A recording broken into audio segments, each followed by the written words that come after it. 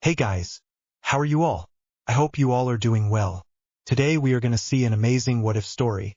But before we start, it's just a humble request that if you are new here, please subscribe because it actually motivates me a lot to post more.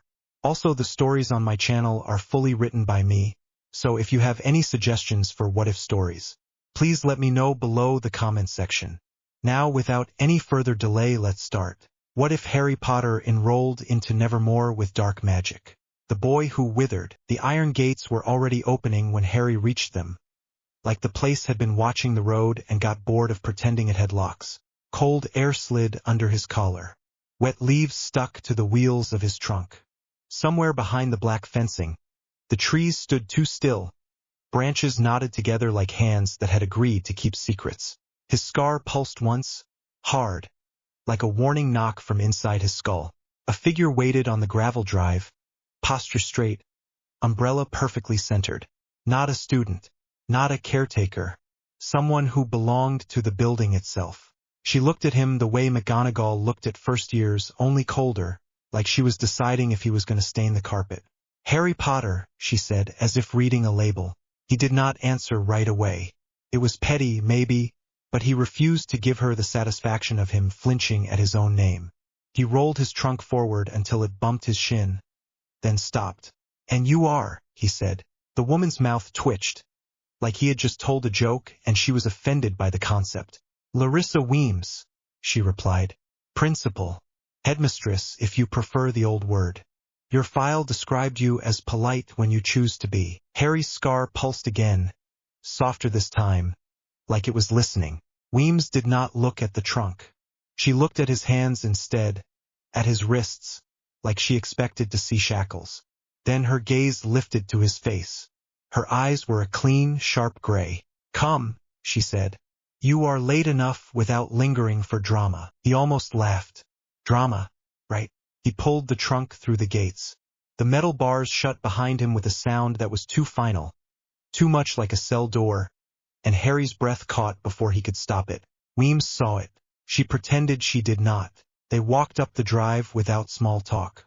The school rose out of the fog like it had been carved from storm clouds and bad decisions. All sharp angles and black stone. Gargoyles stared down from ledges. Windows caught the weak afternoon light and gave nothing back. Harry kept his eyes moving out of habit. Doors, exits, cover. He hated that his brain still did that, like danger was a normal weather forecast. "You are unfamiliar with our institution," Weems said, tone flat. "Thank you," Harry replied. "I gathered." Weems did not blink. "Nevermore is not Hogwarts." Harry's grip tightened on the trunk handle. "I noticed. You will not cast spells on my grounds without permission," she continued.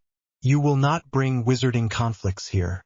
And you will not assume you are special simply because adults insist on whispering about you." Harry stared at the stone steps ahead.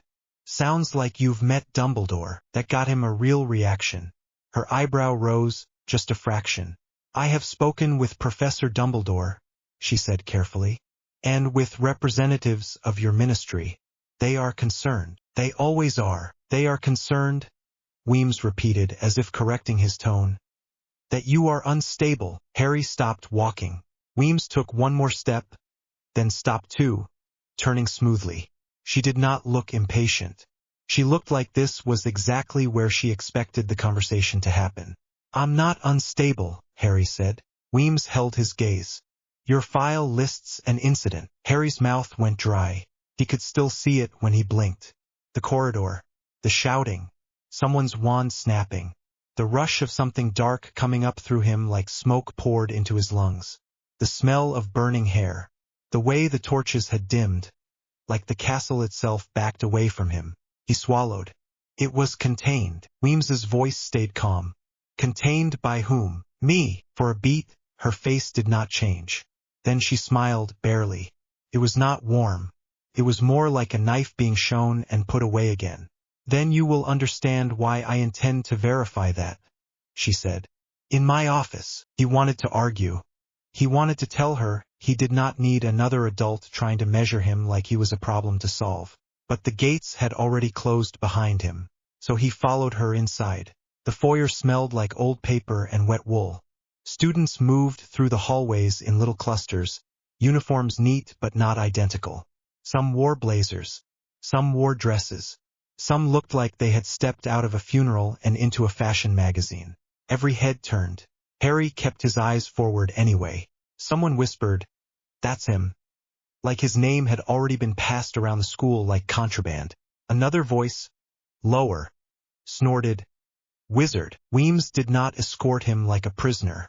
She walked beside him like a tour guide who might shove him off the balcony if he annoyed her. Her office was on the second floor. The door opened without her touching it.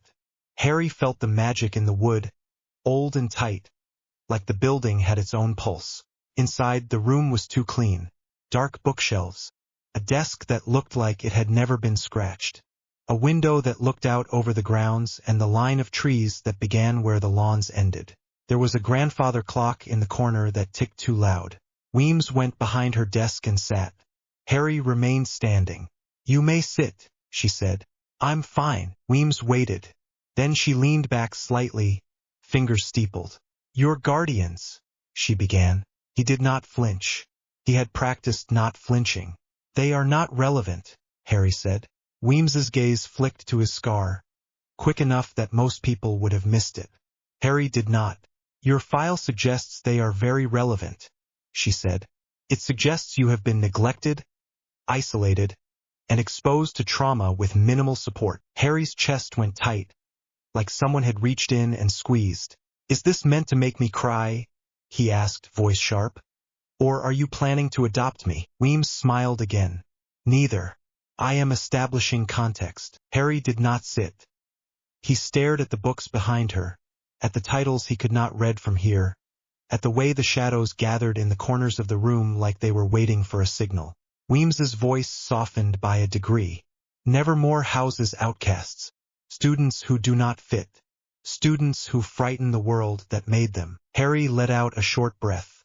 "I'm familiar. You have a wand," Weems said. Harry's hand twitched toward his pocket before he could stop it. Then he froze, annoyed at himself. "Yes, you will not point it at anyone," Weems continued. "You will not threaten my students.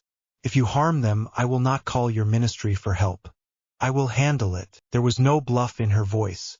Harry studied her face. "Is that a promise?" Weems held his gaze. "Yes." His scar pulsed. He felt it like a heartbeat. Weems's eyes narrowed slightly, like she had noticed something change in him. "Show me," she said. Harry's stomach dropped. "What?" "Your magic," Weems replied. "Not a spell. Not a trick. The thing they are afraid of." Harry's throat tightened. "No." Weems did not raise her voice. "Then we have a problem. Your placement here is conditional. I will not keep a weapon in my school without knowing the safety is real." Harry's hands clenched. His nails bit into his palms. He wanted to tell her she did not understand. That it was not a switch he could flip for a demonstration. That when it came like drowning. But her eyes stayed steady. Not cruel. Not kind. Just certain. So Harry did the only thing he could think of. He reached for the darkness he kept shoved behind his ribs. It was there instantly, eager, like it had been waiting for permission. The shadows in the corners of the office thickened. The air cooled. The ticking clock seemed to slow, like time itself hesitated. Weems's eyes sharpened. Harry's scar burned. He held it barely, like holding a wild animal by the scruff. He did not let it spread. He did not let it touch her. But the plant on Weems's windowsill, a small green thing in a black pot, went limp. Its leaves curled inward. The color drained. In 2 breaths it looked like it had been dead for weeks. Harry felt sick. He released the darkness immediately, shoving it back down like slamming a door. Silence rushed in. Weems stared at the dead plant. Then she looked at Harry, expression unreadable. "You wither," she said quietly. "I didn't mean to," Harry snapped. Weems's gaze stayed on him. "Intent does not change outcome." Harry's jaw clenched. "Happy now?" Weems did not answer right away. She stood, calm as ever, and walked around the desk. Her shoes made no sound on the rug. She stopped close enough that Harry could smell her perfume. Something clean and cold. Then her face changed. Not like a normal expression shift. like skin sliding, bone adjusting, hair darkening. For a heartbeat, the woman in front of him was not Weems. She was Dumbledore. Harry's breath stuttered. His hand shot to his pocket, wand half out before he caught himself. The Dumbledore face smiled at him gently, like it was amused. Harry's stomach lurched.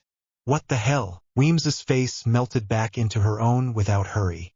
She watched his reaction like she was filing it away. Shape-shifting, she said. A gift. Useful for testing instinct. Harry's pulse hammered. That's not a test. That's playing. Weems's eyes flicked to his half-drawn wand. And you reached for a weapon. Good. Quick. Predictable. Harry shoved the wand back into his pocket, furious at himself for giving her what she wanted. Weems's voice stayed calm. You are dangerous. Not because you enjoy cruelty. Because your control is built on fear. Harry's chest tightened. He hated that she was not wrong. Weems turned slightly, looking out the window now, as if the conversation was already finished. You will have a roommate, she said. A student who values privacy as much as you do. She will not tolerate melodrama. Do not mistake her silence for kindness. Harry did not like the way that sounded. Who? Weems glanced back over her shoulder. Wednesday Addams. The name hit the air like a stone dropped in water. Harry had heard it already, whispered in the halls as he walked in. He had not known it would be his problem. He forced his face neutral. Fine. Weems studied him, then nodded once, like a decision had been made. You will attend classes, she said. You will follow our rules. You will not isolate completely, no matter what your instinct tells you. You will not bring that darkness into my halls unless you can hold it on a leash. Harry's scar pulsed like it disliked being talked about. Weems's gaze sharpened again. And if you cannot? Harry met her eyes, voice rough. Then what? Weems's smile was thin. Then you will learn. She stepped aside, gesturing to the door. As of today, she added, you are my newest variable. Harry did not like being called that. He did not like the way she said it like she meant it. He walked out anyway. The hallway outside felt louder than before. Students stared less openly now, but the attention was still there, sticking to him like damp cloth. He followed Weems down another corridor and up a narrow staircase, then into a wing where the windows looked out over the woods. The air smelled faintly of smoke and pine. Weems stopped outside a door at the end of the hall. This is Ophelia Hall, she said. Your room is inside. Harry reached for the handle. The door swung open before his fingers touched it. A girl stood inside, framed by black and pink. Her hair was bright enough to hurt his eyes, like someone had taken a sunrise and put it on her head. Her smile was too big. Oh my God! She breathed, hands clasped in front of her chest. You are actually real. Harry stopped. She rushed forward like a friendly missile. You have to be Harry, she said. Hi. Hi. I'm Enid. You are my new roommate situation, which is honestly sort of terrifying but also kind of iconic. Harry blinked once, twice. Weems did not look surprised. Enid Sinclair, she said flatly. If you are going to chatter, do it inside your room, not in the corridor. Enid's smile did not fade. Yes, Principal Weems. Love the vibe. Very strict. Very goth, very you. Weems's eyes narrowed a fraction. Enid stepped aside quickly, still smiling at Harry like she had decided he was hers to fix. Harry dragged his trunk inside. The room was split down the middle like a line had been carved into the floor. One side was dark, neat, almost sterile.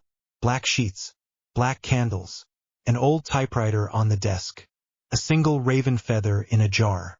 The other side was a pastel explosion. Pillows, fairy lights, posters, a collection of scented sprays lined up like weapons. Enid watched Harry's face closely. So, she said, lowering her voice like she was about to share a secret. Wednesday is on the black side, obviously.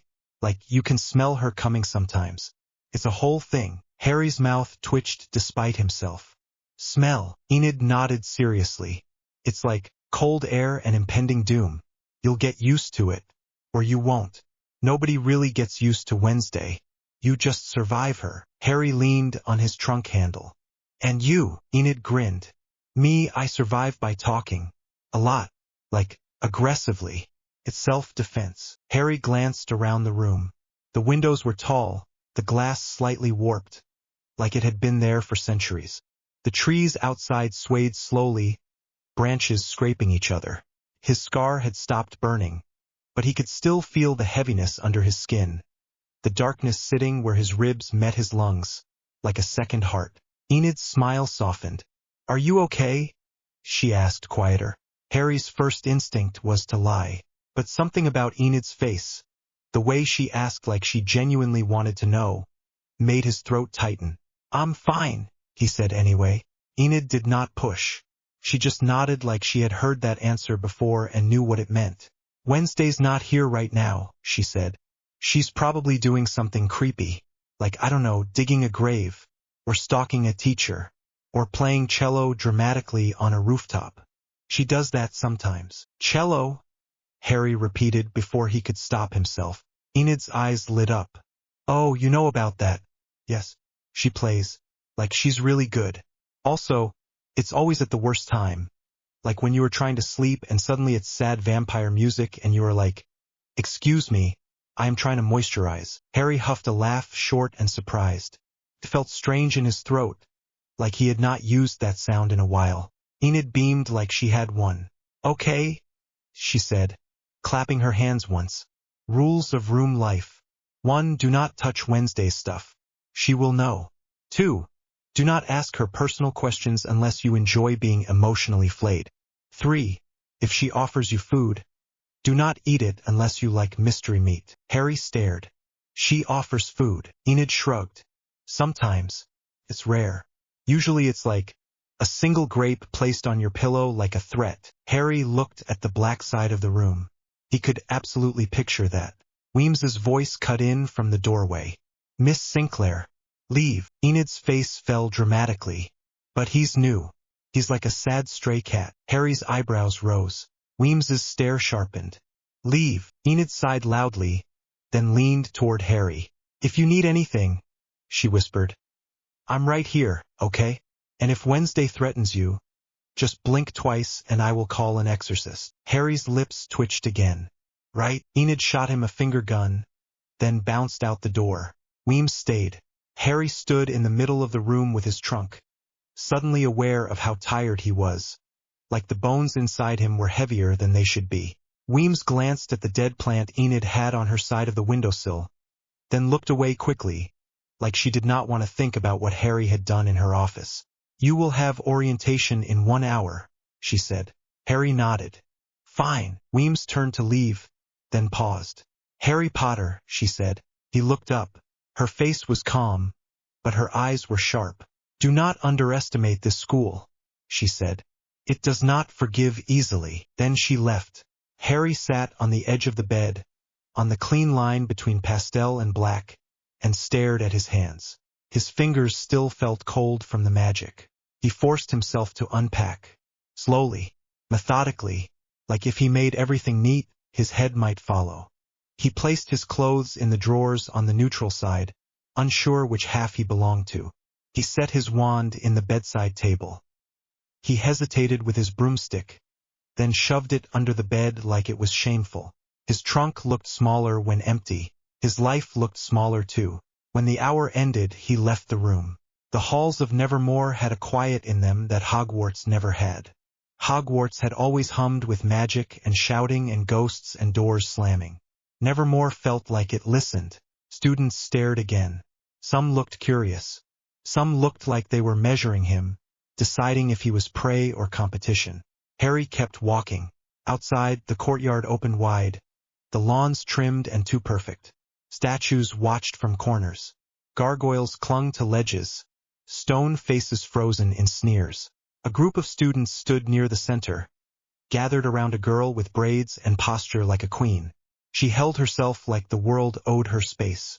Harry recognized her from the hallway whispers. Bianca Barkley. Her eyes tracked him immediately, dark and direct. "Wizard," she said as he passed, loud enough for others to hear. Harry did not stop. "Good observation." A few students snorted. Bianca's smile sharpened. "You think you can just walk in here like you own the place?" she said, voice sweet. And we are all supposed to bow. Harry kept walking, but he turned his head slightly. No, Bianca's eyes narrowed. Then what? Harry shrugged. I'm just trying to exist. You should try it. Might be relaxing. Bianca stepped forward, blocking his path. Up close, she was taller than he expected, gaze unblinking. Her energy felt like pressure, like standing near the front of a storm. You don't get to bring your world's problems into ours, she said softly. We already have enough. Harry's scar pulsed once, like it agreed with her on the word problems. I didn't ask to be sent, Harry replied, voice flat. Bianca's smile did not reach her eyes. No, you never do. A boy nearby, pale and sharp-featured, watched the exchange like it was art. He held a sketchbook. His pencil moved even while he looked up. Xavier Thorpe. Harry had seen his face on some notice board inside. He had the kind of expression that made teachers trust him and people forgive him. Xavier's eyes flicked to Harry's scar, then to his hands. Bianca, Xavier said, warning in his tone. Not here. Bianca did not look at him. She kept her gaze on Harry. I'm not afraid of you, she said quietly. Harry met her eyes. That makes one of us. Bianca's mouth twitched. Then she stepped back, letting him pass like she had decided she had made her point. Harry walked away, pulse steady but tight. As he moved toward the center of the quad, a smaller figure darted in front of him. A boy with curly hair and a bright, eager face stared up at him like Harry had just walked out of a comic book. You're Harry Potter, the boy blurted. Harry froze. The boy grinned. I knew it. I told them. They said no way, and I was like, yes way, I have eyes. Harry stared. Who are you? The boy stuck out his hand. Eugene Ottinger, beekeeper, future hero. I have bees. Harry blinked. You have bees. Eugene nodded like this was normal. They're emotional support. Also, they can sting people who deserve it. Harry looked at Eugene's hand, then shook it because Eugene's enthusiasm was so intense it was almost terrifying. Nice, Harry said. Eugene's eyes widened. Do you have magic bees? Harry's mouth twitched. No. Eugene looked devastated for half a second, then recovered instantly. Okay, but like, you could, probably, if you wanted, because you're Harry Potter. Harry's stomach sank at the name, at the way it sounded like a story and not a person. He glanced toward the school doors. That was when he saw her. Wednesday Addams walked out like she owned the stairs, like the building itself had agreed to hold its breath around her. Black dress, black braid, face blank and pale, eyes sharp and deadpan. She did not look around nervously like new students did. She did not search for approval. She moved with purpose, as if the world was a series of obstacles that would either step aside or be stepped on. Enid trotted behind her like a colorful shadow, talking, gesturing wildly. Wednesday did not react. Then Wednesday's eyes landed on Harry. It was not curiosity. It was assessment, like she was deciding where to place him if she had to hide a body. Harry felt his scar pulse, faintly, like something inside him woke up. Wednesday's gaze flicked to the scar, then to his hands, then to his face again. Her expression did not change, but she walked toward him. Enid's voice carried, Wednesday, wait. That's him. That's the wizard boy. Oh my God. He is like, right there. Wednesday stopped in front of Harry and looked him over. Harry had faced Death Eaters with less discomfort than being stared at by this girl. You are in my room, Wednesday said. Harry blinked. I'm what? Enid waved her hands. Roommate situation. Surprise. Harry's mouth went dry. Right? Yes. Weems told me. Wednesday's eyes narrowed slightly. Weems told you. Interesting. Harry held her gaze. Is it? Wednesday's mouth twitched, almost imperceptibly.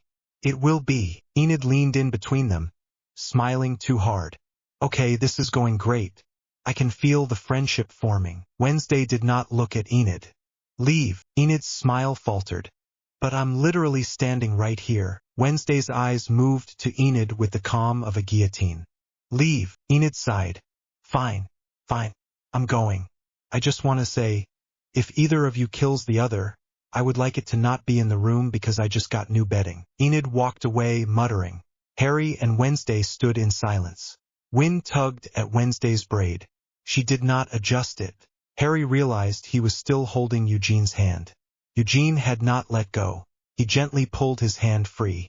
Eugene leaned toward Harry, whispering loudly, "She's scary, but in a cool way." Wednesday's eyes flicked to Eugene. "You are whispering like a dying kettle." Eugene flushed. "Sorry." Wednesday looked back at Harry. "You smell like smoke," she said. Harry's stomach tightened. "Do I?" "Yes," Wednesday replied. "And old stone. Like a basement that has seen violence." Harry stared. "That's specific." Wednesday's gaze stayed steady. "Your magic is not clean." Harry's throat went tight.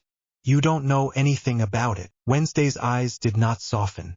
"I know you killed a plant in Weems's office." Harry froze. Wednesday watched his face like she was collecting data. "She told you," Harry said, voice flat. Wednesday tilted her head slightly. "Weems did not tell me. The window did." Harry glanced toward the building, toward Weems's office, then back. Wednesday's gaze followed his, then returned to him. "You are not like the others," she said, not impressed, not afraid, just factual. Harry swallowed. "Neither are you." Wednesday's mouth twitched again, almost a smile, but colder. "Correct." A bell rang somewhere, sharp and metallic. Wednesday turned away immediately, as if the conversation was done. "Orientation," she said. "Try not to embarrass me." Harry blinked. "I'm sorry, what?" Wednesday walked toward the doors without looking back. "If you are my roommate, your mistakes become my inconvenience." Harry watched her go, annoyed, then followed, because the bell meant rules and rules meant survival. Orientation was held in a hall that looked like it had once been a chapel and then decided to become a courtroom. Students gathered in loose groups. Faculty stood near the front. Weems spoke without drama, voice steady and sharp, outlining rules about curfews, safety, and the fact that anyone who tried to summon a demon in the dorms would be punished. Harry found a spot near the back. He felt eyes on him constantly, like people could smell the darkness under his skin. After orientation, there was lunch. The cafeteria smelled like spices and burnt bread. Students sat at tables, laughter and argument blending together. It was noisy in a way Hogwarts had been, but different, less childish, more sharp. Harry took a tray and moved to the side, planning to sit alone. He did not want company. He did not want questions. He did not want to explain his life like it was a story people could pick apart. He sat at an empty table near the window. 2 minutes later, Eugene appeared and sat across from him like it was inevitable. "So," Eugene said, eyes bright, "do you fight monsters?" Harry stared at his plate. "Not as a hobby." Eugene nodded seriously. "Okay, but you have, right? Because the scar.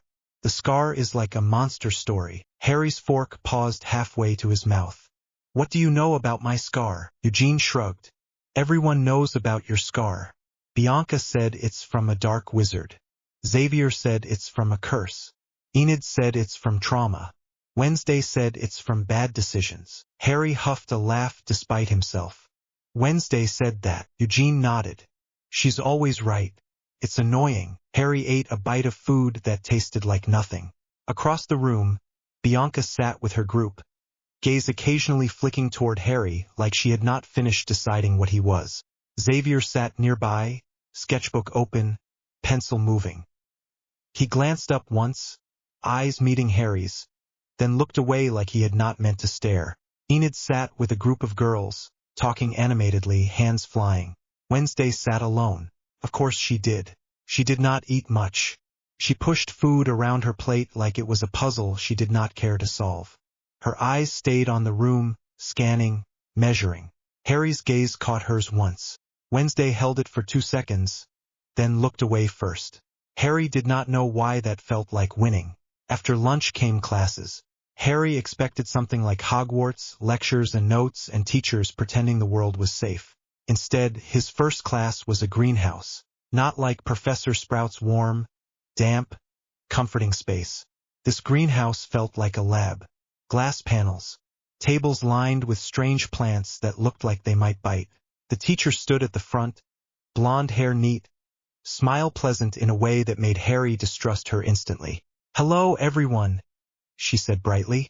I am Miss Thornhill, Botany and Applied Horticulture. Please, take your seats. Harry sat near the back. Enid waved at him from the second row, smiling like they were friends now. He lifted his hand slightly, just to acknowledge he had seen her, then let it fall. Wednesday sat 2 seats away from him, posture straight, eyes bored. Thornhill began talking about plants that responded to emotion, plants that drank fear, plants that healed bone if prepared correctly. Harry tried to listen, but his scar had started to itch, a low constant irritation. He glanced around. The plants near him leaned slightly toward his side of the room, like they sensed something. Thornhill walked between tables, stopping near Harry's row. And you must be our new student, she said, voice sweet. Harry Potter. Harry's jaw clenched. Yes, Thornhill's smile widened. We are thrilled to have you. Harry did not respond. Thornhill leaned closer, lowering her voice. You will find Nevermore much more accepting than your previous school. Harry's stomach tightened. Did Weems tell you to say that? Thornhill laughed lightly. No, I meant it. Harry's scar pulsed. The plant nearest him, a vine with thin leaves, shuddered. Its leaves curled, edges turning brown. Harry froze. He felt the darkness in him stir. Hungry, he shoved it down. Thornhill's eyes flicked to the vine, then to Harry. Her smile did not change, but something in her gaze sharpened, like she had just seen a new piece of a puzzle. Fascinating, she murmured. Harry's throat went dry. It's nothing. Thornhill's voice stayed soft. Nothing does not usually kill my plants. Harry's fingers tightened around his pen. Wednesday spoke without looking up. It is not nothing. It is rot. Thornhill blinked. Wednesday's face remained blank. He drains. Harry snapped his head toward her. I do not. Wednesday looked at him, eyes flat. Your denial is adorable. It does not change the dead vine. Harry's pulse spiked. He could feel students watching. He could feel eyes on the vine. He could feel the old familiar heat of panic, the fear of being seen as dangerous, the fear of adults deciding he needed to be controlled. He took a slow breath. The darkness pressed against his ribs like it wanted out. Thornhill stepped back, smile still in place. All right, she said, brisk now. Let us focus. We are here to learn control, yes, not indulge fear. Harry stared at the vine until the edges stopped curling, until the damage looked like it had paused rather than spread.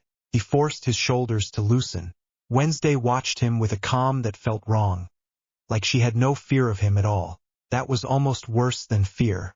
After class, students streamed back into the halls. Enid jogged up beside Harry, cheerful and loud. Okay, she said. So that was awkward, but also kinda hot because dark magic vibes, you know? Also Thornhill is definitely going to try to adopt you. So be careful. Harry stared. Adopt? Enid nodded seriously. She does it emotionally. She is always my little flowers, my little babies. And then suddenly you are doing extra credit and telling her your secrets. Harry's mouth twitched. I don't tell people my secrets. Enid smiled. We'll see. Wednesday appeared on Harry's other side without warning. Enid jumped. Oh my God, Wednesday. Do you ever not appear like a ghost? Wednesday did not look at her. No, Enid sighed dramatically. Rude. Wednesday looked at Harry. Your control is sloppy. Harry's jaw clenched. It's my first day. Wednesday's eyes narrowed slightly. That is not an excuse. It is an explanation. Harry glared. Thanks. Wednesday's face remained blank. You are welcome. Enid's eyes darted between them, delighted. This is like watching 2 cats hiss at each other. I love it. Wednesday ignored her. Walk, she told Harry. And then she did, turning down a corridor. Harry hesitated, then followed, because he hated the idea of being left behind like a child. Enid jogged after them, still talking, until Wednesday turned and stared at her. Enid stopped mid-sentence. Okay, I'm going. She walked away, muttering. Wednesday led Harry out a side door and down a path that cut behind the main building. The air was colder here. The woods loomed closer, shadows layered under the trees. Harry's scar began to throb faintly. Wednesday did not glance at him, but her pace adjusted. like she had noticed. "You are not safe here," she said suddenly. Harry blinked. "What?" Wednesday's gaze stayed forward. "Nevermore is not a sanctuary. It is a cage with better decorations." Harry's throat tightened. "I know." Wednesday's mouth twitched. "Do you?" Harry did not answer. They reached a stone walkway lined with statues. One of them was a gargoyle perched on a pedestal, wings folded, face sneering. Harry's scar pulsed hard. He stopped. Wednesday stopped too, turning her head slightly. The gargoyle's stone eyes seemed to catch light that was not there. Harry's breath caught. He had seen cursed objects before. He had fought statues that moved. He had fought worse. But this felt different. The air around the gargoyle tasted metallic, like blood in the mouth. Wednesday watched his face, eyes sharp. "You see it." Harry swallowed. "Yes." The gargoyle's wings twitched. Stone scraped. Harry's hand went to his pocket instinctively. Wednesday's voice cut in calm. "Do not." Harry shot her a look. "It's moving." "Yes," Wednesday said. "And if you pull out your wand, you will draw every eye in the school. Weems will drag you back into her office and dissect you like a frog." Harry's jaw clenched. The gargoyle's head turned slowly, grinding sound low and ugly. Then it moved. It launched off the pedestal like a predator, stone claws slamming into the walkway, wings half spread. It was faster than it should have been. Harry shoved Wednesday back without thinking. She stumbled one step, caught herself immediately, eyes flashing.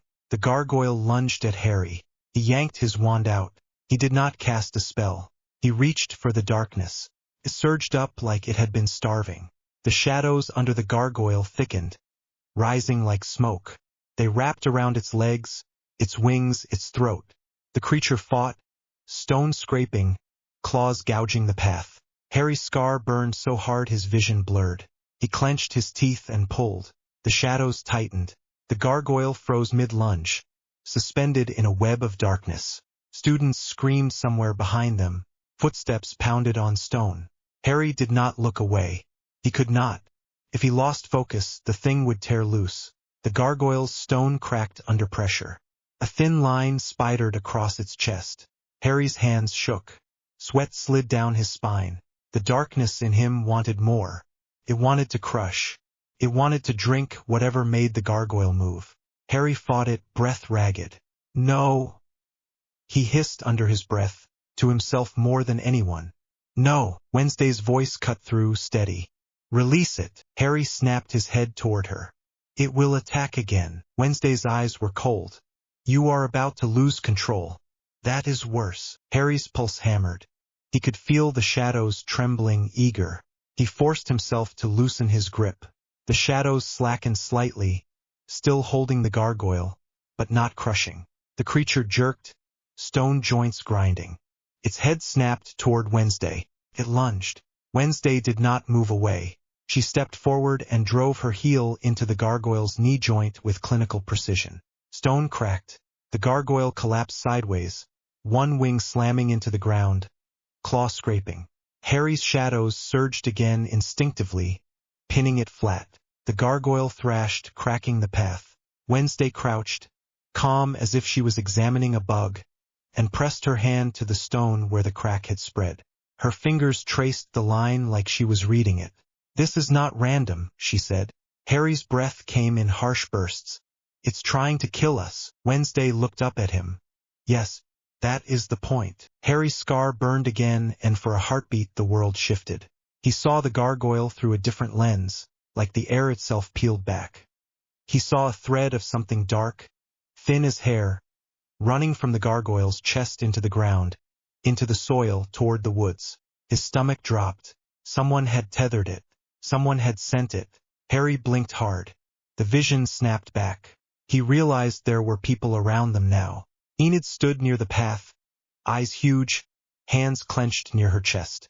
Eugene stood behind her, pale, staring at the pinned gargoyle like he had just watched a horror film. Bianca stood with her group, expression tight, gaze fixed on Harry's shadows. Xavier stood a few steps back, sketchbook forgotten at his side, eyes locked on Harry's wand like it was a loaded gun. Then Principal Weems appeared, moving fast, coat flaring as she stepped onto the path. She took in the scene in one glance. The gargoyle pinned, the cracked stone, Harry's wand in his hand, the unnatural shadows wrapping the statue like living smoke. Weems's eyes narrowed. "Release it," she ordered. Harry's throat went dry. His hands trembled. Wednesday stood, posture straight, face blank, like she had nothing to do with anything. Harry swallowed. He loosened his grip slowly, drawing the shadows back, forcing them down, forcing them to behave. The gargoyle lay still, cracked, silent. Weems stepped forward, gaze sharp, and flicked her fingers. The gargoyle's body went rigid, its cracks sealed with a faint shimmer, like the stone remembered what it was supposed to be. Then it froze completely, returning to dead rock. Silence fell. Weems turned her gaze to Harry. "Follow me," she said. Harry's stomach sank. Wednesday spoke before he could. It attacked him. Weems's eyes flicked to Wednesday. "I have eyes." Wednesday's face remained calm. "Then use them properly." A flicker of something, almost amusement, passed through Weems's expression. Then it vanished. Harry expected Weems to grab his arm. She did not. She walked away like she knew he would follow. Harry hesitated. Enid stepped closer, eyes wide. "Are you okay?" she whispered. Harry swallowed. "Yes." Enid's gaze flicked to his wand. That was not normal." Harry's throat tightened. "No." Eugene leaned in, voice urgent. "That was so cool. Also terrifying. Also cool." Harry's mouth twitched, but the fear in his chest did not ease. Bianca's voice cut in low. "You see. I told you." Harry looked at her. "It attacked me, not the other way around." Bianca's eyes narrowed. "You still held it like you were born to." Harry's jaw clenched. Xavier spoke quietly, almost to himself. "Shadows." Harry turned his gaze to Xavier. "Don't." Xavier's eyes lifted. He did not look afraid. He looked curious, and that was worse. Weems's voice echoed from the path ahead. "Now." Harry forced his feet to move. Wednesday fell into step beside him without being asked. Harry glanced at her. "Why are you coming?" Wednesday's eyes stayed forward. "If you are about to be executed, I would like to observe." Harry huffed a breath that almost became a laugh. "Lovely." Weems's office felt colder than before. The dead plant was still on the sill. It looked worse in daylight, like proof. Weems shut the door behind them and turned. Her gaze moved from Harry to Wednesday, then back. "Explain," she said. Harry opened his mouth. Wednesday spoke first. "The gargoyle was tethered." Weems's eyes narrowed. "Tethered." Wednesday's voice stayed calm. "It had a thread of dark energy running into the ground. Someone is using the grounds as a conduit." Weems's gaze flicked to Harry. "And you saw this?" Harry's throat went dry. "I saw something." Weems stepped closer. "Your scar." Harry stiffened. "What about it?" Weems's eyes sharpened. "It reacted before the gargoyle moved. It reacted as if it recognized the magic." Harry's stomach dropped. He did not answer. Weems watched him for a long beat. Then she turned to Wednesday. "Leave," she said. Wednesday did not move. "No." Weems's eyes narrowed.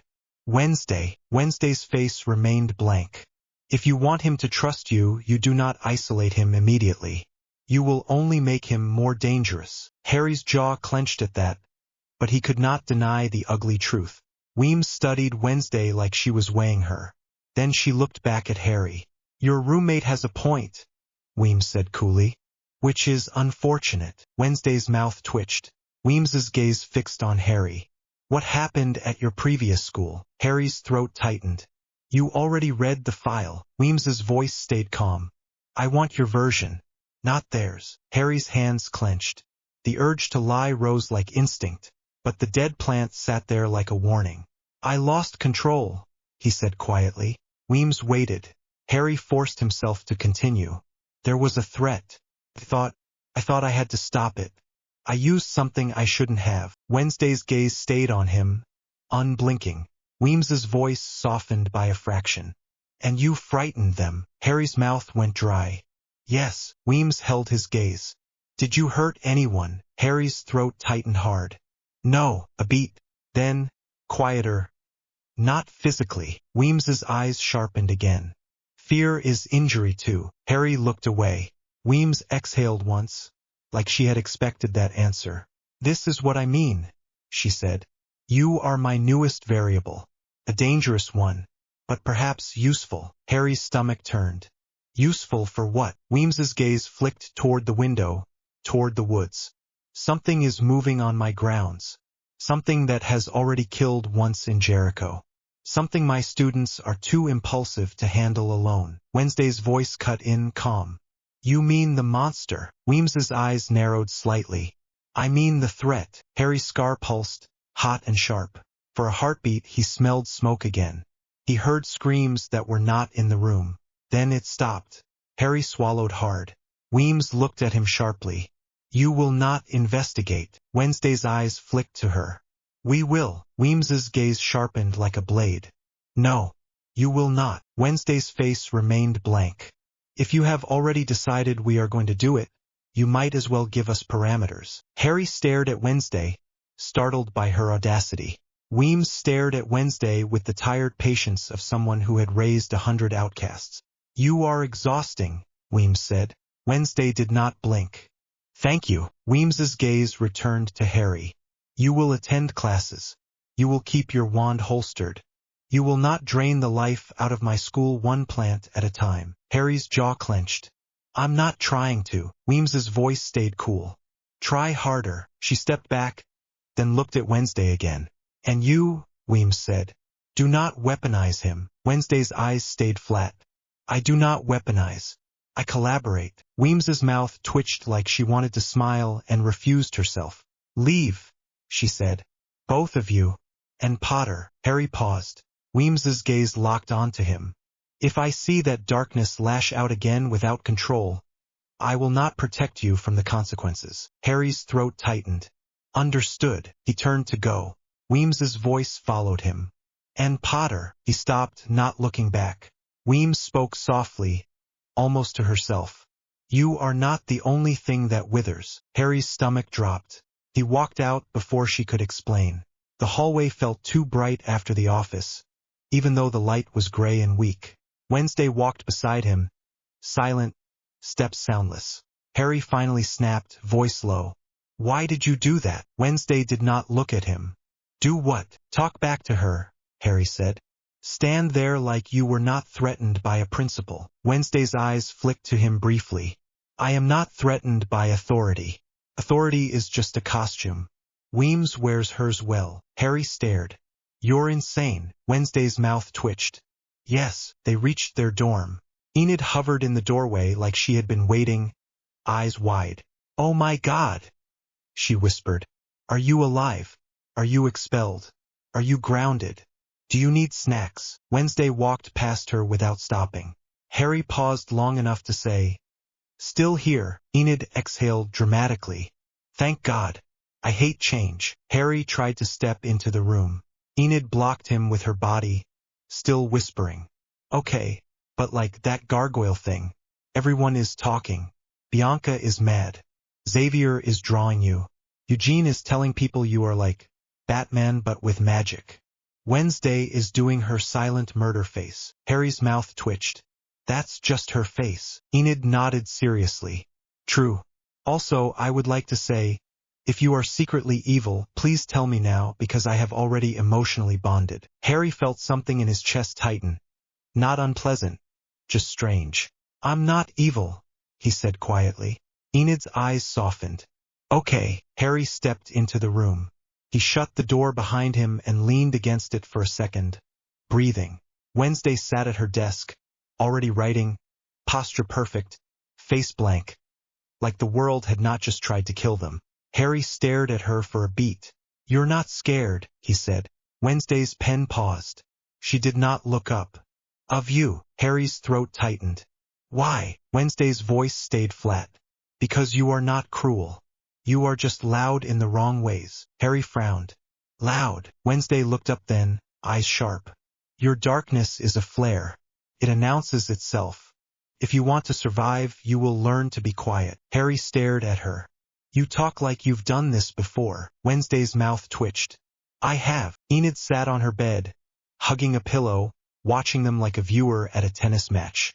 "So," Enid said brightly, trying to shift the mood. "Fun first day. Love that we almost died. Very school spirit." Harry huffed a laugh, short and tired. Wednesday's gaze flicked to him. Something shifted in her eyes. Quick. Almost interest. Harry looked away. He did not want to feel seen by her. He also did not want her to stop looking. That night, the school quieted like it was holding its breath. Enid fell asleep quickly, after spraying something that smelled like sugar into the air and calling it protective. Wednesday did not sleep at all. Harry tried. His body was exhausted, but his brain would not settle.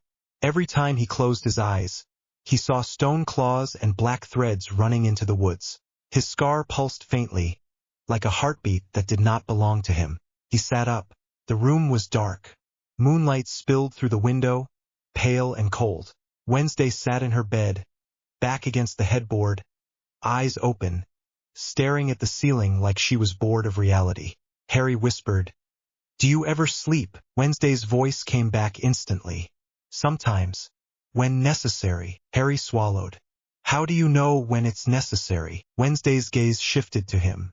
"When staying awake makes me sloppy." Harry huffed a breath. "Must be nice." Wednesday's eyes narrowed slightly.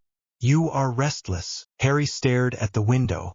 "My scar won't stop." Wednesday watched him for a long beat, then spoke, tone flat. "Come." Harry blinked. "What?" Wednesday slid out of bed without noise and crossed to the door. She opened it slowly, peering into the hall like she expected someone to be waiting. No one was. She looked back at Harry. "Come," she repeated. "If you are going to spiral, do it somewhere useful." Harry stared at her, then shoved his feet into his shoes and followed, because the alternative was lying in bed until his chest crushed itself. The halls were empty. The school felt even more alive at night, like the walls listened harder. Wednesday led him through corridors without hesitation. She knew the building like it was her body. They climbed stairs, turned, past a locked door that opened when Wednesday touched it. Harry's scar pulsed hotter as they climbed. He could feel something above them, a hum of tension. Then they stepped onto a rooftop. Cold air slapped Harry's face. The town of Jericho spread out in the distance, lights dim and scattered. The woods pressed closer on one side, a black ocean of trees. And there, in the middle of the roof, sat Wednesday with a cello. Harry stopped. Wednesday sat down like this was normal and lifted the bow. "You brought a cello up here," Harry whispered. Wednesday's eyes flicked to him. "Yes." "How?" Wednesday shrugged slightly. "Effort." Harry stared, then let out a breath that almost became a laugh. Wednesday began to play. The sound cut through the cold like a blade. It was not soft. It was not comforting. It was sharp and clean and aching, like grief turned into something controlled. Harry stood there, listening, and felt something inside him settle, just slightly, like the music gave his darkness a shape to lean against. His scar pulsed slower. He did not realize he had closed his eyes until Wednesday stopped playing. He blinked, surprised to find his cheeks cold. Wednesday watched him. "You are crying." Harry's stomach lurched. He lifted a hand to his face, wiped at it quickly, angry. "I'm not," he lied. Wednesday's mouth twitched, almost bored. "You are leaking." Harry glared. "Shut up." Wednesday considered him for a beat, then set the bow down carefully. "Your magic is attached to your emotions," she said. Harry's throat tightened. "That's not how magic works." Wednesday's gaze stayed on him. "It is how yours works." Harry stared at the town lights. "You don't know anything about mine." Wednesday's voice stayed calm. "I know it withers plants. I know it moves shadows. I know it reacts before danger, like it is listening to something the rest of us cannot hear." Harry swallowed. "It's a curse." Wednesday's eyes narrowed slightly. "Everything is a curse if you are weak." Harry's jaw clenched hard. "You're pleasant." Wednesday's mouth twitched. "I am honest." Silence hung between them, filled with distant wind and the faint creak of the roof. Harry's scar pulsed again, sharper. He stiffened. Wednesday's eyes sharpened too, instantly alert. "What?" Harry's throat went dry. "Something's in the woods." Wednesday stood smoothly, setting the cello aside without panic. She stepped to the edge of the roof, gaze scanning the darkness below. Harry stepped beside her, careful not to touch her, though he did not know why he cared about that detail. The woods were black. Too black. The trees pressed together, hiding everything. Then something moved. Not a deer. Not a bird. A shape, tall and wrong, slipped between trunks like it was made of shadow and bone. Harry's stomach dropped. His scar burned, hot and violent, and the world tilted. For a heartbeat, he saw a man in old clothes, pilgrim sharp, eyes full of hate, stepping out of fire. Then the vision snapped away. Harry staggered back, breath harsh. Wednesday caught his wrist instantly, grip firm, cold fingers grounding him. Harry froze at the contact. Wednesday's face stayed blank, but her eyes were sharp, focused on him. "Vision," she said. Harry swallowed, pulse hammering. "Yes." Wednesday's grip did not loosen. "Describe it." Harry's throat tightened. "A man. Old. Like a pilgrim. He looked like he wanted to burn the world down." Wednesday's eyes narrowed. "Crackstone." Harry stared. "Who?" Wednesday's gaze flicked toward the woods again, then back to Harry. "A ghost story that refuses to stay dead." Harry's scar pulsed again, slower now, like it was satisfied to have been acknowledged. Wednesday finally released his wrist. Harry's skin felt strangely cold where she had touched him. "You are tied to this," Wednesday said quietly. Harry's throat went dry. "I didn't choose it." Wednesday's voice stayed calm. "No one chooses their curse. They choose what they do with it." Harry stared at her. "And what do you do with yours?" Wednesday's eyes held his steady. "I sharpen it." Wind lifted a strand of her hair. She did not move to fix it. Harry realized, suddenly, that Wednesday did not look away from him like others did. She did not flinch at the idea of his darkness. She did not pity him. She treated him like a threat, yes, but also like an equal. He did not know what to do with that. Below them, the woods shifted again, the tall shape moving deeper into the trees. Wednesday watched it with a calm that felt wrong. Then she looked back at Harry. "We will investigate," she said. Harry stared. "Weems said no." Wednesday's mouth twitched. "Weems says many things." Harry's chest tightened. "Why do you want to?" Wednesday's eyes stayed flat. "Because something is hunting my school. Because someone tethered a gargoyle like a toy. Because I do not like being targeted." Harry swallowed. "And you think I can help?" Wednesday's gaze flicked to his scar. "Your curse is a compass." Harry's stomach turned. "That's not comforting." Wednesday's voice stayed calm. "Comfort is not the goal." She stepped back toward the cello, lifted the bow again. "Go back to bed," she told Harry, as if ordering him was natural. "Sleep if you can. We begin tomorrow." Harry hesitated, then turned toward the rooftop door. He paused, hand on the handle, and glanced back. Wednesday had already started playing again. Music sharp and dark, cutting through the cold night. Harry's scar pulsed in time with the notes. For the first time since he had arrived, he felt something in his chest loosen slightly. Not peace, but direction. Down in Weems's office, the window glowed faintly in the darkness. Principal Weems stood behind her desk, looking out at the roof. She watched the two figures up there, the dark-haired girl and the boy with the scar. Her expression did not change, but her eyes sharpened. "A new variable," she murmured into the empty room, voice quiet as the ticking clock. Outside, in the woods, something shifted again, and the night held its breath. Harry woke up with his hand already halfway under his pillow, fingers closing around the wand that was not supposed to exist in this school. The tower room was still dark. The air felt colder than it should have. Not spooky cold, just the kind that made your skin tighten like you were about to get yelled at. He sat up, listening. No footsteps, no whispers, no student laughing somewhere down the corridor. Nothing but the faint creak of old stone and the distant sound of a bell that did not belong to any normal clock. His scar throbbed anyway, not the sharp pain from last night. More like heat under the skin, like someone holding a match too close but never touching. He pressed his palm to it, jaw tight. "Not now," he muttered. The shadows in the corner shifted like they heard him. They always did now. The dark in this place felt interested, like it was looking back. He swung his legs off the bed, bare feet hitting the cold floor. He had slept in his uniform because he did not trust this room yet. He did not trust the tower. He did not trust himself. A knock hit his door so hard it made the frame rattle. Harry froze. Another knock. Faster.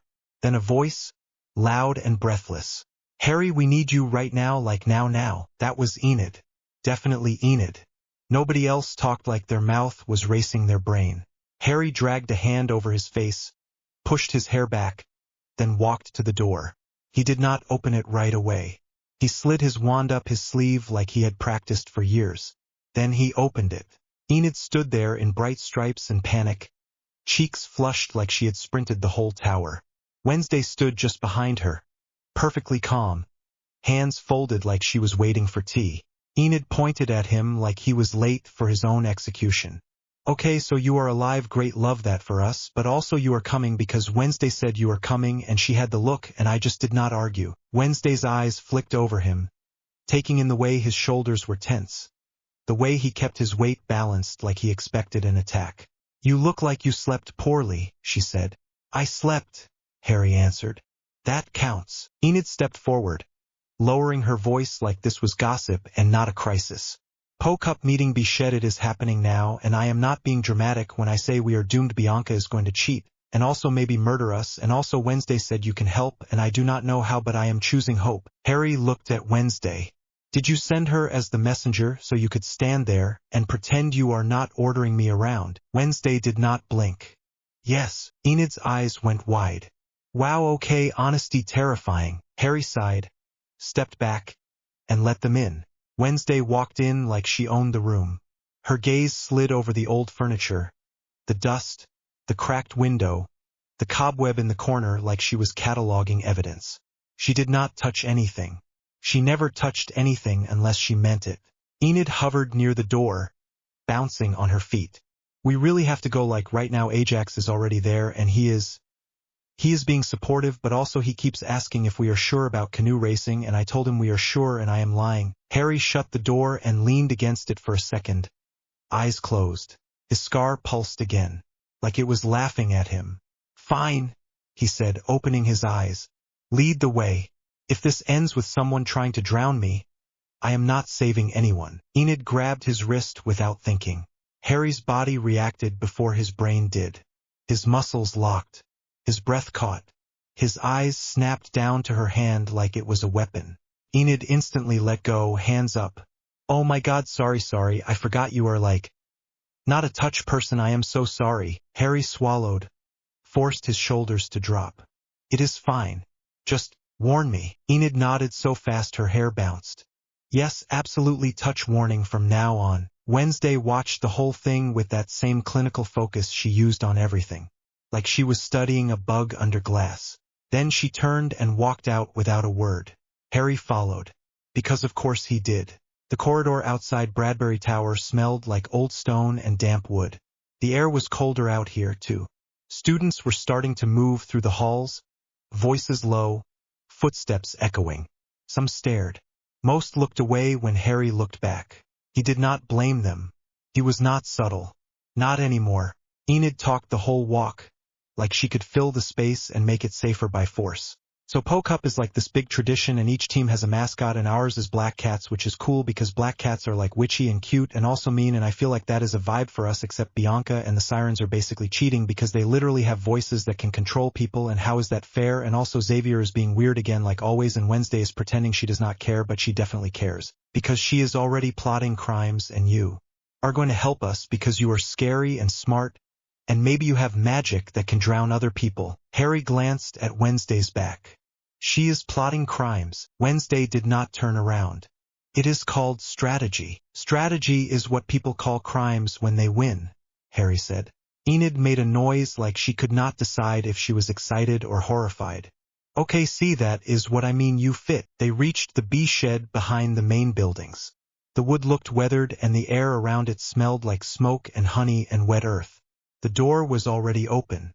Inside, Ajax sat on an overturned crate, elbows on his knees, looking nervous but trying to look relaxed. Yoko leaned against the wall, arms crossed, expression bored like this was beneath her.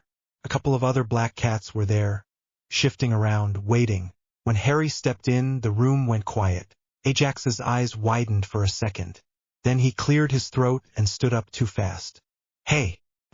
Hi. Yoko's gaze slid over Harry like she was deciding if he was edible. Then she looked away again, unimpressed. Enid rushed in and threw herself onto a chair like she had just survived a war. Okay, meeting, everyone focus, we are going to win and not die. Wednesday moved to the center like the room naturally rearranged itself around her. She took out a notebook and placed it on the table. No dramatic motion, just the certainty that everyone else should pay attention. Bianca Barkley will attempt to control the race, Wednesday said. Xavier will attempt to be heroic. The other teams will attempt to survive. We will win. Ajax lifted a hand. Do we have a plan, or is it just your confidence? Wednesday stared at him. Ajax dropped his hand. Enid leaned forward. We need a plan because the lake is huge and cold, and also there are things in it sometimes, and also Bianca can literally sing and make you forget your name and then you drown. Yoko finally spoke, voice flat. I do not drown. I float. Enid pointed at her like that solved something. Okay, great, Yoko floats, we love that. Wednesday's eyes flicked to Harry. You are here because you disrupted a falling gargoyle with magic that does not resemble anything I have seen from the outcasts at this school. Harry shrugged. Maybe you have not seen enough. I have seen enough to know you are useful, Wednesday said. And then she added, like it was an afterthought, you will join our team. Ajax blinked. Is that allowed? We already have a full team. Wednesday's gaze went sharp.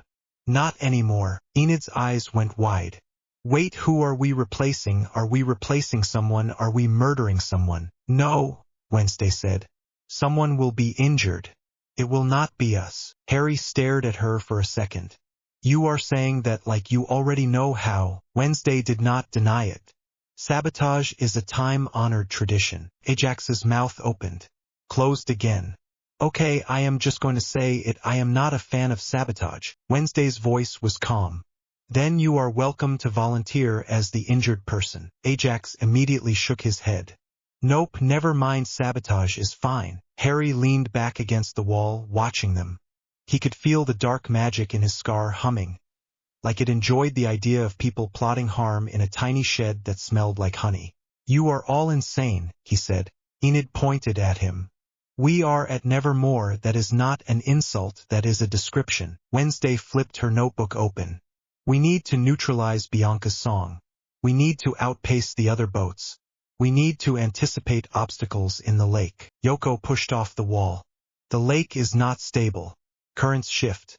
There are cold spots that pull you under if you hit them wrong. Enid hugged herself. Why is this an event? Why are we doing this? Because tradition is a disease, Wednesday said. And I intend to infect it. Harry's eyes narrowed slightly. You want to win because of school pride or because you hate Bianca? Wednesday's mouth twitched. Not a smile. Close enough that it made Enid gasp softly like she had just seen a ghost. I want to win, Wednesday said. Because losing is inefficient. Harry let out a quiet breath that was almost a laugh. Almost. Enid clapped her hands once. Loud. Okay, so what do we do? Wednesday is like plan brain, but we need details like what happens in the race, and also how do we not get charmed and die? Wednesday looked at Harry again. You have a wand. Enid froze. Wait, what? He has a what? Harry's gaze snapped to Wednesday. You have been watching me. Wednesday stared back. That is what I do. Enid looked like she was going to explode. Oh my god, you are a wizard, like actual like Harry Potter wizard. Harry muttered. That is my name, yes. Enid made a sound that was half squeal, half strangled scream. I thought it was like a coincidence, like your parents were just funny. Yoko's eyes flicked back to Harry, interest sharpening. So you can do spells. Ajax leaned forward.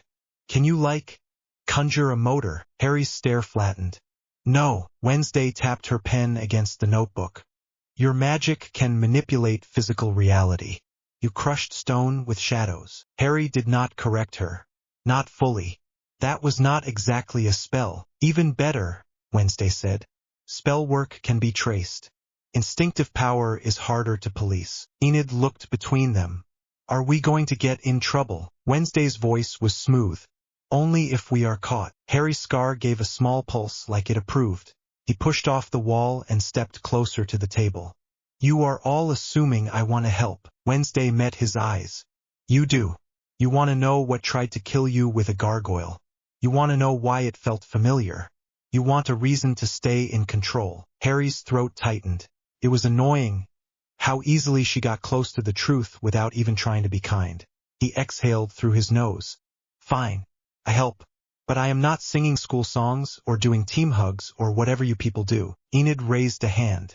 We do not hug unless I forget, and then I will warn you. Wednesday slid a piece of paper toward him. Then contribute. Harry looked down. A rough sketch of the lake. A few notes. Nothing useful. He stared at it for a second, then reached into his pocket and pulled out his own folded parchment. Enid leaned in. What is that? Harry unfolded it on the table. It was a map. Not perfect, but detailed. The shoreline, the dock, the deeper drop-offs, the odd swirl marks where currents shifted. Tiny notes in the margins. A rough outline of the caves under the far bank. Ajax's eyebrows went up. When did you do this? Last night, Harry said. Could not sleep. Wednesday's gaze sharpened like a blade. You mapped the lake in one night. Harry shrugged. I have done worse homework under worse threats. Enid looked at the map like it was the answer to her prayers. This is insane. This is amazing. How did you even? I walked, Harry said. And I listened. Yoko leaned over the map, hair falling forward slightly. Those currents there near the far reeds. That is accurate. Wednesday looked pleased, which was unsettling because it did not look like happiness. It looked like a plan clicking into place. Harry tapped the map with one finger. Everyone is going to try to sabotage each other's boats. Sirens will sing. Werewolves will brute force. Vampires will cheat in ways that involve teeth. Yoko's voice was bland. I do not use teeth in competitions. Harry glanced at her. Sure, Enid swallowed.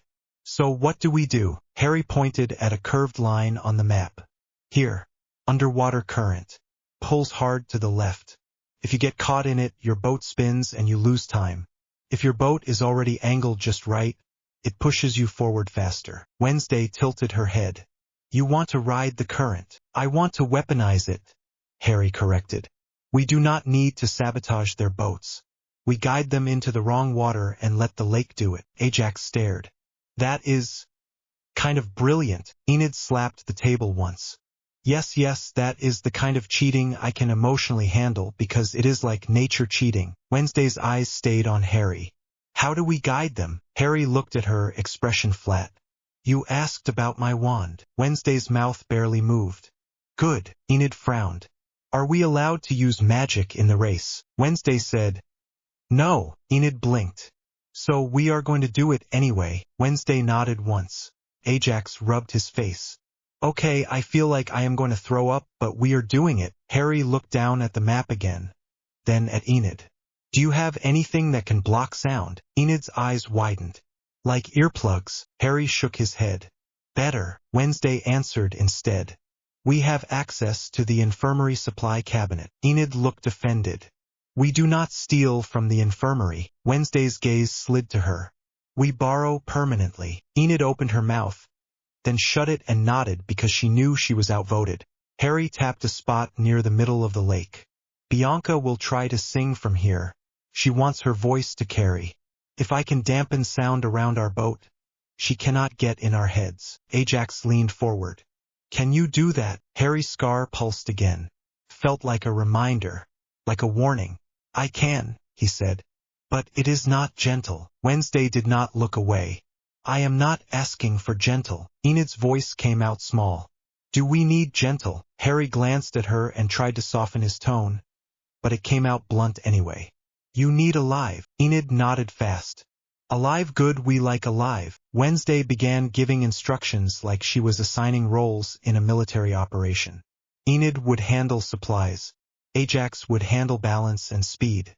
Yoko would keep watch for interference. Wednesday would steer and watch the other teams. Harry would do the parts nobody else could do. Her voice had that calm precision that made it hard to argue. Even Harry found himself listening without meaning to. When she finished, she closed the notebook. "We meet at the lake tonight," Wednesday said. "We test our advantages. Then we win." Ajax hesitated. "And if we get caught?" Wednesday's eyes flicked to Harry. "Then we have a scapegoat," Enid gasped. "Wednesday." Harry stared at Wednesday. "Try it." Wednesday's expression did not change, but something in her eyes shifted, like she had just found the boundary line. "Noted," she said.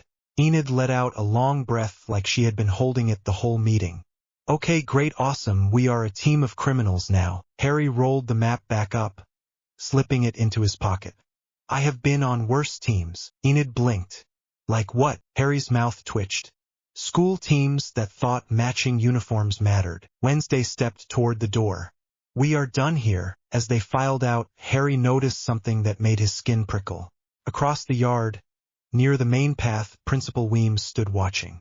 She was far enough away that he could not see her eyes clearly, but he could feel her attention like pressure, like a hand on the back of his neck. When Harry looked straight at her, she did not look away.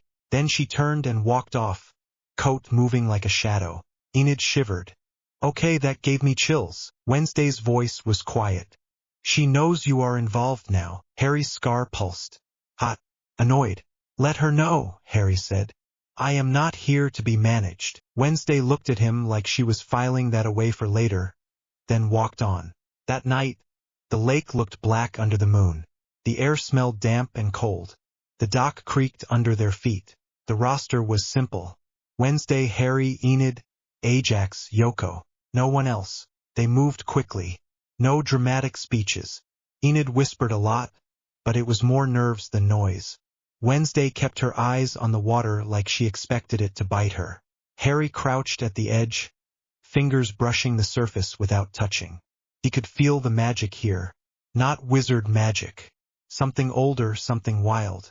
It reminded him of the lake at Hogwarts, but twisted, like the water here had teeth. Ajax held the canoe steady. "So we just practice." Wednesday stepped in first, calm as always. She sat in the front like she belonged there. Enid hesitated, then climbed in, sitting near the middle, hands tight on the sides. "This feels like a bad idea." Yoko sat like she was bored. Ajax settled in behind her, adjusting his grip on the paddle. Harry stepped in last. The canoe rocked slightly. Enid squeaked. Harry steadied it without thinking, using just enough control that the shadows under the water shifted and held them steady. He did not say anything about it. Wednesday's head tilted a fraction. She noticed anyway. They pushed off. The water was colder than it looked. The canoe cut through it with a soft hiss. Enid's breathing was loud. Ajax paddled smoothly. Yoko barely moved, eyes scanning the shore.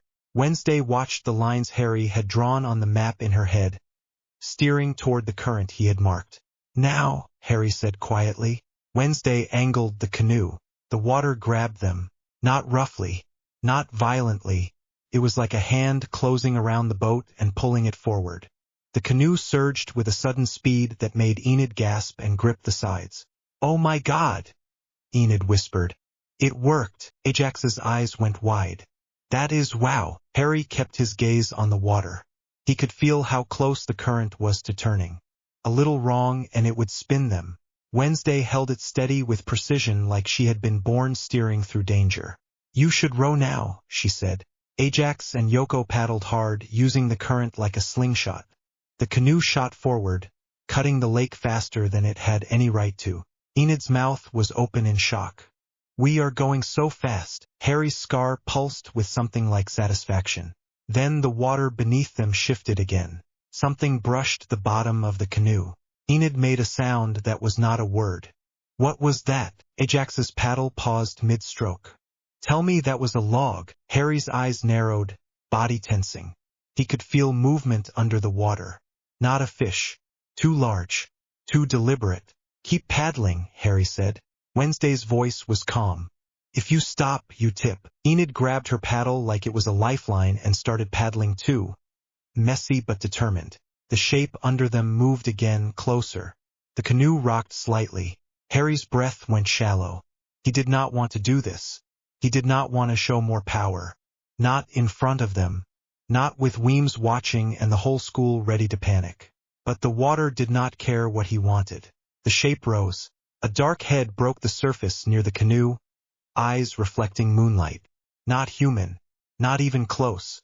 It looked like an eel and a crocodile had been shoved together and told to hate everything. Enid screamed. Ajax swore. Yoko's eyes went sharp. That is not supposed to be here. Wednesday leaned forward, unflinching. Interesting. The creature snapped at the canoe. Harry moved. He flicked his wrist and the shadows on the water surged up like a whip, slamming into the creature's head. The impact made a wet crack. The creature hissed, water spraying. The canoe rocked hard. Enid nearly toppled. Harry reached out automatically and grabbed her shoulder, holding her in place. His grip was firm, not gentle. She froze, eyes wide, then nodded like she understood. Alive mattered more. The creature lunged again. Harry's scar burned. He pushed. The shadow whip struck again, harder. The creature's head slammed back into the water. Harry could feel the water resisting him, like it did not like being controlled. He did not care. The creature surfaced again, angry. His mouth opened, teeth too many, tongue flicking. Harry's heart hammered. Sweat broke along his spine even in the cold. He did not say a spell. He did not need to. The shadow beneath the creature thickened. It wrapped around its body and yanked. The creature was pulled sideways, dragged away from the canoe, thrashing. Water churned. Its tail slapped the surface, sending cold spray over them. Enid coughed, sputtering. Harry, paddle! Harry snapped, voice sharp. Move! Ajax and Yoko did not argue. They paddled hard. Wednesday kept the canoe angled, using the current to get distance. The creature fought the shadow like it was fighting a net. It was strong. Stronger than Harry expected. That annoyed him. He tightened his grip, jaw clenched. The scar burned like a brand. The creature let out a sound that vibrated through the water, low and ugly. Harry's vision blurred for a second. Not from fear. From the dark magic pushing back. From the part of him that always wanted to push harder. He shoved the thought down. Occlumency, blunt and practiced. Not now, he muttered again under his breath. The shadows obeyed him anyway. He slammed the creature into the surface once, hard enough that the water jumped. Then he released it, letting it sink. Not killed, just pushed away. The canoe kept moving. The cold air hit Harry's wet skin. His breathing was fast. His hand trembled slightly from the effort. Enid stared at him like she had never seen him before. Ajax's face was pale. That was insane. Yoko's voice was flat, but her eyes stayed on Harry. You are not like the other students. Wednesday finally looked back at him, expression unreadable. You did not hesitate. Harry swallowed, staring at the water behind them like it might rise again. I did not have time. Enid's voice came out small. You saved us. Harry did not answer right away, because the truth was he had saved them the way he saved people in war. Fast, brutal, without caring if it scared them. He hated that part of himself. He hated that it was easy. He forced his breathing to slow, shoulders loosening a fraction. We need to keep practicing, he said. The race will be worse. Wednesday's mouth twitched again, that almost smile. Good. They finished the practice run in silence, each of them thinking their own thoughts. Harry kept feeling the scar pulse, like it was awake now, like it had tasted something. On the day of the Cup, the school felt different. Loud, bright in a way Nevermore rarely was. Students crowded the shore of the lake. Teams lined up with their canoes, mascots painted on banners. Harry stood with the black cats near their canoe, hood up, eyes scanning. Bianca stood with the sirens across the line, posture confident, hair perfect, smile sharp like she knew she was going to win before the race even started.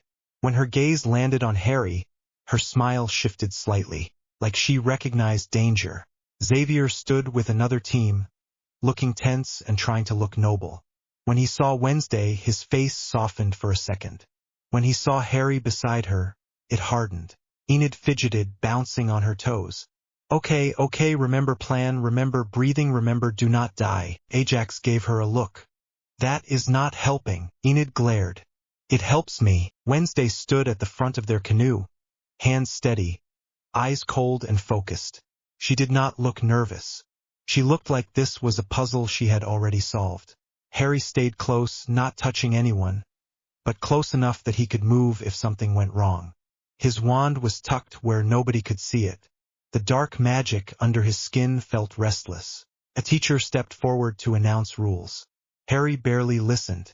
He watched Bianca instead, watched her throat when she laughed, watched her mouth shape words as she spoke to her teammates. He could already feel the edge of her power, like sound with teeth. Wednesday leaned slightly toward him, voice low so only he could hear. When she sings, you will do your part. Harry's eyes stayed on Bianca. I know. Enid leaned in from the other side, whispering, no pressure but also pressure. Harry glanced at her. You will be fine. Enid blinked at him like she was shocked. He said something that sounded almost supportive. Okay, wow, thanks. He looked away before she could make it a thing. The signal came. They launched. The canoe hit the water hard, rocking. Enid squeaked but stayed upright. Ajax and Yoko paddled with rhythm. Wednesday steered with sharp control. Harry stayed low, eyes moving, tracking other boats. The lake was chaos. Splashes, shouting, paddles slamming water. Teams bumping into each other. Someone laughed too loud. Someone cursed. Bianca's voice cut through it. Not shouting. Singing. It slid across the water like silk and hooks. It made Harry's skin crawl. He felt it press against his thoughts, like fingers trying to open a locked door. Enid's paddling faltered. Ajax's eyes unfocused for a second. Harry moved without thinking. He lifted his hand slightly, palm down near the side of the canoe, and pulled. The shadow under the water rose around their boat like a curtain, not visible to most eyes, but it changed the air, dampened sound. It swallowed Bianca's song before it reached them. Enid blinked hard, snapping back. Oh my God, I almost forgot my own name. Ajax's voice was strained. I felt that. Wednesday did not look at Harry. She just said, quiet and satisfied, continue. Harry's scar burned hotter. Holding the sound dampening took focus. It felt like pressing both hands against a door while someone on the other side shoved back. He did it anyway. Ahead, one of Bianca's boats angled toward them, trying to bump them. Another team veered, maybe charmed, maybe panicking. Water sprayed. The canoe rocked again. Wednesday snapped. Left. Now. Ajax adjusted. Yoko paddled hard. They cut sideways, missing the bump by inches. Harry's map flashed in his head. The current point. The trap. He saw Bianca's canoe coming up on their right. Fast. Her teammates paddling like machines. Bianca's eyes flicked toward them and her mouth opened again to sing louder. Harry felt the pressure of it even through his dampening. Like she was forcing it. His jaw clenched. He reached out with his magic and touched the water. Not physically, but with intent. The lake answered him. Not kindly, not warmly, but it responded. He nudged Bianca's canoe, not with a shove, but with a pull toward the wrong water. A subtle shift, just enough to change angle. Wednesday saw it instantly. She steered them toward the correct current, like they were slipping into a secret lane. Bianca's boat hit the bad current. It spun, not fully over, but enough that her team lost rhythm. Water splashed. Someone shouted. Bianca's head snapped up, eyes sharp with fury. Harry met her gaze briefly. He did not smile. Bianca's mouth opened like she was going to scream at him, but she could not waste breath. She had to paddle. Enid made a sound that was half laugh, half shock. We just did that. Wednesday's voice was dry. Do not celebrate until the trophy is in my hands. They surged ahead, riding the current like Harry had planned. The canoe shot forward, speed cutting through the chaos. Harry's arm trembled from holding the dampening. Sweat slicked his palm. His scar burned like fire. His thoughts stayed practical. Keep it up. Keep them safe. Do not lose control. A boat on their left tried to ram. Harry flicked his fingers and the shadow under it rose like a hand, lifting the edge just enough that it slapped back down awkwardly and lost speed. Nobody saw the cause. It looked like bad luck. Harry liked that. They reached the final stretch. The dock came closer. Students on shore screamed and cheered. The sound hit Harry's dampening like a wave, muffled but still heavy. Wednesday's eyes were locked on the finish. Ajax grunted, muscles straining. Yoko's face stayed calm, but her arms moved fast. Enid paddled with wild determination, teeth clenched. I hate this, I hate this, I hate this. Harry's scar pulsed again, and for a second he felt something else. Not pain, not heat, a flicker, like a memory trying to crawl up. He shoved it down. They hit the finish. The Black Cat's canoe slammed against the dock. Hands grabbed it. Students surged. Someone shouted their team name. Enid toppled forward, laughing and shaking. We won, we actually won. Ajax collapsed back, panting. Oh my God, I am alive. Yoko stepped out smoothly like she had not even broken a sweat. Wednesday climbed out last, posture straight, eyes cold, like winning was just another task completed. Harry stepped out, legs slightly unsteady. The moment he let go of the dampening, sound slammed into him full force. Cheering, shouting, water splashing, the rush of too many bodies. His scar throbbed. He looked toward Bianca. She stood by the shore, drenched, furious, eyes locked on Wednesday with pure hatred. When Bianca's gaze slid to Harry, it held there, like she was trying to figure out what he was. Harry stared back until Bianca looked away first. A teacher called the winning team forward. Trophy presentation. Photos. Applause. Harry stood slightly behind the others. He did not want to be touched. He did not want to be praised. He did not want to be looked at like a hero. He was not one. Wednesday accepted the trophy with both hands. Her face did not show joy. It showed possession. Enid leaned toward Harry, whispering, Okay, I hate to say it, but you were kinda cool out there. Harry muttered, Do not start. Enid grinned anyway. Wednesday turned slightly, shifting the trophy so Enid and Ajax could hold it too. Her hand moved back without looking, like she knew exactly where everyone stood. Her fingers brushed Harry's hand. It was not even a full touch, just skin to skin for a split second. Harry's body reacted like it had been punched. His scar flared. Heat exploded behind his eyes. His breath caught hard enough that it hurt. Wednesday froze too, eyes snapping to his like she felt it. Then the world fell away. The lake vanished. The crowd vanished. Sound vanished. Fire filled everything. Not a pretty fire. Not warm. Just burning, violent, choking smoke and screams. Harry stood in the middle of it, but it was not him. Not fully. His body felt wrong, too light, too young, like he was seeing through someone else's eyes. People ran. Outcasts. Students. Creatures. Some with claws, some with scales, some with wings.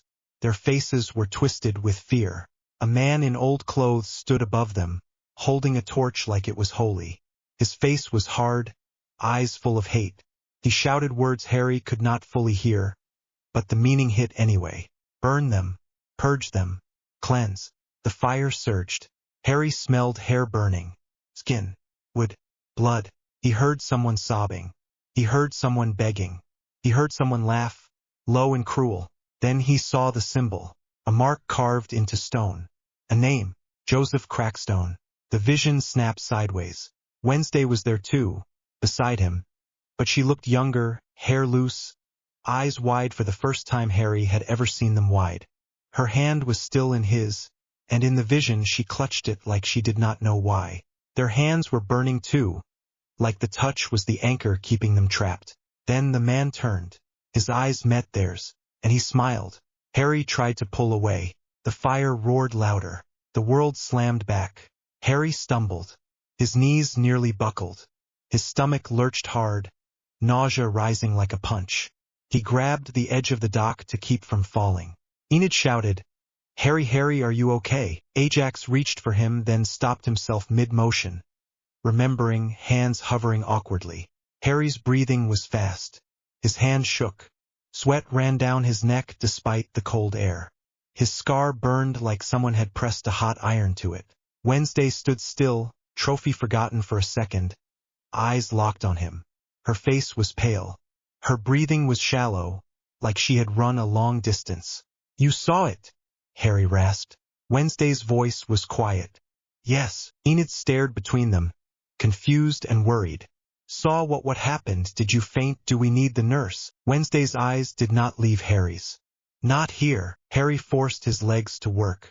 He straightened slowly, swallowing bile. His vision still felt too bright, like the fire had left an imprint behind his eyes. He looked at Wednesday. That was not a normal vision. Wednesday's jaw tightened. No. Enid looked like she was about to cry from not knowing. Guys, please, I am going to lose it. What is happening? Harry took a slow breath, then another. He fought the urge to shake. He hated being seen like this. Later, he said to Enid, voice rough. We will tell you later. Enid did not look convinced, but she nodded because her fear was real, and she trusted them more than she wanted to admit. Wednesday lifted the trophy again like she had not just been set on fire in her own head. She turned to the teacher, posed for the picture, did the required motions like she was playing a role. Harry watched her do it and felt something twist in his chest, because he recognized that skill. The mask, the control, the way you could be falling apart and still stand straight. When it was over, they moved away from the crowd fast. Wednesday led without looking back. Harry followed because he did not want to be alone with the aftertaste of that fire. They did not speak until they were away from the lake, away from students, away from anyone who might notice the way Harry's hands still shook. They stopped near the edge of the woods, where the trees blocked sound and sight. The roster was Wednesday and Harry. Enid and Ajax and Yoko had gone to celebrate or pretend to. Wednesday had told them to leave with a single look. Now it was just the two of them. Wednesday stood by a tree, arms crossed. Harry leaned against another tree a few feet away, keeping distance because he did not trust his own reaction to being touched again. His scar still pulsed, slower now but stubborn. Wednesday spoke first. Joseph Crackstone. Harry swallowed. You know that name. It is part of Nevermore history, Wednesday said. A pilgrim who hated outcasts. A fanatic. Harry stared at the ground, then looked up. That was not history in a book. That felt like it was happening. Wednesday's eyes narrowed slightly. It was a shared vision. Harry's voice came out bitter. I hate those. Wednesday's mouth moved like she almost asked why. Then she did not. She watched him instead. Harry forced himself to speak anyway. I have had visions before. They usually come with pain and a dead man laughing in my head. Wednesday's eyes sharpened. Your scar. Harry nodded once. It does not just hurt. It reacts.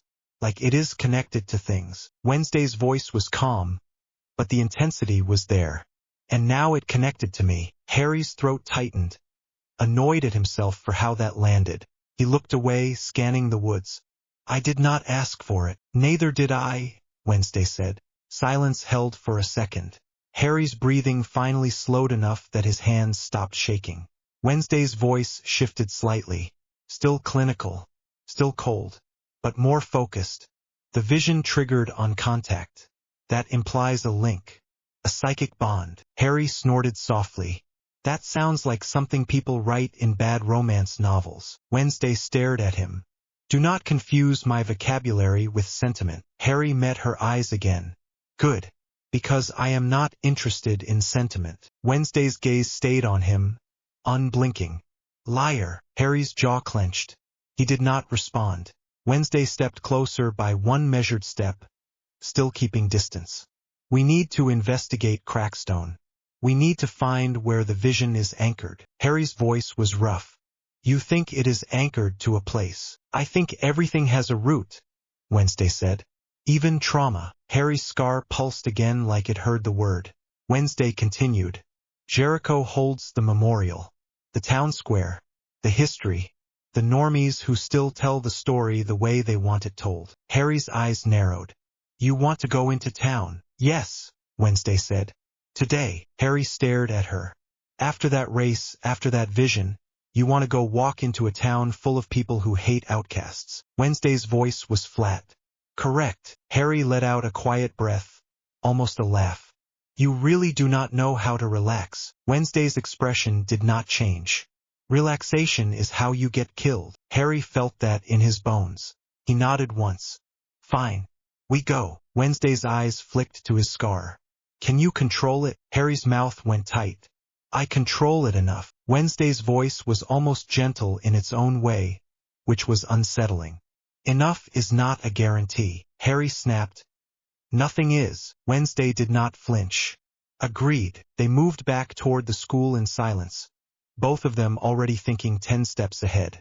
By late afternoon, the gates opened for the town trip.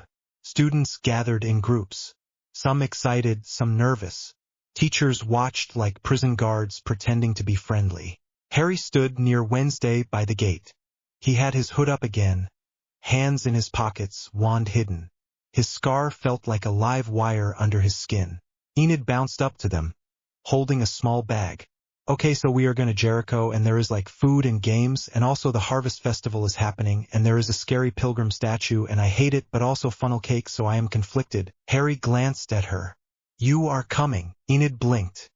Yes, because I am not letting you two go alone into a hostile town after you both did the weird possessed thing at the lake. Are you kidding? Also, Ajax is coming, and Yoko is coming, and we are going to pretend this is normal. Ajax showed up behind her, hands in his jacket pockets, looking like he wished he was anywhere else. Hey! Yoko appeared too, expression blank, like she had been summoned by boredom. Wednesday did not look thrilled, but she did not send them away either. That was probably her version of allowing friendship. The roster now was Harry, Wednesday, Enid, Ajax, Yoko. They left the school grounds and headed into Jericho. The town square was decorated for the festival. Lights hung between buildings. Booths sold food and cheap crafts. People moved in crowds, laughing, taking pictures, pretending the world was safe. Harry felt eyes on them immediately. Not everyone, but enough. He heard whispers. He heard the word freak under someone's breath. He smelled perfume and fried food and something bitter under it, like old anger. Enid tried to ignore it by talking louder. Okay, so Rule 1, we stick together. Rule 2, we do not engage. Rule 3, we do not let anyone touch the wolf ears, because someone tried once and I almost bit them. Harry's gaze flicked to a group of normie teenagers staring at them, smirking. His body tensed. Wednesday's voice was quiet. Ignore them. Harry's jaw worked. I am ignoring them. The teenagers moved closer anyway.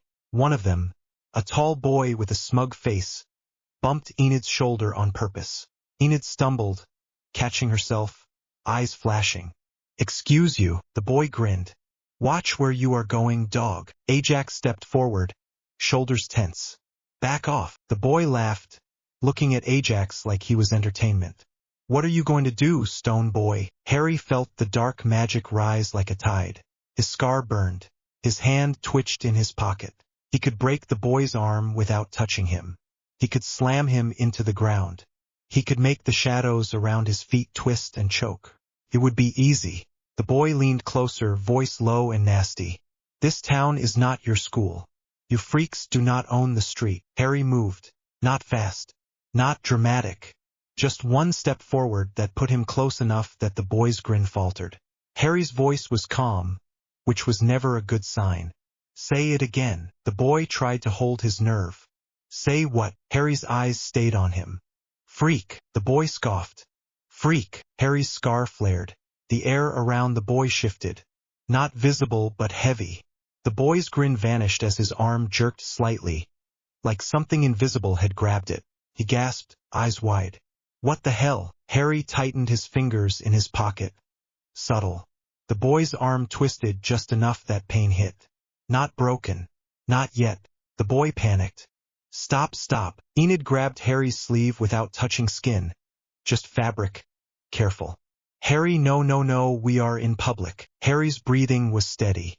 His eyes were not. They were too bright, too focused, too cold. Wednesday stepped in. She reached out and grabbed Harry's wrist. Skin to skin. Harry flinched like she had burned him, breath catching again. The magic in him jerked, disrupted. The boy's arm dropped limp at his side. He stumbled back, clutching it, face pale.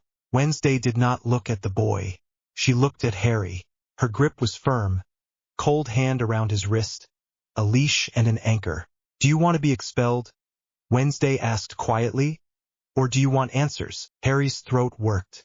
His scar pulsed hard. He could feel the fire vision still sitting behind his eyes. He could feel the part of him that wanted to punish, to lash out, to make the world hurt back. Wednesday's grip stayed steady. Harry forced his fingers to relax. The dark magic pulled back, resentful. His breathing came out shaky for 1 second, then he controlled it. He looked at Wednesday. Let go. Wednesday held his gaze for a beat longer, then released him. Harry's wrist felt cold where her hand had been. The boy backed away fast now, stumbling into his friends. Freaks, he spat. But it lacked bite now because fear had replaced confidence. Ajax stepped forward like he might chase them. Wednesday's voice cut through it. Ignore them. Ajax stopped, jaw tight. Enid let out a long breath like she had been holding it for minutes. Okay, great love, that we almost committed a felony. Harry stared at his own hand like it did not belong to him. Wednesday stepped closer, voice low so only he could hear. Control yourself. Harry's voice was rough. I was. Wednesday's eyes narrowed. You were enjoying it. Harry's stomach twisted because she was right. He looked away. Just walk. They moved through the festival, staying together. Enid insisted on buying funnel cake for everyone because she said sugar prevented murder. And Harry did not argue because he did not have the energy. They reached the Crackstone Memorial near the town square. A plaque. A statue. A story told in carved letters like it was noble. Harry stared at it and felt his scar pulse again. A sick recognition.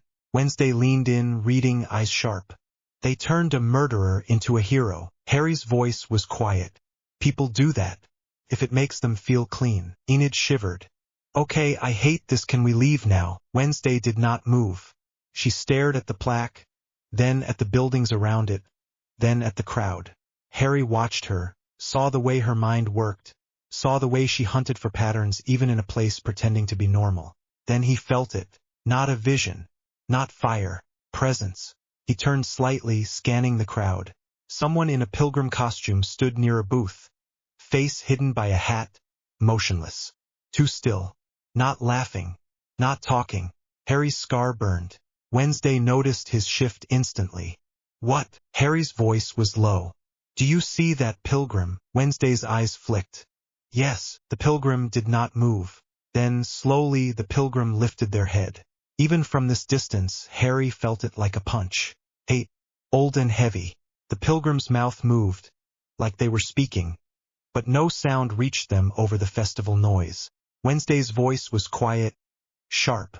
That is not part of the festival. Harry's hand slid into his pocket, fingers brushing the wand. The pilgrim turned and walked into the crowd, disappearing between people like a ghost. Harry's heart hammered. Sweat prickled at his scalp. His scar burned so hard it felt like it might split open. Wednesday stepped closer, eyes locked on the spot where the pilgrim vanished. We follow, she said. Harry's throat was dry. Yes, and the crowd swallowed them as they moved. The festival noise loud enough to hide a lot of things, including the first real steps of a hunt that was about to get ugly. Harry lost the pilgrim in the crowd because Jericho loved pretending it was harmless. A kid screamed near the Ferris wheel and everyone laughed like it was part of the show. Someone spilled hot cider. Someone took a selfie with a fake scarecrow. The noise swallowed the sound of footsteps that should not have been able to disappear that easily. Harry pushed through bodies anyway, shoulder-clipping strangers, eyes locked on the last place he saw that stupid wide-brim hat. Enid was behind him, breathy and panicked. Ajax stayed close because he looked like he was about to throw up from stress and motion.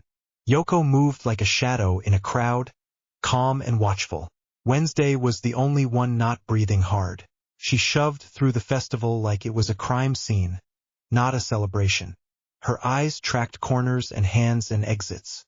She did not care about stairs. She did not care about whispers. She only cared about the trail. He went that way, Harry said, pointing toward the side street that ran behind the main square. Enid grabbed his sleeve again. Fabric only. Careful.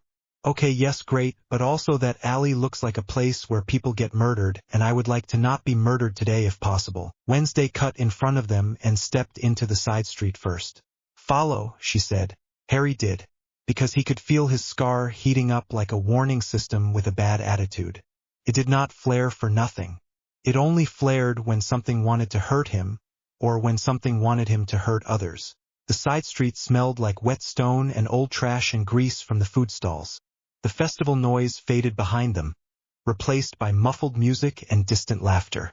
It got colder, too, like the sun had decided this part of town was not worth warming. Harry kept his hand in his pocket, fingers close to his wand, not touching it yet. He could feel the shadows along the brick walls reacting to him, stretching a little, listening. Yoko glanced at him. "You look like you are about to explode." Harry did not look at her. "I am fine," Enid snorted. "That is what people say right before they explode." Wednesday slowed near a corner and held up a hand. They stopped. Harry stopped with her, close enough to hear her breathing, but not close enough to touch. She leaned out just enough to check the alley. Nothing. No pilgrim costume. No hat. No stillness in the middle of motion. Harry's scar pulsed, then cooled slightly, like it was annoyed. "He vanished," Wednesday said. Enid's voice went small. "How do you vanish in a town that is like 30 buildings?" Ajax rubbed his forehead. "Maybe it was just some guy in a costume." Harry stared at him. "No," Ajax swallowed and nodded like he believed him, because he had seen Harry almost break a boy's arm without moving. Wednesday stepped forward again, faster now, hunting. They moved deeper into the street, past a closed shop, past a church door that looked too heavy for the building, past a narrow path that led behind the bakery. Harry caught a flicker of white cloth ahead. He lunged forward. A woman stepped out instead, carrying a basket, eyes widening when she saw them. She looked at Wednesday like Wednesday was a threat just for existing. Then her gaze hit Harry and her expression tightened like she smelled smoke. Harry stopped short, breathing hard. His scar throbbed once. Nothing else. The woman clutched her basket tighter and hurried away without a word. Enid hugged herself. "Okay, the locals are still doing the whole judgment thing, love that." Wednesday did not respond. She looked past the woman, eyes locked on the corner where the cloth flicker disappeared. Harry followed her gaze. A piece of white fabric was caught on a nail in the wall. Not a costume sleeve, just a strip ripped and snagged. The edge was jagged like it had been torn in a hurry. Harry stepped closer and reached for it. Wednesday grabbed his wrist before his fingers could touch it. Harry froze, breath catching. Wednesday's grip was light this time, not the hard anchor she used earlier. Still enough to stop him. "Do not touch," she said. Harry forced his lungs to work again. "Why?" Wednesday stared at the fabric. "Because it could be a trap. Because you are impulsive. Because your scar reacts to things and you do not always choose what it does next." Harry's jaw tightened. "I choose, sometimes," Wednesday said. Enid hovered behind them, whispering, "Guys, please do not have a tension fight in a murder alley." Wednesday released Harry's wrist. Harry reached out again, slower, and this time he did not touch the fabric. He let his shadow slide along the wall instead. The darkness moved like a finger, brushing the strip without making contact. The strip twitched. Under it faintly was a smell. Not cloth, not dust, something sharp, chemical, like cleaning fluid, like someone trying too hard to erase a trace. Harry's stomach tightened. Wednesday noticed his expression. "What? Someone washed something," Harry said. "Or tried to." Ajax leaned closer, squinting like he could see smell. "How do you know that?" Harry looked at him. "Because I grew up in a house where people used bleach like it was holy water." Ajax went quiet. Yoko's eyes narrowed. "So the pilgrim was here." Wednesday nodded once. "And wanted us to lose the trail." Enid made a small sound that was basically a whine. "Okay, so now what, we go to the police?" "No, wait, the police are the sheriff, and the sheriff hates outcasts, and also Wednesday hates the police, so that is not happening." Wednesday's voice was flat. "Correct." Harry's scar pulsed again, hotter. He looked down the street. At the far end, near the church side door, someone stood in shadow. Tall, still, hat brim low. Harry did not hesitate. He moved. Wednesday moved with him. Enid made a noise behind them. "Oh my God, he is there!" They ran. Shoes slapped stone.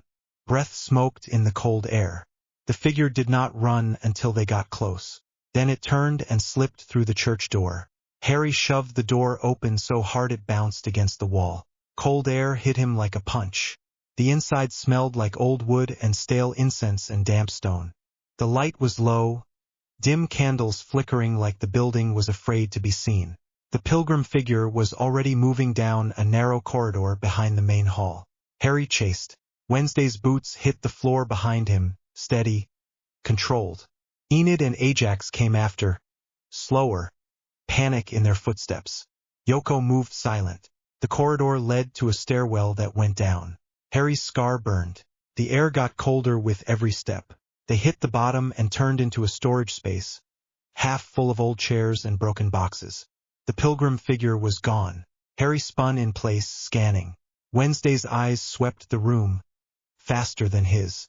She moved to a corner, crouched, and touched the floor. Her fingers came back damp. "Fresh," she said. Enid clutched her own arms. "I hate this, I hate this, I hate this so much." Ajax's voice shook. "Are we trespassing in a church basement?" Harry muttered. "We are hunting a murderer in a church basement." That shut Ajax up. Yoko leaned toward the far wall. "There is a door." Harry followed her gaze. A second door, smaller, half-hidden behind stacked chairs. It looked newer than the rest of the basement, like someone replaced it recently. The handle was clean, no dust. Wednesday stood and walked to it. Harry stayed just behind her, wand still in his pocket, shadows tightening around his feet like they were ready. Wednesday reached for the handle. The door swung open from the other side. A man stood there, lantern in hand, eyes sharp. Sheriff Donovan Galpin. Harry's body tensed instantly. His scar flared like it recognized authority and decided it hated it. Galpin's gaze swept the group. It landed on Wednesday, annoyed. It landed on Enid, wary. It landed on Yoko, disgusted. Then it landed on Harry. His eyes narrowed like he was trying to place him. "You," Galpin said, voice hard. "Nevermore." Again. Wednesday's tone was calm. "Sheriff." Galpin stepped out into the basement, blocking the doorway. "You kids do not learn. First you stir up trouble at the festival, and now you are in a church basement. Explain." Enid's voice came out too fast. "We were just walking, and then we saw a pilgrim, and then he vanished, and then we followed, and then we ended up here, and I know it sounds bad, but it was also bad, and I do not want to lie to a cop because that feels like it ends with handcuffs." Galpin stared at Enid like she was a loud problem. Wednesday cut in. "There was a man in a pilgrim costume. He entered through the side door upstairs. We followed." Galpin's jaw tightened. "There are festival staff in pilgrim costumes." Harry finally spoke. "Not that one." Galpin looked at him. "And who are you supposed to be?" Harry stared back. "A student." Galpin's eyes narrowed further. "Name." Harry felt his throat tighten. Something in him hated giving his name to adults with badges. His body remembered Umbridge, remembered Fudge, remembered hands grabbing him and dragging him and calling him a liar. Wednesday answered before Harry could. "Harry Potter." Galpin froze, just for a second. Then his expression shifted into something worse than suspicion. Recognition mixed with disbelief. "You are joking," Galpin said. Wednesday did not blink. "No," Enid whispered. "Oh my God, the sheriff knows." Ajax whispered back. "Why would the sheriff know?" Harry wanted to sink into the floor. Galpin's gaze stayed on Harry, sharper now. "Potter, as in the boy from the news. The one my kid was talking about." Harry's stomach clenched. "Your kid?" Galpin's face tightened. "Tyler. You met him." Harry remembered Tyler's smile, easy and normal, like he belonged in sunlight. The way Tyler watched Wednesday like he thought she was interesting instead of dangerous. Harry remembered Tyler's hand offering him a coffee like they were just two normal boys in a normal town. Harry did not like that memory now. "I met him," Harry said. Galpin's voice dropped. "Then you should know better than to drag trouble into my town." Wednesday's eyes flicked. Trouble was already here. Galpin's gaze snapped to her. "You are the trouble." Wednesday's mouth barely moved. "People say that a lot. They are usually wrong." Galpin stepped closer, lantern light flickering across his face. "Get out, now, before I call your principal." Harry's scar flared again, hot and angry. The shadows on the walls thickened. Galpin did not notice. He was human. He did not feel magic unless it bit him. Harry forced himself to breathe. Wednesday glanced at Harry, quick and sharp. A warning. Not gentle, just clear. Harry swallowed his anger and nodded once. Barely. They backed out of the basement and climbed the stairs. Galpin followed until they reached the main hall, then stopped like he did not want their kind in his church longer than necessary. Outside, the festival noise hit them again like a wave. Enid exhaled hard. Okay, so that was awful, and also I hate cops, and also he totally knew your name, and that is like unsettling. Ajax looked at Harry. Is your name famous? Harry stared ahead. In my world it is. Yoko's voice was flat. That sounds exhausting. Harry did not disagree. Wednesday stopped walking abruptly, making them all stop because she had that effect. We have enough, Wednesday said. Harry frowned. Enough what? A confirmation, Wednesday said. The pilgrim costume is not random. It appears where Crackstone is celebrated. It disappears where authority is present. It leaves chemical traces. It does not want to be found. Enid's eyes went wide. So it is like, definitely a villain. Wednesday glanced at her. Yes. Harry's scar cooled slightly, then pulsed again, like it was impatient. Wednesday turned to Harry, voice quiet now. We need information, not guesses, not feelings. Sources. Harry nodded once. Books. Wednesday's eyes sharpened. The Nightshade's library. Enid blinked. The what? Wednesday started walking again like she already decided. It is under the school. The Nightshades keep forbidden texts and old records. It will have references to Crackstone and Faulkner and any cult activity in Jericho. Ajax rubbed his face. How do you know that? Wednesday did not look back. Because I pay attention. Enid jogged to keep up. Okay, but also how do we get in, because I am pretty sure it is secret, and also I am pretty sure Bianca would drown us if she caught us. Wednesday's voice was calm. Then we will not be caught. Harry glanced at Wednesday's profile as they walked. She looked like she was built for this. Mystery. Darkness. Breaking rules like it was a hobby. Harry felt something in his chest loosen a fraction. He hated that.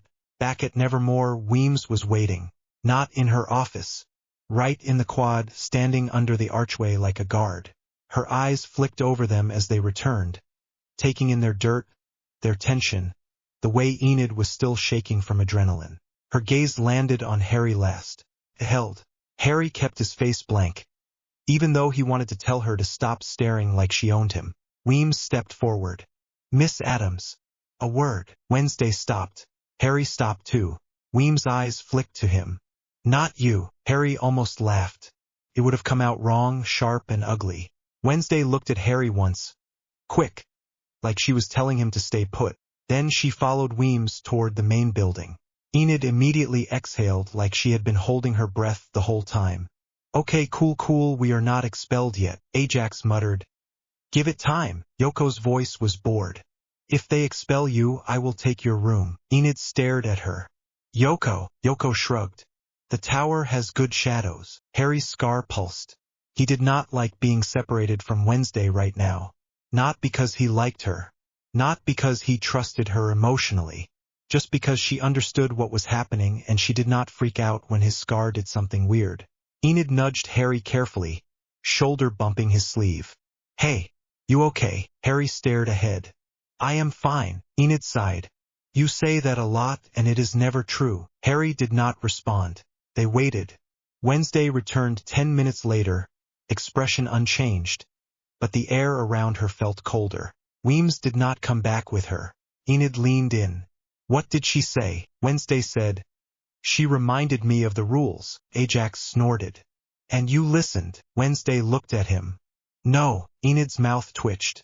Okay, love that. Harry stepped closer to Wednesday, voice low. Did she ask about Jericho? Wednesday's eyes flicked to his. Yes, and she did not like my answers. Harry nodded once. So we do it anyway. Wednesday's mouth barely moved. Yes. That night Harry did not sleep. He lay on his bed in Bradbury Tower, staring at the cracked ceiling, listening to the wind hit the old window like fingers tapping glass. The school was quiet, but not peaceful. Nevermore was never peaceful. It was just waiting. His scar kept pulsing on and off like it had a heartbeat of its own. It was not screaming. It was not showing visions. It was just awake. Harry hated that. He heard a soft scrape at his door, then a knock. Not Enid's frantic pounding. Not a teacher's heavy knock. Careful knock. Harry sat up instantly, wand sliding into his hand under the blanket. He moved to the door in silence, then opened it. Wednesday stood there in the hallway, already dressed like she had not been in bed at all. She held a small flashlight in one hand. The other hand was empty. She looked at him and said, "Get dressed." Harry stared. "I am dressed." Wednesday's eyes flicked over his shirt and trousers like she was checking a list. "Then get moving." Harry stepped out, closing the door behind him. "Is this where you tell me your brilliant plan?" Wednesday walked without waiting. "We are going to the Nightshade's library." Harry followed, keeping his footsteps quiet. "How do you even know where it is?" Wednesday's voice was flat. "I read. I listened. I watched Bianca's friends. People are careless when they think they are special." Harry's scar pulsed hot like it approved of that. They moved through the halls, avoiding teachers, avoiding lights. Wednesday knew the patrol routes like she had been born in this building. Harry kept his wand in his sleeve. He did not want to use it unless he had to. Every time he used magic here, the school felt it, like a living thing noticing a foreign parasite. They reached the quad. The Poe statue stood in the center, dark and dramatic, looking like it was judging everyone for having fun. Wednesday stopped in front of it. Harry looked around. No students, no teachers, only wind and the faint rustle of leaves. "What now?" Harry whispered. Wednesday stepped closer to the statue and leaned in, eyes scanning the base. Harry watched her hands, the way her fingers moved with certainty, not hesitation. He watched her face, focused, almost intense. Then she tapped something on the statue. Snap. Harry blinked. Wednesday snapped again. Snap. The stone shifted. A seam opened at the base of the statue, silent and smooth like it had been oiled. A small hidden door swung inward, revealing a dark opening leading down. Harry's scar pulsed hard. "You have got to be kidding," Harry whispered. Wednesday looked at him. "Do you want answers?" Harry exhaled, tight. "Yes." Wednesday stepped into the opening first. Harry followed because he was not letting her go alone into a secret underground room full of people who liked secrets and power. The passage was narrow. Stone steps spiraled down. It smelled like damp earth and old books. Harry's senses sharpened, the way they always did underground. He could hear his own breathing. He could hear Wednesday's steps, steady ahead of him. When they reached the bottom, the passage opened into a wider corridor lined with shelves. Old books, old artifacts, candles set in iron brackets. Felt like a place built for hiding, and it felt like a place that did not want Harry there. He could feel the darkness in him stir, curious, hungry, defensive. Wednesday walked forward without slowing. Harry stepped beside her, close enough that their shoulders almost brushed. Then the candles went out. All at once, darkness swallowed the corridor. Enid would have screamed. Harry did not. He just tightened his grip on his wand, heart hammering. His scar flared hot. A voice came from the shadows. "Welcome back, Adams." Bianca Barkley stepped into the dim light that still leaked from Wednesday's flashlight. Behind her, Xavier Thorpe leaned against a shelf like he was trying to look casual. He failed. His jaw was tight. His eyes were on Harry like Harry was an insult. Kent was there too, arms crossed, looking annoyed. Divina stood near the back, expression curious and slightly uncomfortable. Like she was not sure this was a good idea, but she was going along because Bianca was in charge. The Nightshades. Harry's body tensed, but he did not move. He did not want to show fear. He did not want to show aggression either. This was not a fight he could win cleanly without making it obvious. Wednesday lifted her flashlight slightly, calm. "You are in my way." Bianca smiled, sharp. "You are in our library." Xavier's eyes flicked to Harry. "And you brought him." Harry's mouth twitched. "Nice to see you too." Xavier's expression tightened. "You think you are funny." Harry shrugged. "Not really. I think you are dramatic." Kent snorted once, then caught himself like he did not want to show amusement. Bianca stepped closer, voice smooth. We have been discussing you, Harry Potter. Harry felt his scar pulse. Annoyed, he kept his face blank. That sounds like a waste of your time. Bianca's smile did not fade. You helped Wednesday win the Poe Cup. You disrupted my song. You humiliated me. Harry's gaze stayed steady. You tried to drown us. Bianca's eyes flashed. It is a competition. Wednesday's voice cut in cold. Move. I do not have patience for your tantrum. Xavier pushed off the shelf. You do not get to walk in here after what you did at the lake. Harry glanced at him. What did I do at the lake? Xavier's eyes narrowed. You used something that felt wrong. Harry's scar burned at the word wrong. He forced his voice steady. Magic usually feels wrong to people who do not understand it. Divina shifted slightly, looking between them. This is escalating. Bianca lifted a hand, quieting the room. We are not here to fight. We are here to invite. Wednesday's eyes narrowed. Invite. Bianca nodded toward Harry. Join the Nightshades. Harry stared at her. Then he laughed once, quiet and humorless. Bianca's smile sharpened. Am I amusing you? Harry looked at the shelves, the candles, the secret room that smelled like old ink and ego. You have a club. Xavier's jaw clenched. It is not a club. Harry looked back at him. It is a club, Kent muttered. He is not wrong. Xavier shot him a look. Harry's voice stayed calm, but there was an edge in it now.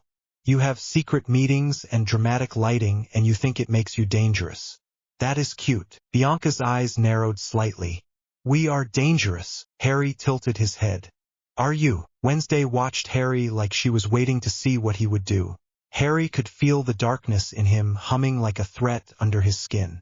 He did not want to let it out. He did not want to show them too much. But he also did not want to be cornered. Bianca stepped closer again, voice soft. You do not fit anywhere in this school. Not fangs. Not furs. Not scales. Not stoners. But you fit here. Harry stared at her. You do not know what I am. Bianca's smile returned, slower this time. That is why I am curious. Xavier's voice was sharper, bitter. And because you want to use him. Bianca did not look at Xavier. I want to understand him. Harry's scar pulsed, hot. He looked around the room. 5 nightshades and Wednesday. Him. Tight space. Too many eyes. He made a choice. He lifted his wand. Not a big motion. Not theatrical. Just enough. The shadows in the library stirred. The candle smoke that still lingered twisted. The dark corners deepened like the room inhaled. Kent took a step back without meaning to. Divina's eyes widened. Xavier's shoulders tensed. Bianca held her ground, but her gaze sharpened. Harry lowered his voice. You want darkness. The shadows rose along the walls, sliding upward like living ink. The temperature dropped. The air got heavy. Harry kept his breathing steady, even though his heart was hammering. Even though his scar felt like it was burning through his skull. You want secrets and threats and little games, Harry continued. You want to feel dangerous without paying the cost. Xavier swallowed, eyes locked on Harry's wand. Harry looked at him directly. I grew up with people trying to kill me. I watched friends bleed. I buried people. I broke laws you have not even heard of. Bianca's voice stayed smooth, but quieter now. Such as, Harry did not smile. Breaking into a bank that is guarded by dragons. Escaping a prison that eats your happiness. Fighting grown men who cast curses that kill with one word. Watching a teacher carve words into my hand because she did not like the truth. Kent's face went pale. Divina whispered, that is not real. Harry's eyes flicked to her. It is real for me. He let the shadows thicken again. Not attacking, just pressing. The lights in the far corners dimmed to nothing. Then Harry's eyes flashed green. Not bright neon. Not glowing like a cartoon. Just a sharp, unnatural green that caught the low light and made it look like something in him was watching from behind his pupils. Xavier flinched. He tried not to. He failed. Harry's voice stayed quiet. Your darkness is aesthetic. Mine is survival. The silence that followed was heavy. Bianca stared at him, breathing steady, but her eyes had shifted. Curiosity mixed with something else now. Respect, maybe, or caution. Xavier's jaw worked like he wanted to speak but could not find the words. Wednesday watched Harry with an expression that did not soften, but something in her gaze looked satisfied, like she liked seeing people realize Harry was not a toy. Bianca finally spoke. "What kind of monster are you?" Harry's scar pulsed once, hot and pleased. He answered anyway. "The kind that eats other monsters," Harry said. Kent swallowed hard. "Okay, cool, great, that is reassuring." Divina shifted, voice uncertain. "Bianca, maybe we should not." Bianca held up a hand. "Enough." She stepped closer to Harry, stopping just out of reach. She kept her chin up, like she refused to show fear even if she felt it. "You made your point," Bianca said. "We are not children playing dress-up. We have power. We have influence. We have information. And you need that information." Harry did not lower his wand. "We are here for books," Xavier snapped. "We are not your personal library." Wednesday's voice cut through, flat. "Yes, you are." Xavier's face twisted. "Wednesday." Wednesday did not blink. "Move." Bianca looked between them, then back at Harry. "If you want access, you play by our rules." Harry's mouth twitched. "You mean you're hazing?" Kent muttered. "It is not hazing." Harry looked at him. "It is hazing," Kent sighed. "Okay, maybe it is hazing, but we call it initiation because it sounds cooler." Wednesday's voice was dry. "I do not have time for your little rituals." Bianca's eyes flicked to Wednesday. "Then leave." Wednesday stared. "No." Xavier took a step closer, anger sharp. "You cannot just take what you want." Harry felt his scar flare again, like it was ready for violence. He forced himself to hold it back. Then Bianca said, "Fine." She turned, walking deeper into the library, gesturing for them to follow. "Initiation. Quick. Then you get access. That is the deal." Wednesday moved first because of course she did. Harry followed, wand still in hand, shadows still awake. They reached a wider room in the library, like a small chamber with a long table and old chairs. A symbol was carved into the stone floor, a circle with markings that looked like they had been scratched by someone impatient. Bianca stopped at the edge of the circle. "Step in." Harry stared at it. "No." Xavier scoffed. "Scared." Harry's eyes flicked to him, cold. "No." Suspicious. Bianca's voice was smooth. "It is a test. We need to know if you can keep secrets, if you can handle pressure, if you can control yourself." Harry's scar pulsed at the last word. Control. He hated that word. Everyone who ever told him to control himself was usually the one doing something wrong. Wednesday stepped closer to the circle, eyes scanning it.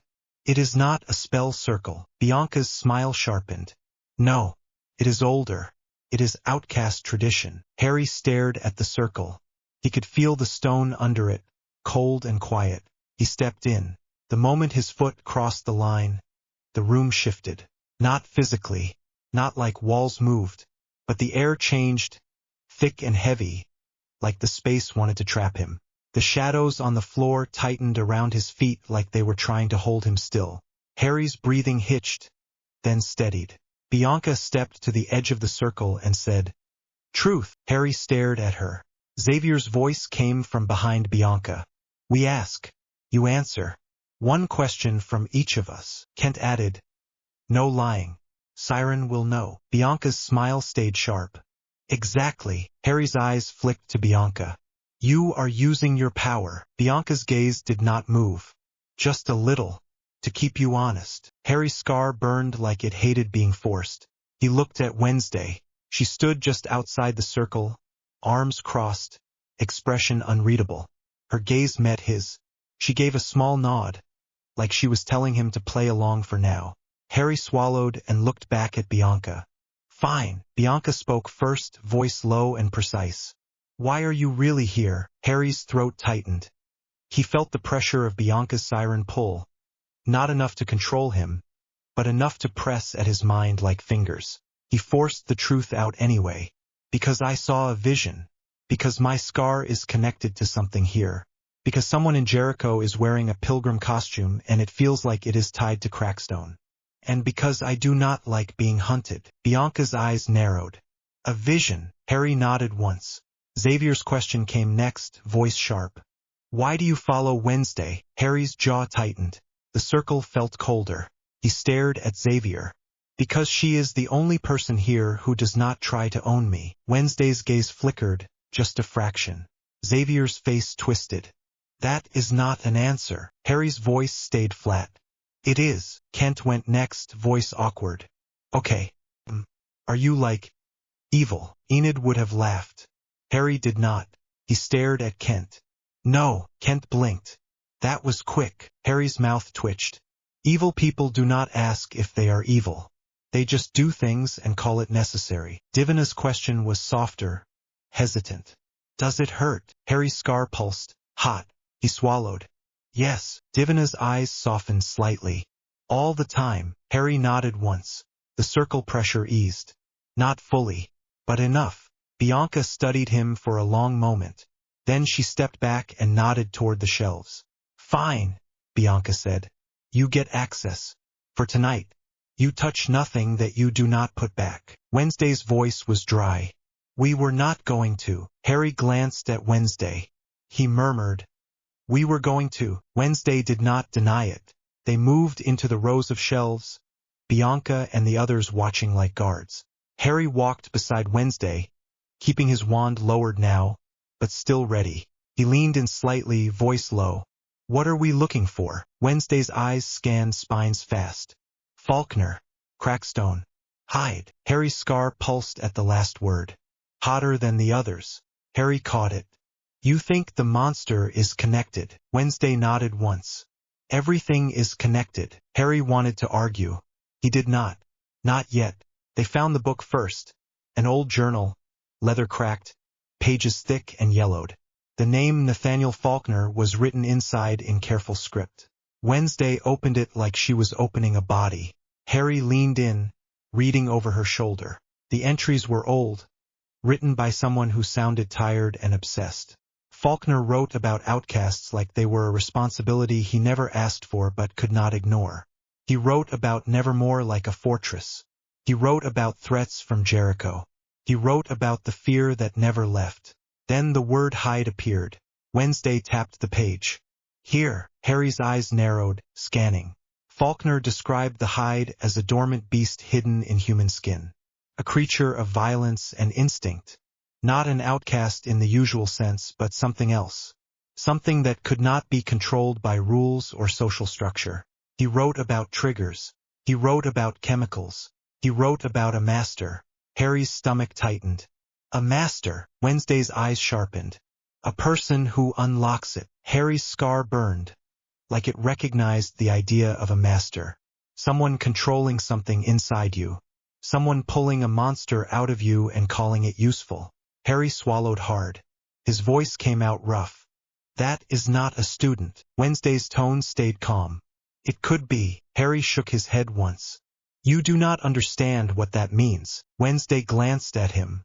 Explain. Harry stared at the page, words blurring for a second. He forced himself to speak anyway. If something is unlocked by someone else, it is not random violence. It is directed. It is a weapon. Wednesday's voice was quiet. Exactly. Harry looked up at her. For a second they were on the same line. Then Bianca's voice cut in from behind them. What are you two reading? Wednesday did not look back. History. Bianca stepped closer anyway, eyes scanning the page. Her expression tightened when she saw the word hide. Xavier's voice came sharp. Why are you looking at that? Harry looked back at him.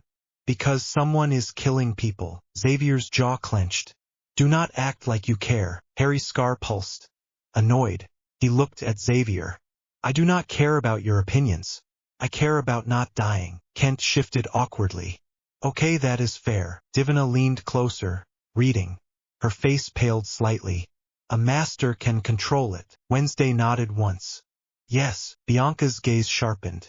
That is not possible now. Hides are extinct. Harry's voice was flat. People say things are extinct right up until something eats them. Bianca's mouth tightened. She did not argue. Wednesday turned another page, scanning fast. There were notes about behavior, about memory gaps, about rage, about someone living a normal life while the monster inside them slept. Harry felt his scar pulse again, softer now. like it liked the thought of a sleeping monster. He hated that. He forced his focus back to the page. Faulkner wrote about suppression, about how forcing something down could make it worse. Harry's throat tightened. He did not want to read that line. He did anyway. He felt the dark magic inside him stir, irritated. Wednesday noticed his tension. She did not touch him. She just said quietly, "You are thinking about yourself." Harry's jaw clenched. "No." Wednesday's eyes narrowed slightly. "Yes." Harry swallowed. "It is not the same." Wednesday's voice stayed clinical. "You have an internal force. It reacts to trauma. It resists control. The hide is an internal force. It reacts to triggers. It resists control. The parallels are not subtle." Harry's scar burned hot. He whispered, "Stop." Wednesday stared at him, then turned the page again, like she accepted the boundary without making it sentimental.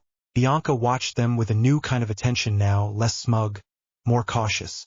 Xavier looked at Harry like he did not know whether to hate him or fear him. Harry did not care. They kept reading until Wednesday found something else. A reference to Crackstone. Not the pilgrim version the town told tourists. The real version. The one that hunted outcasts and called it holy. The one that burned people and smiled while they screamed. Harry's stomach turned. His scar pulsed like it wanted to show him fire again. Wednesday's voice went quiet. "This mentions a sealed crypt." Harry leaned in. "Where?" Wednesday traced the line with her finger. "Under the meeting house in Jericho. It is described as an execution site. Outcasts were taken there." Faulkner tried to intervene. Harry's throat tightened. "The church basement." Wednesday's eyes sharpened. "Yes." Bianca's voice cut in, defensive. "That is town history.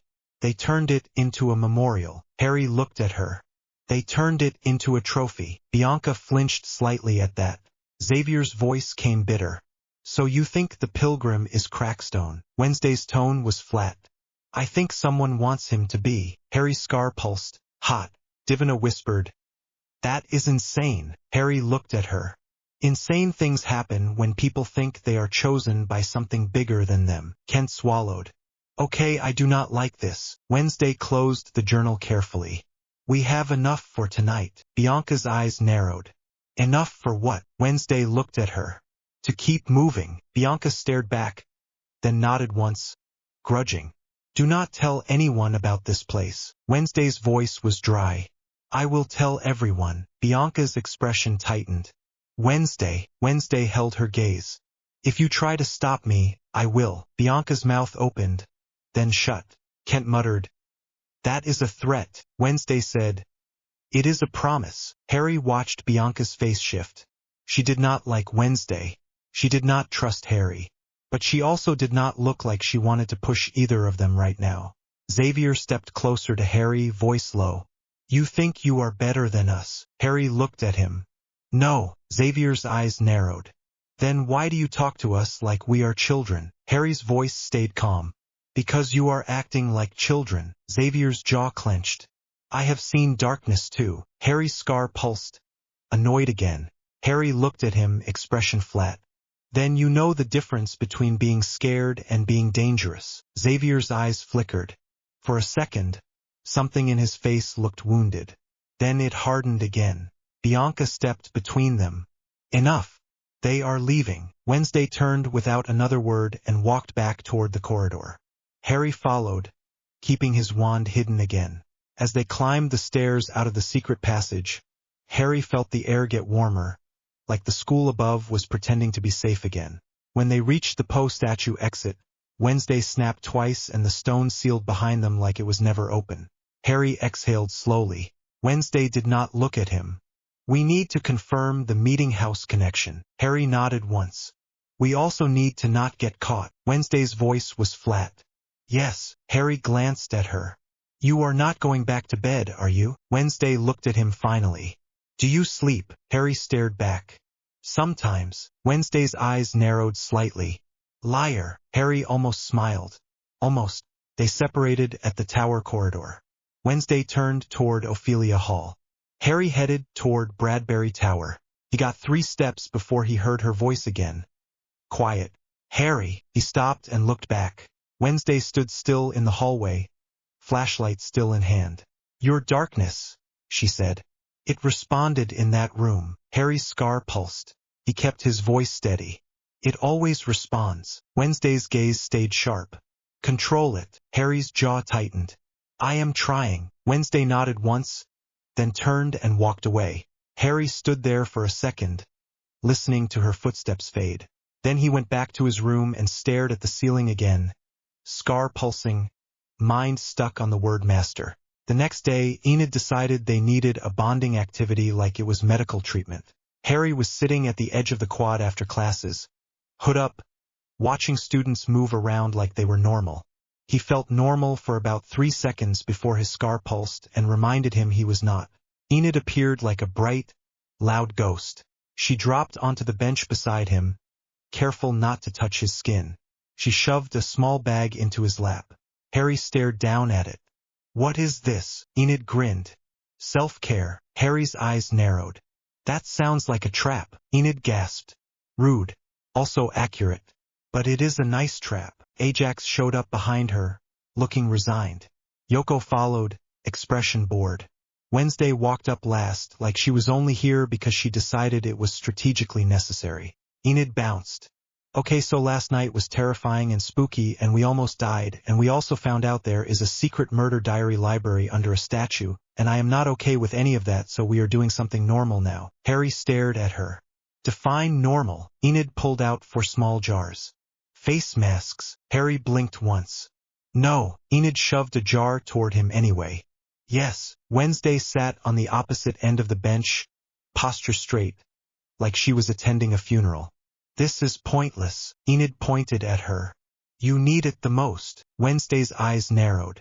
I do not. Enid leaned closer to Wednesday, whispering like it was a secret. You are like 90% stress. Wednesday stared at her. I am 100% focused. Enid nodded like she accepted that and also did not. Okay. Focus skincare. Ajax looked at Harry, helpless. Just do it. She will not stop. Harry glanced down at the jar again. The mask inside was black. Of course it was black. Enid noticed and beamed. See, it matches your vibe. Harry sighed. I hate you. Enid laughed. No, you do not. You tolerate me. Yoko opened her own jar, sniffed it, and wrinkled her nose. This smells like dirt. Enid nodded enthusiastically. It is charcoal. Harry muttered. War paint. Enid's eyes lit up. Yes, exactly. Ajax stared. Why is that the sentence that makes this okay for you? Harry did not answer. Enid scooted closer to Harry, holding a small brush. She looked at him with that rare seriousness she had when she was actually trying to be careful. Okay, Enid said. Touch warning. I am going to apply it. Is that okay? Harry's throat tightened. He hated touch. He hated people in his space. He hated the way his body reacted like it was expecting pain. But Enid was not trying to hurt him. Enid was trying to make him feel included in her chaotic way. He nodded once. Fine. Enid smiled, softer. Okay. Hold still. The brush touched his cheek. Harry's body tensed anyway, shoulders tightening, breath catching. His scar pulsed, but it did not flare. Enid applied the mask gently, small strokes, like she was painting on glass. She kept talking quietly while she did it, like she knew silence would make him spiral. So, Enid said, I do not know what your life was like before here, but I am guessing it was like bad, like worse than my life, and my life had claws and moon cycles and hair everywhere. So, you can be weird about touch. That is fine. But you are also allowed to have friends. And friends do stupid normal things like this. Harry stared straight ahead, jaw tight. This is not normal. Enid snorted. Normal is overrated. Ajax sat beside Enid, letting her apply his mask too. He looked ridiculous and he accepted it like he had no choice.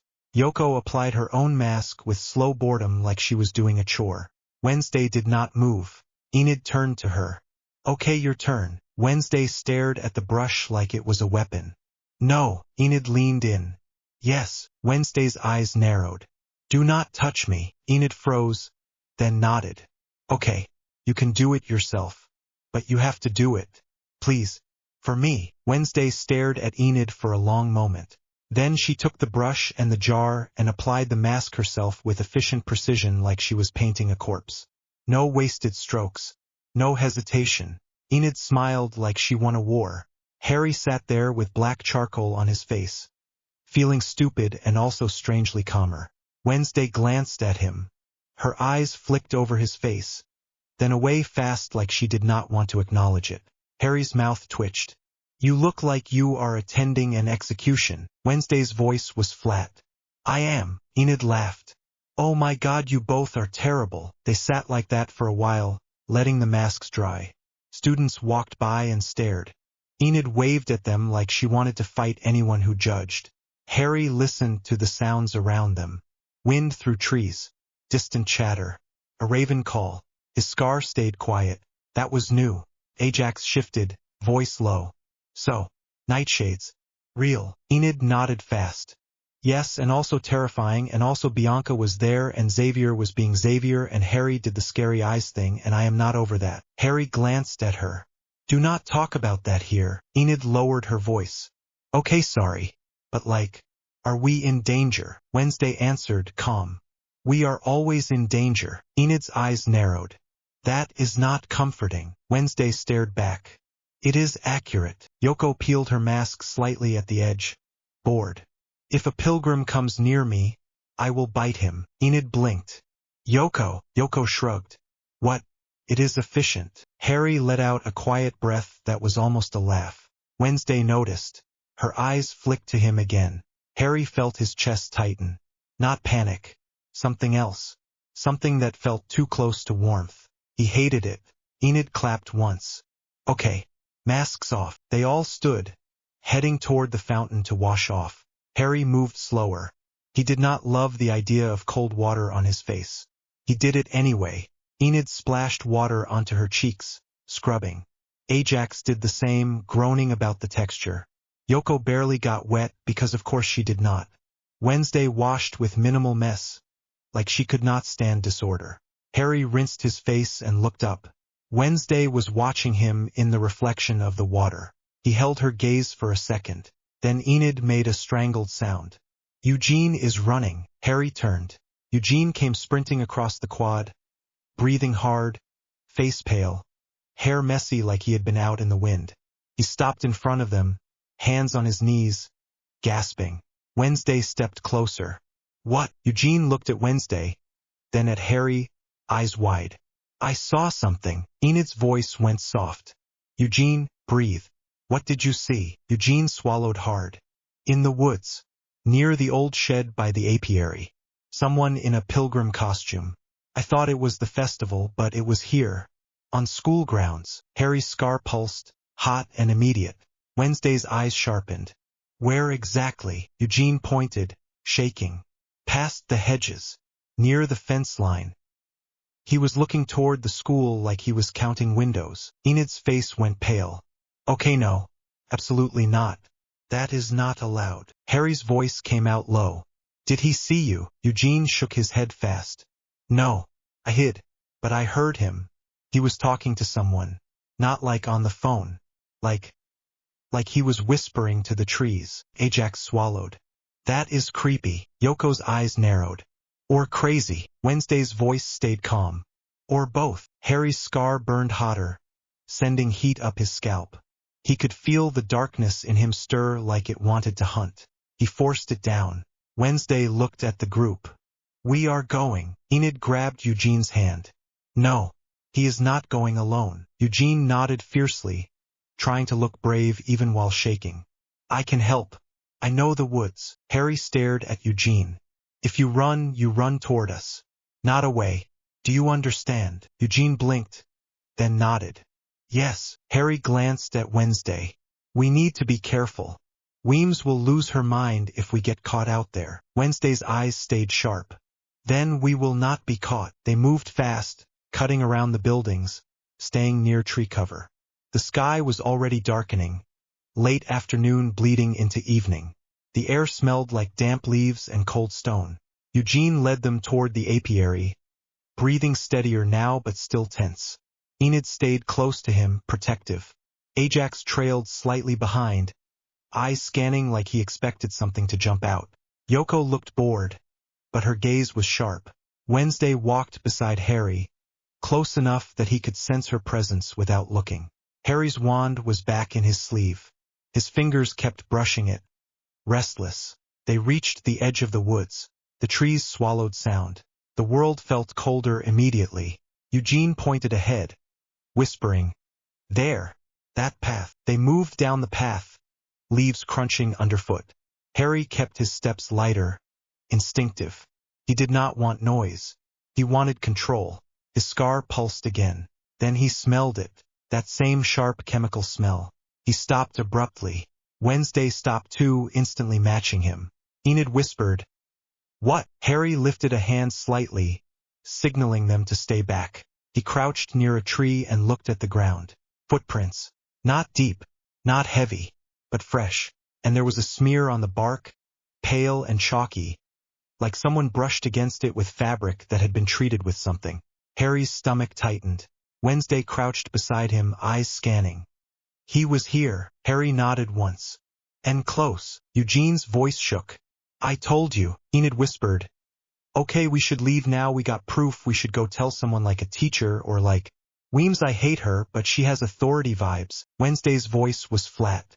"Weems will lock down the school and call it solved." Harry's scar pulsed. Harry stood slowly, eyes scanning the trees. A raven call echoed, sharp and wrong. Then a branch snapped to their left. Enid stiffened. Ajax raised his hands like he was ready to shift, then froze because shifting in public was probably also illegal. Yoko's eyes sharpened. Wednesday's posture stayed calm, but her hand moved slightly toward the small knife she always carried. Harry's heart started hammering. He felt the darkness in him rise. Ready. From the trees a shape moved. Not the pilgrim. Something lower. Faster. Wrong. Harry saw claws flash for a second in the fading light. Then it lunged. Eugene yelped. Enid screamed. Harry moved. He shoved Eugene behind him with one hand, firm but not harsh, and stepped forward. The creature hit an invisible wall of shadow. It slammed into it and bounced back, snarling. It was not the hide. Not big enough. Not that monstrous. But it was still a monster. It looked like a twisted, feral thing with 2 long limbs and a mouth full of teeth. The skin was dark and slick like wet bark. Harry's scar burned like fire. The creature snapped at the shadow barrier, claws scraping, making a horrible sound. Wednesday's voice came sharp. "What is that?" Harry's jaw clenched. A distraction, because it moved like something trained to attack, not like something wild. It did not hesitate. It did not run. Kept coming. Harry tightened his fingers. The shadows whipped forward, slamming the creature sideways into a tree. The impact shook leaves loose. The creature hissed, then lunged again. Harry felt sweat break on his neck despite the cold. He shoved again, harder. The shadows wrapped around the creature's legs like ropes, yanking. Crashed to the ground, thrashing. Enid's voice came breathless behind him. "Harry, please do not kill it." Harry's voice was rough. "Then stay back." The creature snapped at the shadows, biting at nothing, furious. Harry stepped closer, wand still hidden, using his other magic, the dark force that did not need words. He pressed down. The creature's body slammed flat to the ground like gravity doubled. It squealed, high and ugly. Eugene made a small sobbing sound behind Harry. Harry's stomach twisted. He did not like scaring Eugene. He did not like being seen like this, but he liked being alive. Wednesday moved closer, stepping beside Harry, knife in hand. Harry glanced at her. "Do not." Wednesday's eyes stayed on the creature. "It is dangerous." Harry's jaw tightened. "So am I." Wednesday looked at him for a fraction of a second, then lowered the knife slightly, listening. Because the woods were not quiet anymore. Something else was moving deeper in the trees. Heavy, slow, too big for the little creature pinned under Harry's shadows. Harry's scar flared hotter than it had all day. His breathing went shallow. The darkness in him surged, almost eager. Harry forced it down, teeth clenched. From deeper in the woods, a low growl rolled through the trees. Enid whispered, voice shaking, That is not normal. Yoko's voice was flat, but her eyes were wide. That is bigger. Wednesday's voice was calm. Hide. Harry's stomach dropped. The pinned creature stopped thrashing suddenly, like it sensed the bigger predator too. It went still, trembling. Harry's scar burned like it wanted to rip open. He looked into the trees. He could not see it, but he could feel it. Presence. A hunger. A monster that did not care about rules. Eugene whispered, "I saw it once. In the woods. It was huge." Harry's hand trembled slightly. He forced it steady. He kept Eugene behind him. He kept Enid and Ajax and Yoko and Wednesday within his peripheral vision. He anchored their positions in his head.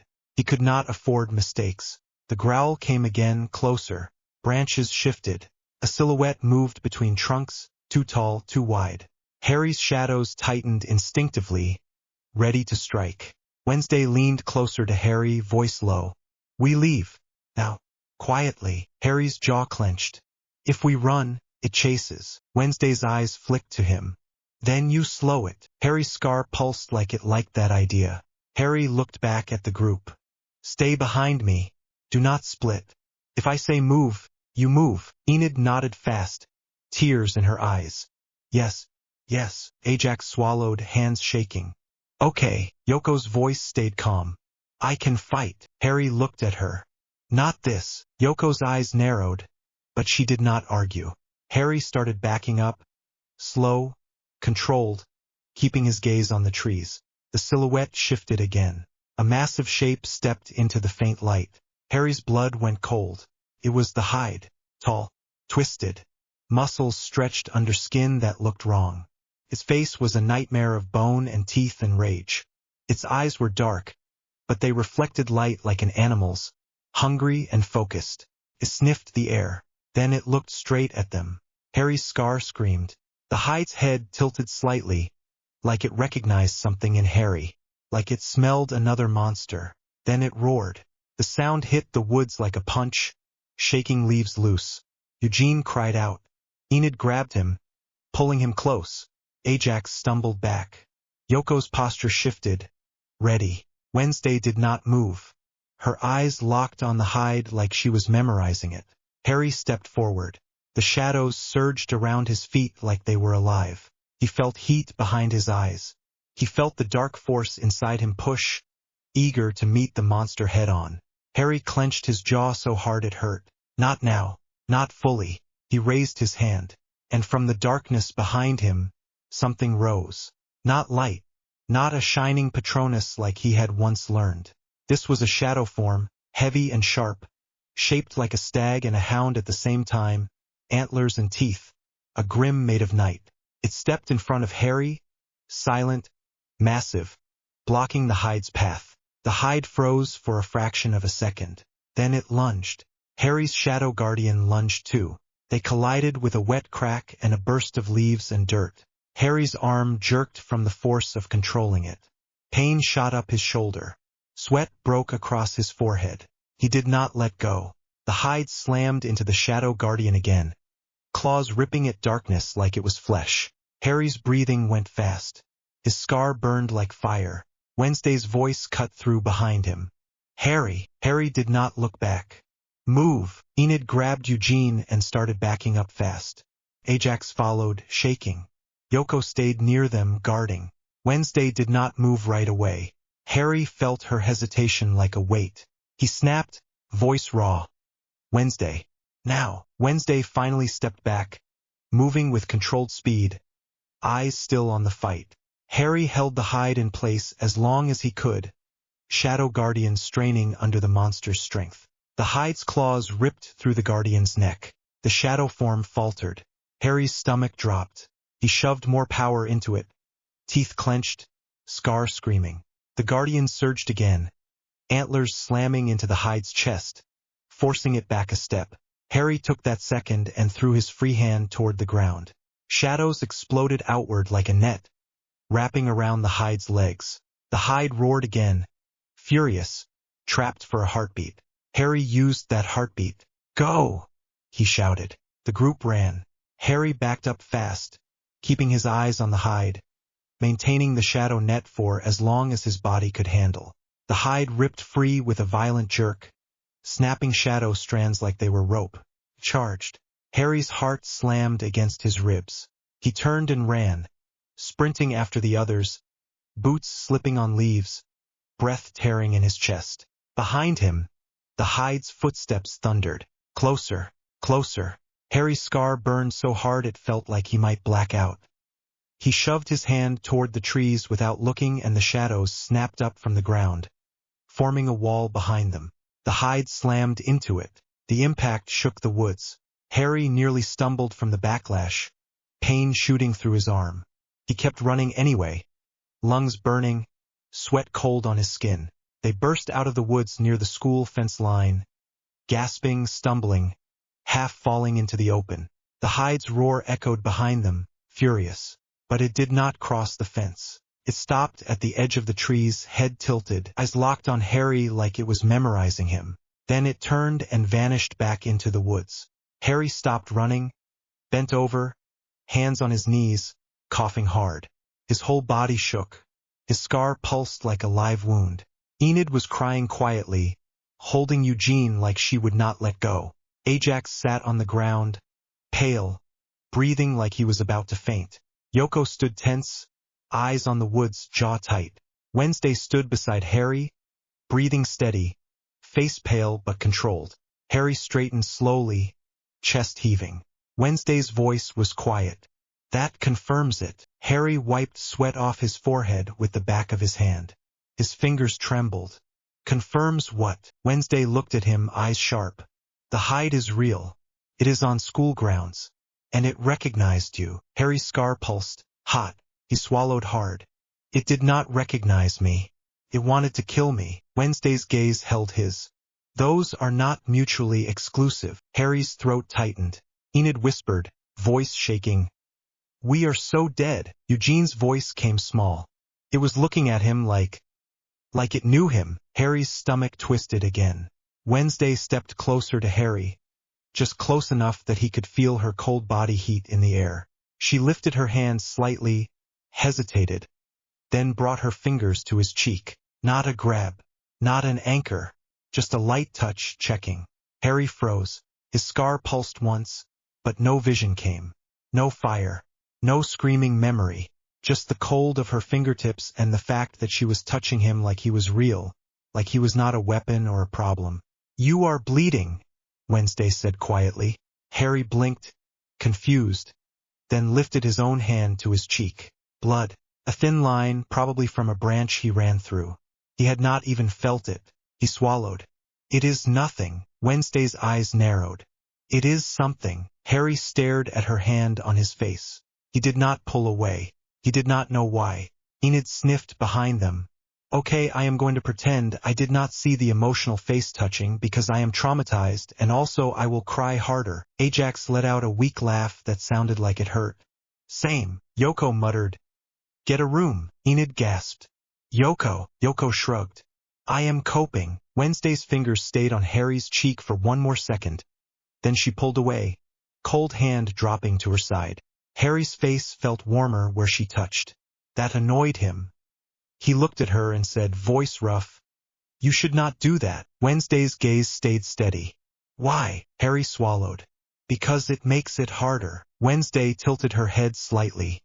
Harder to do what? Harry stared at her for a second too long. Then, before he could overthink it, before his scar could flare and remind him he was a mess, he stepped closer. Harder to leave, Harry said quietly. Wednesday did not move. Her eyes widened a fraction, then narrowed again like she was trying to analyze the sentence and also the feeling behind it. Harry's heart hammered. His lungs still burned.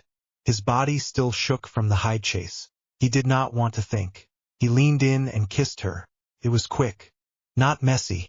Not dramatic. Just a brief press of lips like a question and an answer at the same time. Wednesday froze for half a second. Then she kissed him back. Not soft. Not sweet. Just real. Harry pulled back, breathing hard, eyes locked on hers. Enid made a sound behind them that was half sob and half squeal. Oh my God, Ajax whispered. Oh my God, Yoko muttered. Finally, Harry's face went hot. He wanted to vanish into the ground. Wednesday's expression stayed mostly blank, but her eyes were sharp and alive. She stared at him and said, "That was impulsive." Harry swallowed. "Yes." Wednesday's mouth twitched slightly. "I do not hate it." Harry's chest tightened. "Good." Enid wiped her face aggressively. "Okay, I am going to need therapy, and also a snack, and also we almost died, so I am not processing romance right now, but I am also processing romance right now." Wednesday turned her head slightly, eyes on the woods again, voice snapping back into focus. "We tell no one about this." Enid blinked. "About the hide or the kiss?" Wednesday's eyes flicked to her. "Both." Enid nodded fast. "Yes, absolutely. Secrets. Love secrets." Harry's scar pulsed again, hot and urgent, like it did not care about kissing or feelings. Cared about the monster. Harry stared at the dark line of trees. Somewhere in there, the hide was moving. Somewhere in there, the pilgrim was moving too. And somewhere in there, someone was controlling it all. Harry's hand tightened around his wand in his sleeve. Wednesday's voice dropped, quiet and deadly. "Tonight, we go back to the meeting house. We confirm the crypt." Harry's stomach tightened. He looked at her. "And if the hide is there?" Wednesday met his gaze without flinching. "Then we stop running." Harry's scar burned like it agreed. And deep in the woods, far enough that the others could not hear it, something roared again, lower this time, like a warning that it was not done with them. Harry did not look away. Harry did not do dances. He did not do rooms full of people who pretended they were not afraid of each other. He did not do music that tried to shove feelings into you by force. He did not do bright lights and cheap perfume and the way someone always ended up crying in a corner because a look or a laugh landed wrong. He especially did not do any of it when there was a monster on the loose that had already proven it could tear a person apart in the woods like they were nothing. He was in Bradbury Tower with the window cracked open, listening to the distant thud of bass from the main building. The noise came in waves like the lake wind. It made the glass vibrate. The shadows in his room shifted with it, slow and annoyed, like they were trying to settle and the sound would not let them. Harry sat on the edge of the narrow bed and watched his wand roll between his fingers. He had cleaned it. He had checked the wards. He had checked his door 3 times, not because he thought anyone could break in, but because old habits did not care what he thought. A tap sounded against the window. Harry froze. Not fear. Just the instant, clean stillness before a fight. The tap came again. Then a scrape like fingernails on glass. Harry stood. The shadows moved with him, crawling up his sleeves like smoke. He crossed the room and pulled the curtain aside. A hand clung to the outside of the window frame, fingers spread, palm pressed flat to the glass as if it could see him through it. Thing. Harry stared at it. Thing stared back as much as a hand could stare. He opened the window a few inches. Cold air spilled in, carrying the wet smell of the woods. Thing slipped inside, landing silently on the desk.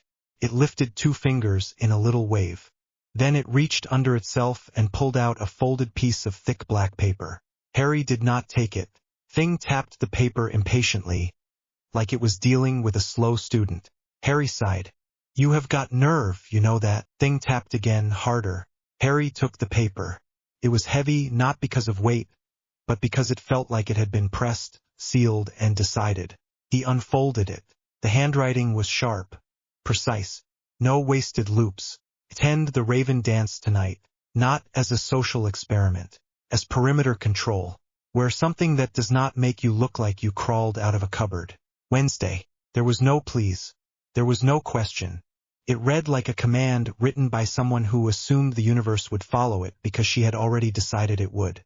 Harry stared at the note for a long moment. Then he looked at Thing. "Is she serious?" Thing shrugged in the most infuriatingly expressive way possible. Harry rubbed the bridge of his nose.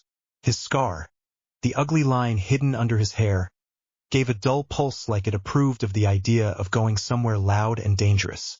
He hated that his magic had opinions now. He folded the paper again. "Tell your mistress I am not her guard dog." Thing lifted its fingers and flicked them in what was either a rude gesture or a joke. Then it hopped down from the desk and started toward the window. Harry moved before he could think.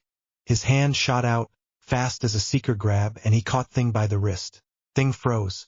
Harry did too, because he could feel it, the tiny tension in the hand, like it was ready to fight him. Not fear. Pride. Harry kept his grip gentle. He could have crushed bone. He did not. "What is she really doing tonight?" Harry asked quietly. Thing did not answer. It just held still, like it had been trained to never betray its owner. Harry loosened his grip. "Right? Of course." Thing pulled free, scrambled up the window frame, and vanished into the night. Harry stood there a second longer, listening to the bass thump again, the distant laughter. He pictured the gym, the decorations, the crowd, the monster that could be anywhere. He pictured Wednesday Addams in the middle of it, face blank, eyes sharp, acting like she owned the room because she did not care if the room hated her. Harry swore under his breath, then caught himself and swallowed it before it could become anything uglier. He did not need his own head adding fuel. He crossed to the wardrobe. It held a handful of clothes, all dark, all practical. Most of them looked like they belonged on a person who had been raised to expect ambushes, which, to be fair, he had. He hesitated, then pulled out the one thing he had not worn since leaving Britain. Dress robes. They were not the kind Hogwarts made you wear for a ball, with silly collars and the feeling of being stuffed into old curtains.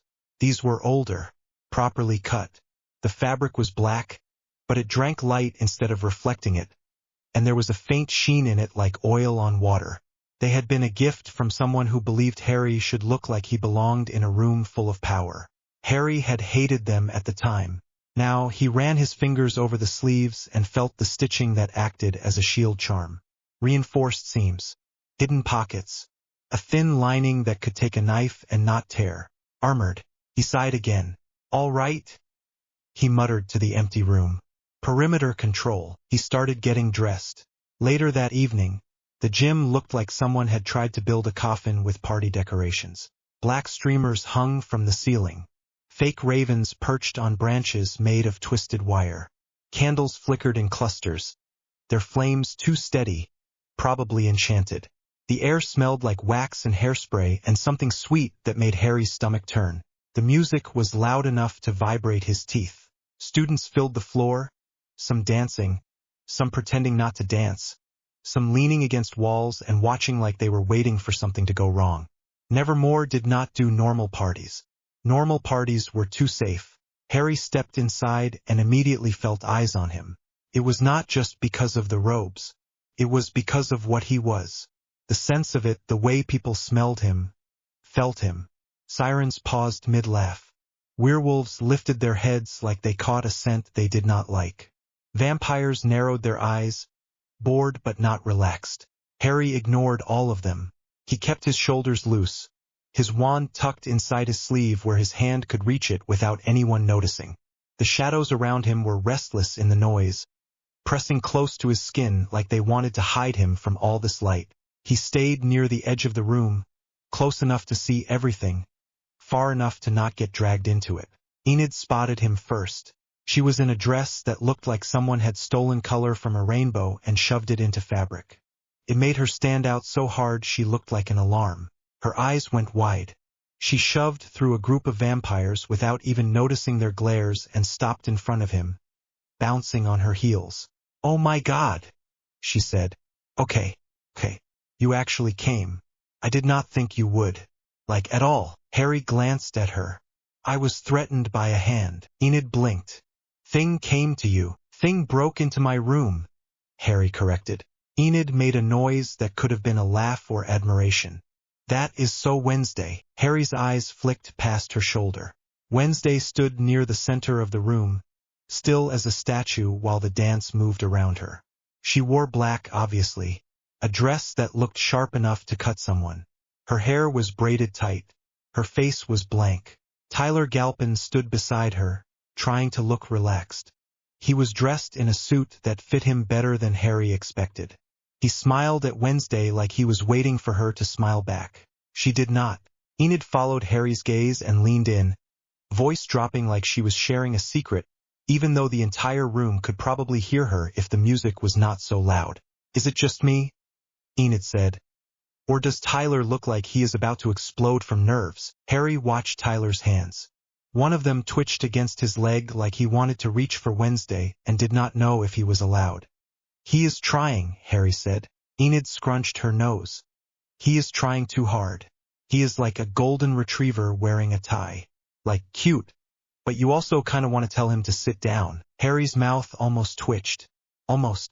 Enid's attention snapped back to him. "Also, you look scary. In a good way. Like if a vampire prince went to war." Harry glanced down at the robes. "It is just fabric." Enid snorted. "No, it is you in fabric. There is a difference." She grabbed his sleeve before he could react and tugged him forward a step. Harry's body went tense out of instinct, then relaxed when he realized it was Enid and not someone trying to drag him into a fight. Enid pointed with her chin.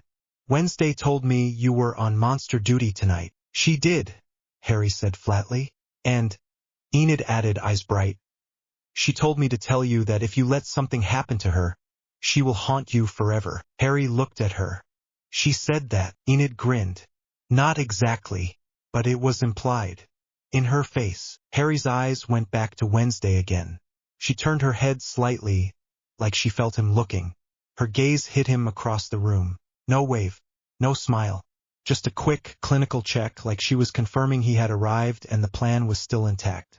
Then she looked away. Harry blew out a slow breath. He did not like feeling like part of someone else's plan. He had spent too many years being moved around by adults with smiles that meant nothing. Wednesday was not an adult, but she did have the same kind of eyes. Enid squeezed his sleeve once and let go. "Okay, I have to go pretend I am normal. Wish me luck." "Good luck," Harry said. Enid brightened. "Thanks. Try not to murder anyone. Unless they deserve it." She darted off toward Lucas, who was standing near the snack table like he was hoping someone would trip and spill punch on him so he could leave. Harry stayed where he was. He watched the room. Bianca Barkley was on the dance floor, moving like she owned the music. Her siren confidence rolled off her in waves, and people shifted toward her without realizing why. Xavier Thorpe was nearby, watching her in a way that looked like jealousy and regret smashed together. Ajax Petropoulos hovered awkwardly at the edge, his hat pulled low, talking to Yoko Tanaka, who looked amused at whatever he was saying. Principal Weems stood near the entrance, pretending she was supervising. Her eyes scanned the room with the same tight control she used in her office. She did not look like she was enjoying the dance. She looked like she was waiting for something to go wrong. Smart. Harry's scar gave another dull pulse. Like it agreed. The music changed. The beat got sharper. The lights shifted. Dimmer. Redder. Someone shouted in excitement. Harry's eyes snapped to Wednesday again. Tyler leaned in, speaking close to her ear because the music was too loud. He said something that made his smile widen, like he thought he had said something charming. Wednesday tilted her head slightly, then stepped forward. She walked onto the dance floor. Harry's breath caught not because she looked pretty. She did not move like someone trying to look pretty. She moved like someone walking into a battlefield. The song kicked in. Wednesday started to dance. She did not dance like anyone else. Her arms cut through the air in sharp angles. Her hands flicked like she was casting spells. Her face stayed blank. Her eyes stayed wide and cold. She moved like she was mocking the idea of a dance by turning it into something violent and precise. The crowd reacted the way crowds did when something different happened. People stared. People laughed. People tried to copy her and failed. People backed up like they were not sure if she was joking or threatening them. Tyler stood there, watching her like he did not know if he should be impressed or terrified. Harry's heart thudded once, hard. He did not like her. He did not like her at all. And yet he could not look away. The shadows at his feet shifted, restless. They curled toward the dance floor like they were curious too, like they wanted to touch the sharpness of her movement. Harry tightened his fingers against his wand inside his sleeve until his knuckles ached. He forced himself to look away and scan the edges of the room again. A dance was a perfect time for an attack. People distracted. Noise covering screams. Doors open. Students leaving and returning. Shadows everywhere. Harry's eyes caught on the ceiling. On the metal grate above the dance floor. Something was there. Not a person. Not a raven decoration. A small shape, clinging to the edge. Harry's stomach dropped. He did not move right away. Not panic. Calculation. He narrowed his eyes, trying to focus through the lights. The shape shifted. A hand. A bucket. No, not a bucket. A container. Harry's brain clicked through it fast. Someone above the dance floor. Someone about to dump something. He started forward, pushing through the crowd. Too late. The container tipped. Liquid poured out. Fell in a sheet, dark red under the lights. For one stupid heartbeat, half the room thought it was paint. Or decoration. Or part of the theme. Harry did not. He smelled it before it hit. Copper. Salt. Iron. Blood. Harry's magic flared like a warning siren inside his bones. His wand was in his hand without him fully realizing he had drawn it. He did not speak. He did not need to. He flicked his wrist. The air in front of him snapped cold. The falling blood stopped mid-drop. Every single bead froze in place like the world had paused. Suspended in the air above the dance floor in a red cloud. It glittered under the lights, horrible and beautiful. Like someone had thrown rubies into the air and time had refused to let them fall. The music stuttered. Not because the band stopped, but because the room did. People screamed anyway. A siren shrieked and stumbled back, slipping on nothing because the blood had not reached the floor. A vampire bared fangs, eyes fixed on the suspended droplets like hunger had replaced fear for a second. Werewolves growled. Someone laughed once, high and hysterical. Wednesday stopped dancing. She stood perfectly still in the center of the floor, looking up at the frozen blood above her head. Then she turned her head and looked at Harry. Her eyes did not show fear. They showed something else. Recognition. Validation. Like she had just watched the universe prove her point. Harry felt the room's attention slam onto him like a physical force. He heard whispers start. He saw Weems step forward fast, her face tightening. Harry's arm started to shake. Not because holding the spell was hard. It was not. Because he could feel his own magic pushing, wanting to do more. Wanting to lash out at whoever had done this. Wanting to turn the whole gym into a grave. He swallowed hard and forced himself to breathe. He lowered his wand slowly. The blood did not fall. It hardened.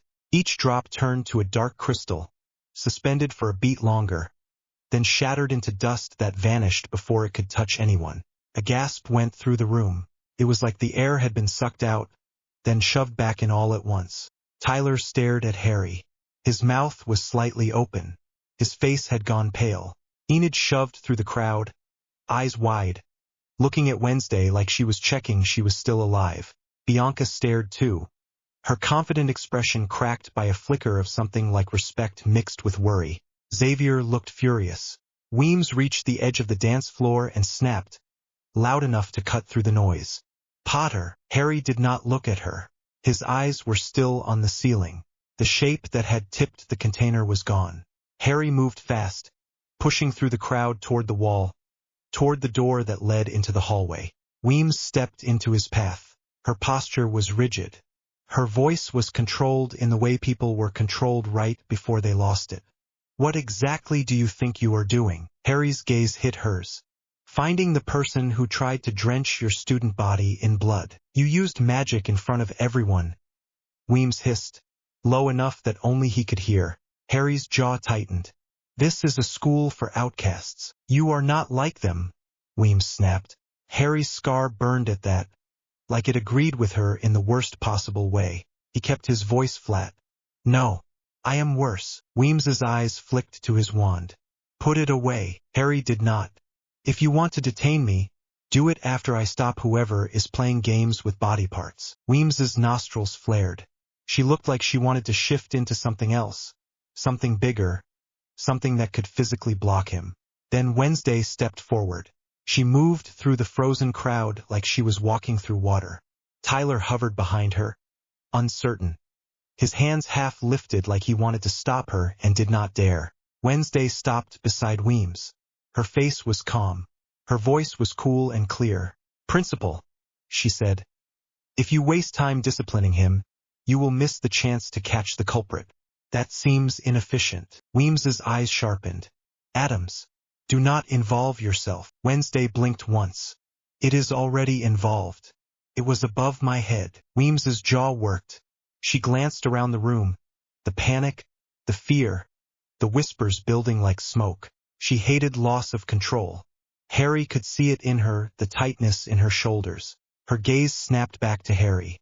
5 minutes. Harry raised an eyebrow. Generous. Weems leaned in, voice like ice. If you make this worse, I will personally escort you out of my school. Harry leaned in too, close enough that he could smell her perfume and the lie beneath it. If your school cannot handle a monster, it deserves to be burned down. Weems's eyes flashed. Wednesday watched them like she was watching two predators decide whether to bite. Harry turned and pushed out the gym doors. The hallway outside was dim. The music was muffled behind him, replaced by the hum of old lights and distant voices. He moved fast, wand still in his hand, senses stretched. He did not have werewolf smell. He did not have siren hearing. He had something else. The air had a wrongness when magic had just been used. It left a residue, a taste. The blood had been real. The spell that had moved it had been mundane, physical, not magic. But someone had had to carry it. Someone had climbed up there. Someone had gotten out without being seen. Harry paused at the corner and listened. Footsteps. Running. Too light to be Weems. A laugh. Breathy and nervous. Harry moved. He followed the sound down the hallway, around the bend, toward the side doors that led outside.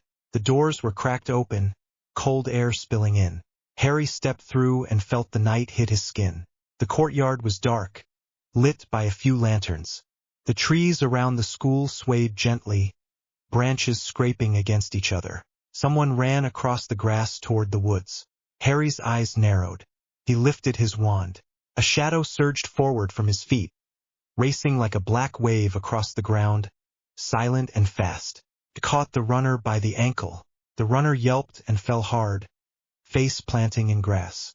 Harry walked toward them, boots quiet on the damp ground. When he reached them, he saw it was not a student. It was a local boy from Jericho, one of the ones who had laughed at outcasts during the festival. He was covered in mud and his eyes were wide with panic. He tried to crawl backward, scrambling like a crab. I did not mean it. I did not mean it. It was just a prank. Harry crouched, wand angled down. The shadow held the boy's ankle like a chain. You hauled blood into my school, Harry said. The boy's face twisted. It was not blood. It was pig blood. From my dad's shop. It is not like we killed anyone. Harry's stomach tightened anyway. Pig blood still smelled like blood. It still triggered the same instincts. It still made the room scream. He leaned closer. Who told you to do it? No one, the boy said too fast. Then he flinched like he heard himself. Okay, someone did. But I do not know her name. Harry's eyes narrowed. Her, the boy swallowed hard. She is a teacher. At your school. She said it would be funny. She said outcasts love that weird stuff. She said it would put that Adams freak in her place. Harry felt something cold settle in his chest. A teacher. He did not ask which one yet. He already had a name in his head. A bright smile and soft voice that felt like a trap. He stood and tightened his grip on his wand. The boy whimpered. Please, please, I will go. I will never come back. I am sorry. Harry looked down at him. He could end this right now. He could drag the boy into the shadows and make him disappear like so many people had wanted Harry to disappear when he was younger. His scar pulsed hot like it liked that thought. Harry swallowed, jaw tight. He forced his fingers to unclench. Instead, he flicked his wand. The shadow released the boy's ankle. The boy scrambled up and ran, stumbling twice, then sprinting toward the gates like his life depended on it. Harry watched him go. A slow clap sounded behind him. Harry turned sharply. Wednesday stood a few steps away, hands behind her back. She had left the gym without anyone stopping her, apparently. Tyler was not with her now. The lights from inside the school outlined her like a silhouette.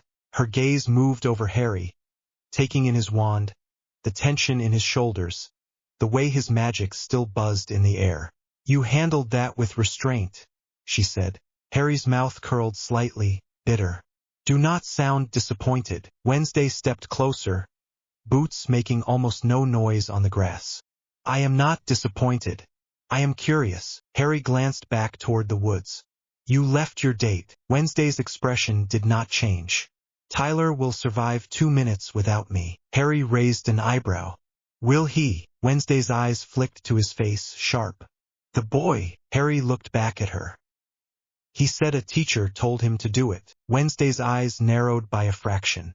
A teacher is orchestrating humiliations. Harry let out a slow breath. Or something worse. Wednesday tilted her head. Did he identify which teacher? Harry hesitated a fraction of a second. He did not want to say it. Not because he cared about the teacher. Because once he said it, it became real. A concrete target. A reason. But Wednesday did not do vague. She did not do maybe. Harry spoke anyway. He said she. That narrows it down. Wednesday's gaze sharpened like a blade. Thornhill. Harry did not answer. Wednesday watched him. You already thought it. Harry's scar pulsed again. Hotter. Like it was irritated he was being predictable. I do not trust smiles, Harry said. Wednesday nodded once.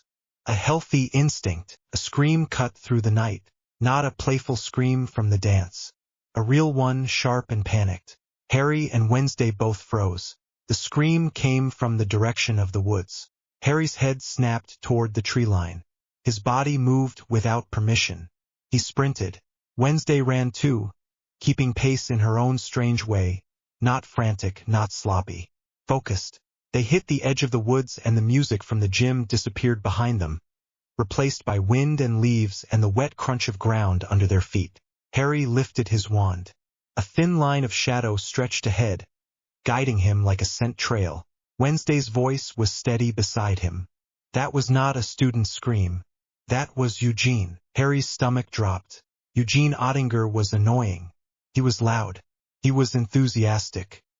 He was reckless in a way that made Harry want to grab him by the collar and shake sense into him. He was also a kid who did not deserve to be mauled because he wanted to prove himself. Harry ran faster. They reached a clearing near the old stone path that led toward the cave area by the lake. Harry saw Eugene first. He was on the ground, half in leaves, half on dirt. His bee-suit hood was torn. His glasses were gone. He was trying to crawl backward with his elbows, dragging his legs like they did not work. His face was streaked with blood, and over him, looming, was the hide. It was taller than a man, all hunched muscle and claw, skin like wet stone. His mouth was split too wide, teeth jagged. His eyes were dark and hungry. It lifted one claw and brought it down toward Eugene's chest. Harry did not think. He threw his hand out.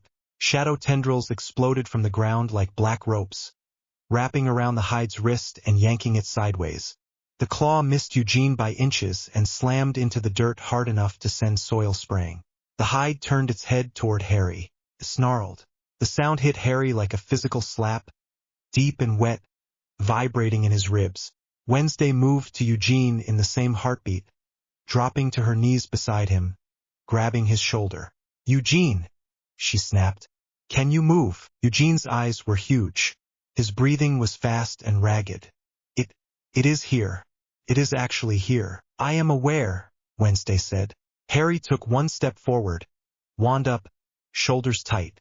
Get behind me. Wednesday did not look at him. I am busy. The hide ripped its wrist free from the shadows with brute force. The tendrils snapped apart like overstretched cords. Harry's jaw clenched. He flicked his wand again, sending more shadows forward, thicker this time, wrapping around the hide's legs. The hide stumbled, then slammed its fists into the ground. The impact shook the clearing. Leaves jumped. Eugene cried out, clutching his ribs. The hide tore one leg free, then the other, ripping the shadow bindings apart with pure strength. Harry's heart hammered. This was not like fighting a wizard. You could not talk it down. You could not trick it with a clever charm and a grin. This was a beast with a human brain buried somewhere inside it. Harry's scar burned. The shadows around him surged, eager. Harry's voice came out low. All right then, he stepped forward. The hide lunged. It moved fast, faster than its size should allow. Covered the distance in a leap, claws out. Harry dropped his center of gravity and swung his wand, not aiming to hit, aiming to catch. A wall of shadow rose in front of him like a curtain, thick and heavy. The hide slammed into it. For a second it held. Then the hide's claws tore through it like it was fabric. Harry felt the tear in his magic like a rip in skin. Pain flared up his arm. He gritted his teeth and shoved more power in, forcing the shadows to thicken, to wrap around the hide's arms. The hide snarled again, spittle flying. It fought like it was used to winning. Harry's mind went practical. He could not just bind it. It would break free. He had to hurt it. He raised his wand and drove it down. Shadow spikes shot up from the ground beneath the hide, stabbing into its legs. The hide roared, a sound full of rage and surprise. It staggered, grabbing at the spikes like it could pull them out. Blood seeped from the wounds, dark under the moonlight. Harry's stomach twisted. He did not like causing blood. He did it anyway. The hide ripped one spike out. It bled more. It did not care. It turned its head and locked eyes on Harry like it had chosen him. Then it moved. It did not charge straight. It feinted left, then slammed its shoulder into Harry's shadow wall again, breaking through with brute force. His claw caught Harry across the chest. Pain exploded. Harry staggered back, breath leaving him in a sharp grunt. He looked down and saw the robe fabric cut, the shield charm holding most of it but not all. Blood seeped through, warm and sticky. Wednesday's voice cut through it. Harry, he did not answer. He could not with the hide coming again. He lifted his wand and snapped it toward the beast's face. A tendril of shadow lashed out like a whip and cracked across the hide's cheek. The hide's head snapped sideways. It roared, then swung back, catching the tendril and yanking. Harry felt his own magic pulled. The hide was literally grabbing his shadows and using them like ropes. That was new. Harry's eyes widened a fraction. He tightened his grip and yanked back. For a second, it was tug of war with a monster. Harry's boots slid in the dirt. His chest burned. His scar pulsed like it wanted him to stop playing fair. He let the shadows go. The tendril slipped free, snapping back, and the hide stumbled forward from the sudden lack of resistance. Harry used that moment. He stepped in close, too close, and slammed his fist into the hide's throat. It was stupid. It was instinct. It was the part of him that still thought fists meant something. The hide's skin felt like wet stone. Harry's knuckles screamed with pain. The hide's head jerked back anyway. Harry did not stop. He swung again, then again, punching hard, breath coming fast. The hide grabbed him by the shoulder and threw him. Harry flew sideways and hit a tree trunk. The impact made stars burst behind his eyes. His lungs clenched. He slid down the bark, gasping. The hide turned toward Eugene again. Wednesday shoved Eugene behind her, knife in hand. She held it like she meant it. Harry's stomach dropped. No. He forced himself up, legs shaking. His wand was still in his hand. Good. He aimed at the hide's shadow on the ground. He did not think about spells. He thought about anchors, about chains, about the way shadows clung to what made them. He slammed his wand down. The hide's shadow snapped flat to the ground like it had been nailed. The hide itself jerked mid-step, body pulling forward while the shadow stayed pinned. It roared, confused, furious. Harry pushed harder, sweat breaking out on his forehead. His arm shook. His scar burned like a brand. The hide tried to rip free, muscles straining, claws digging into dirt. It was like watching a dog on a leash fight the leash until it choked itself. Wednesday stepped in. She did not hesitate. She drove her knife into the hide's side. The blade sank deep. The hide screamed, a sound so full of pain it almost sounded human. It turned its head toward Wednesday. Harry's breath hitched. He shoved more magic into the shadow pin. The hide could not move properly, but it could still twist. Its claws swung toward Wednesday's face. Wednesday did not flinch. She leaned back just enough that the claws missed her cheek by a fraction, then yanked the knife out and stabbed again. Blood sprayed. Harry's stomach twisted harder. The hide's eyes went wild.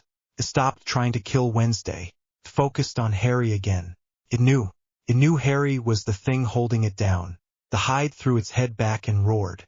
The sound ripped through the woods and made birds explode out of trees. Harry's vision blurred for a second. His scar flared. The shadows around him surged like a wave breaking. Harry's breathing got rough. His hands started shaking. He could feel the darkness inside him pushing, trying to get out. Not just shadows on the ground. Something deeper. Something hungry. He clenched his jaw so hard his teeth ached. Not now. The hide pulled harder against the shadow pin, muscles bulging. The pin's shadow stretched, thin lines spidering like cracks. Harry felt it slipping. If it got free, it would kill Eugene. It might kill Wednesday. It might kill all of them and walk away laughing in its wet, animal way. Harry's heart hammered. He made a decision. He let go of control. Just a little. The shadows exploded outward, not as tendrils, but as a thick, swirling mass that poured out from Harry like smoke from a fire. It wrapped around the hide's body, not binding it like ropes, but swallowing it, covering its face, clogging its mouth. The hide clawed at it, roaring, but the sound came muffled now. Harry's scar burned like it was being split open. His vision darkened at the edges. He could hear his own breathing, loud, desperate. Wednesday's voice cut through the roar. Harry, enough. He did not know if she meant enough power or enough before he lost himself. Harry forced his eyes open wider. He saw Eugene on the ground, clutching his ribs, face pale. He saw Wednesday standing in front of him, knife slick with blood. Her braid loosened. Her eyes locked on Harry, not the monster. She looked worried, not panicked, worried. It hit Harry like a punch. Wednesday Addams did not worry about people. Not like this. Harry swallowed hard. He forced the shadows to tighten, to compress, to stop spreading. The hide thrashed under the darkness, then went still for a beat, like it was suffocating. Then it did something Harry did not expect. It laughed. A wet, broken laugh, like something inside it thought this was funny. Then the hide's body twisted unnaturally, bones cracking, and it ripped free of the shadow mass with a burst of raw force. The darkness tore like cloth. Harry stumbled, almost falling to one knee. The hide landed on its feet, blood dripping, chest heaving. It stared at them for 1 second longer. Then it turned and sprinted into the trees. Gone. Harry stood there, shaking, wand still raised, as if his body had not caught up to the fact that the fight had ended. His breathing was ragged. His chest hurt. Blood stuck to his shirt under the torn robe. His hands would not stop shaking. Wednesday stepped toward him. Harry forced himself to look at Eugene instead. Eugene. Eugene blinked up at him, breathing shallow. It is gone. Yes, Harry said tightly. It is gone. Wednesday crouched beside Eugene again, fingers pressing lightly against his ribs. Eugene hissed. You have broken something, Wednesday said. Eugene tried to laugh and coughed instead, face twisting with pain. Worth it. Wednesday's eyes flashed. No, it was not. Harry moved closer, kneeling on Eugene's other side. He glanced at the torn suit, the blood. His stomach clenched. He had seen worse injuries. He had seen bodies shredded in war. That did not make this easier. Harry lifted his wand and aimed it at Eugene's chest carefully. Eugene's eyes went wide. Harry, what are you doing? Shut up, Harry said, voice rough. He focused. He could not heal properly, not like a trained healer. But he could stop bleeding. He could stabilize. He whispered a charm, soft, controlled. Warmth spread from his wand tip into Eugene's body. Eugene gasped, then sagged slightly as the pain dulled from sharp to manageable. Harry's forehead dampened with sweat. His hands still shook. He stopped and pulled back, breathing hard. It will not fix broken ribs, Harry said, but it will keep you breathing until someone who actually knows what they are doing can help. Eugene swallowed. Thanks. Harry did not answer. Wednesday stood. Her gaze swept the woods, then snapped toward the path back to school. We need to get him to the infirmary, she said. Harry nodded, though his vision still swam. He tried to stand and realized his legs did not want to cooperate. Wednesday's eyes flicked to his chest. The blood, the torn robe. You are injured, she said. It is nothing, Harry lied automatically. Wednesday stepped closer, her gaze sharp. It is bleeding. Harry's jaw clenched. I have had worse. Wednesday's hand lifted. Harry tensed. She did not touch him. She just hovered her fingers near his chest, as if she was deciding whether to ignore his stubbornness or crush it. Then she turned away, voice brisk. Lift, Eugene. Harry swallowed and forced himself to focus.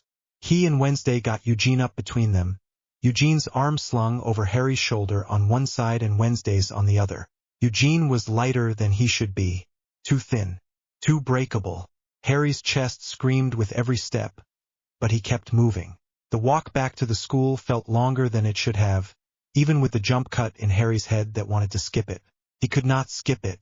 Every crunch of leaves, every breath, every second felt like it mattered. They reached the edge of the courtyard. Lights spilled from the gym doors. Music still thumped, muffled. People were spilling out now, panicked and talking over each other. Someone had noticed Harry chasing the blood prank.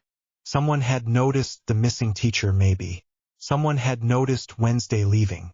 Enid spotted them first. She ran toward them, dress flaring, face pale. Oh my God, Eugene. Eugene tried to grin. It looked more like a grimace. Hey! Enid's eyes filled fast. No, no, do not hey me. You are bleeding. Wednesday snapped. Infirmary. Now. Enid nodded fast, wiping her face with the back of her hand. She moved to Eugene's other side, helping support him, her body shaking with adrenaline. Harry's vision blurred again. His breathing was rough. The pain in his chest pulsed with every heartbeat. They pushed into the school, through the halls, straight to the infirmary. The nurse on duty looked up and went pale. She moved fast, barking orders, pulling sheets back, getting Eugene onto a bed. Eugene made a small sound of pain when they lowered him. Harry stepped back, swaying slightly. Wednesday stood beside the bed, eyes locked on Eugene, face tight. Enid hovered near the nurse, hands clenched, looking like she wanted to fight the entire universe. The nurse started checking Eugene's ribs, her hands firm. What happened? Wednesday's voice was flat. The hide. The nurse froze. Then she moved faster. Harry leaned against the wall, trying to keep his breathing steady. His scar still burned. His hands still shook. He stared at his own fingers like they belonged to someone else. Wednesday turned her head and looked at him. Her eyes narrowed. She took one step toward him. Harry straightened automatically, trying to look fine. Wednesday stopped in front of him, close enough that he could smell the faint cold scent of her hair and the metallic tang of blood still in the air. You are not fine, she said. Harry forced a shrug. I am standing. Wednesday's gaze dropped to his chest again. The blood had spread under the robe fabric, dark and sticky. You are bleeding through your clothing, she said. That is not a sign of wellness. Harry's jaw tightened. I will deal with it later. Wednesday's eyes flicked up. You are shaking. Harry swallowed hard. It is adrenaline. Wednesday watched him for a beat longer, then spoke quietly, so only he could hear. You let it out. Harry's breath caught. He did not answer.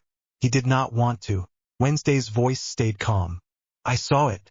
It wanted to keep going. Harry's throat felt tight. He forced his voice out anyway, low and blunt. Yes. Wednesday's gaze did not soften, but something in it shifted. She looked less like she was observing him and more like she was taking responsibility for what she had involved him in. You stopped it, she said. Harry let out a short breath that almost sounded like a laugh. Congratulations. I did not murder anyone in front of you. Gold star. Wednesday's lips twitched. Barely. Do not get arrogant. You bled. Harry's hand lifted without him meaning it, pressing lightly against his chest, feeling the damp warmth through fabric. It hurt. He tried not to show it. Wednesday glanced toward the nurse and Eugene, then back at Harry. Come, she said. Harry blinked. Where? Somewhere quiet, Wednesday said. Before you collapse in my infirmary. That would be inconvenient. Harry almost said no out of stubbornness. Then his knees went weak for a second and he realized he was going to end up on the floor if he kept pretending. He nodded once. Wednesday turned and walked out. Harry followed, keeping his steps steady by force. They moved through the hallway away from the noise and the people and the panic. Harry's chest throbbed. His scar pulsed. His hands still shook, though he tried to hide it by keeping them tucked into his robe sleeves. Wednesday led him out a side door and toward the path by the lake. The night air hit Harry's skin and made him shiver. Cold, wet, clean compared to the gym. They walked in silence for a few minutes, the only sounds their footsteps and the distant rustle of trees. Harry finally spoke because the quiet was starting to feel like a trap. "Where are we going?" Wednesday did not look back. "The cave." Harry's stomach tightened. "Why?" "Because the hide was guarding it," Wednesday said. "Because Eugene was there. Because there is a reason." Harry's jaw clenched. "He could have died." "He did not," Wednesday said bluntly. "And now we have confirmation." Harry's blood ran cold. "Confirmation of what?" Wednesday glanced back at him, eyes sharp. "That it is not random. That it is being directed." Harry's scar pulsed again like it enjoyed that. They reached the edge of the woods again. The path down toward the cave was darker here, the trees blocking moonlight. Wednesday kept moving without hesitation. Harry followed, wand out now, not bothering to hide it. If something attacked again, he would not waste time. The cave entrance appeared ahead, half hidden behind vines and stone. The air here smelled like damp rock and old water. Wednesday stepped inside. Harry followed. The cave was colder than outside. The sound changed too, their footsteps echoing off stone, the distant drip of water somewhere deeper. Wednesday moved with purpose, like she had walked this path in her head 100 times. Harry's breathing was still rough. Every inhale pulled at the cut on his chest. They reached a wider chamber. There were old markings on the walls, scratches, symbols, signs of someone being here recently. Wednesday stopped and lifted her hand toward a stone shelf. There was a small object there, half hidden in dust. Harry leaned closer. It was a piece of cloth. He recognized it instantly.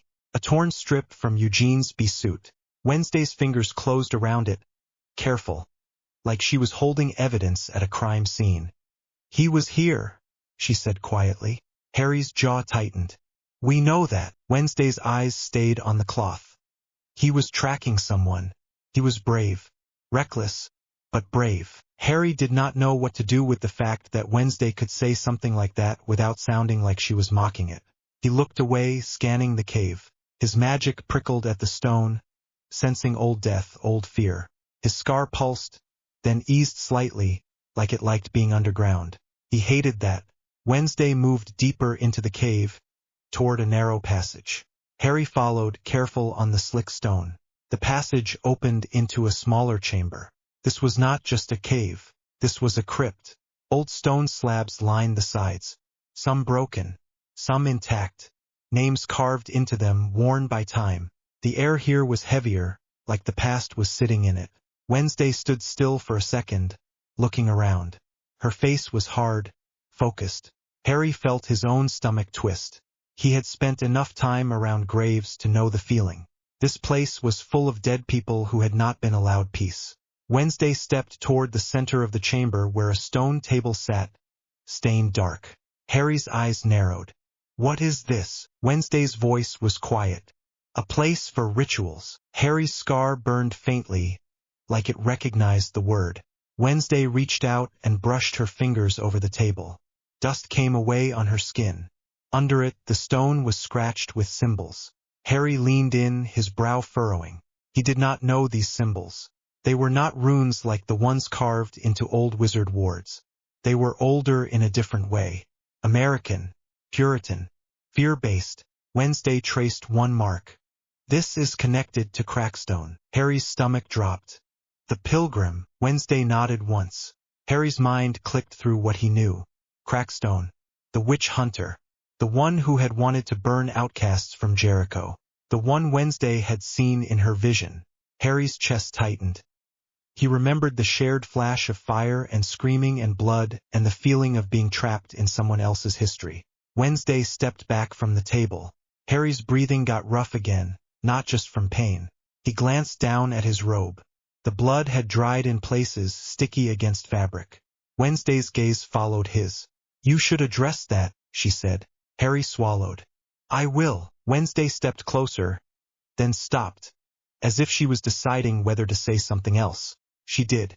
"Remove the robe." Harry stared at her. Wednesday's expression did not change. "You cannot treat a wound through clothing." Harry's voice came out flat. I can. Wednesday's eyes narrowed. You are being obstinate. Harry's jaw clenched. I am being cautious. Wednesday blinked. We are alone. Harry's scar pulsed hot, like it wanted to laugh at him. He swallowed. His hands shook slightly as he undid the robe clasp. He pulled the robe off slowly, wincing as the fabric dragged against the cut. He folded it and set it on the stone table, keeping track of it automatically. Prop logic. Habit. Underneath, his shirt was torn. Blood had soaked through. Wednesday stepped closer. Her gaze went to the wound, clinical, assessing. Harry's breathing went shallow. He hated this. He hated being seen. He hated letting someone look at him like he was breakable. Wednesday reached into a pocket in her dress and pulled out a small cloth and a vial. Harry stared. You carry medical supplies to a dance. Wednesday's eyes flicked up. I anticipated violence. Harry almost laughed. Came out as a rough exhale. Wednesday uncorked the vial. The smell hit Harry immediately, sharp and clean. Antiseptic. She dipped the cloth and pressed it to the wound. Harry hissed, body jerking. His hand shot out and grabbed her wrist instinctively. Not hard, just reflex. Wednesday did not flinch. Her eyes lifted to his face. Harry froze. He realized he was holding her. He loosened his grip, swallowing hard. Sorry. Wednesday's voice was quiet. Do not apologize for pain. She pressed the cloth again. Firm. Harry's breathing got rough. Sweat broke out along his hairline. The sting was real, biting. Wednesday watched his face like she was tracking how much he could take before he snapped. Harry forced himself to hold still. He had been tortured. He had been hexed. He had been burned. This was nothing. But it was different when it was someone's hands on you. Someone not trying to hurt you. Wednesday's fingers moved carefully. She cleaned the blood away in slow strokes. Harry stared at the wall behind her shoulder, focusing on the stone texture to keep his mind from spiraling. Wednesday's voice cut in. The blood at the dance. Harry blinked. What about it? Wednesday's hand did not stop moving. You froze it. Harry's jaw tightened. Yes, you did not hesitate, Wednesday said. Harry swallowed. If it hit you, the entire room would have laughed. Or screamed. Or both. Wednesday hummed softly. Yes, and yet you prevented it. Harry's voice came out rough. Do you want gratitude? Wednesday glanced up, eyes sharp. No. I want an explanation. Harry's jaw clenched. He could lie. He could say it was strategy. He could say it was because she was a key part of his investigation. He could say it was because he was monitoring the perimeter like a good obedient guard dog. But Wednesday had eyes that ate lies. Harry spoke anyway, low and blunt. I do not like people throwing blood at children. Wednesday blinked once. Her expression did not soften, but something shifted, like she stored the fact away in a file labeled unexpected. She finished cleaning the wound and reached for something else. A strip of cloth. She tore it with her hands, quick and practiced. Harry noticed her fingers did not shake. Not even a little. She pressed the cloth against his chest and started wrapping it around him to hold it in place. Her hands brushed his skin by accident. Harry's breath hitched.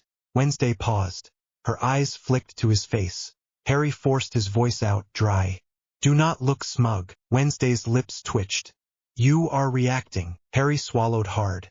Yes. Wednesday resumed wrapping, fingers steady. You run hot. Harry let out a shaky breath that almost sounded like a laugh. Side effect of the hellfire. Wednesday's eyes flicked up again, sharp. Hellfire. Harry regretted the word immediately. It sounded too much like a metaphor, but it was also the closest thing to honest. He swallowed. It is what it feels like when the darkness pushes. Like something inside me is burning and freezing at the same time. Wednesday's hands paused again. She looked at him, not like a doctor, like someone who understood monsters. You stopped, she said quietly. Harry's throat tightened. He nodded once. Wednesday tied the cloth off and stepped back. Harry exhaled slowly, chest tight. He looked down at the makeshift bandage. It was functional. It held. He looked back at Wednesday. She was watching him again, eyes sharp, face unreadable. He tried to joke because if he did not, he would start thinking about how close she had been, how her fingers had brushed him like it meant nothing and everything. You should charge for this, Harry said. Wednesday blinked. For what? Medical care, Harry said. Black market rates. Wednesday's lips twitched again, small and quick. I do not barter. Harry tilted his head. You do not. Wednesday's gaze moved to his hands. They were still shaking slightly. Harry clenched them into fists. Wednesday stepped closer again. Harry tensed automatically. Then she lifted her hand and placed it on his cheek. Cold. So cold it shocked him. Harry froze. His breath stopped for a second. Wednesday's hand was steady.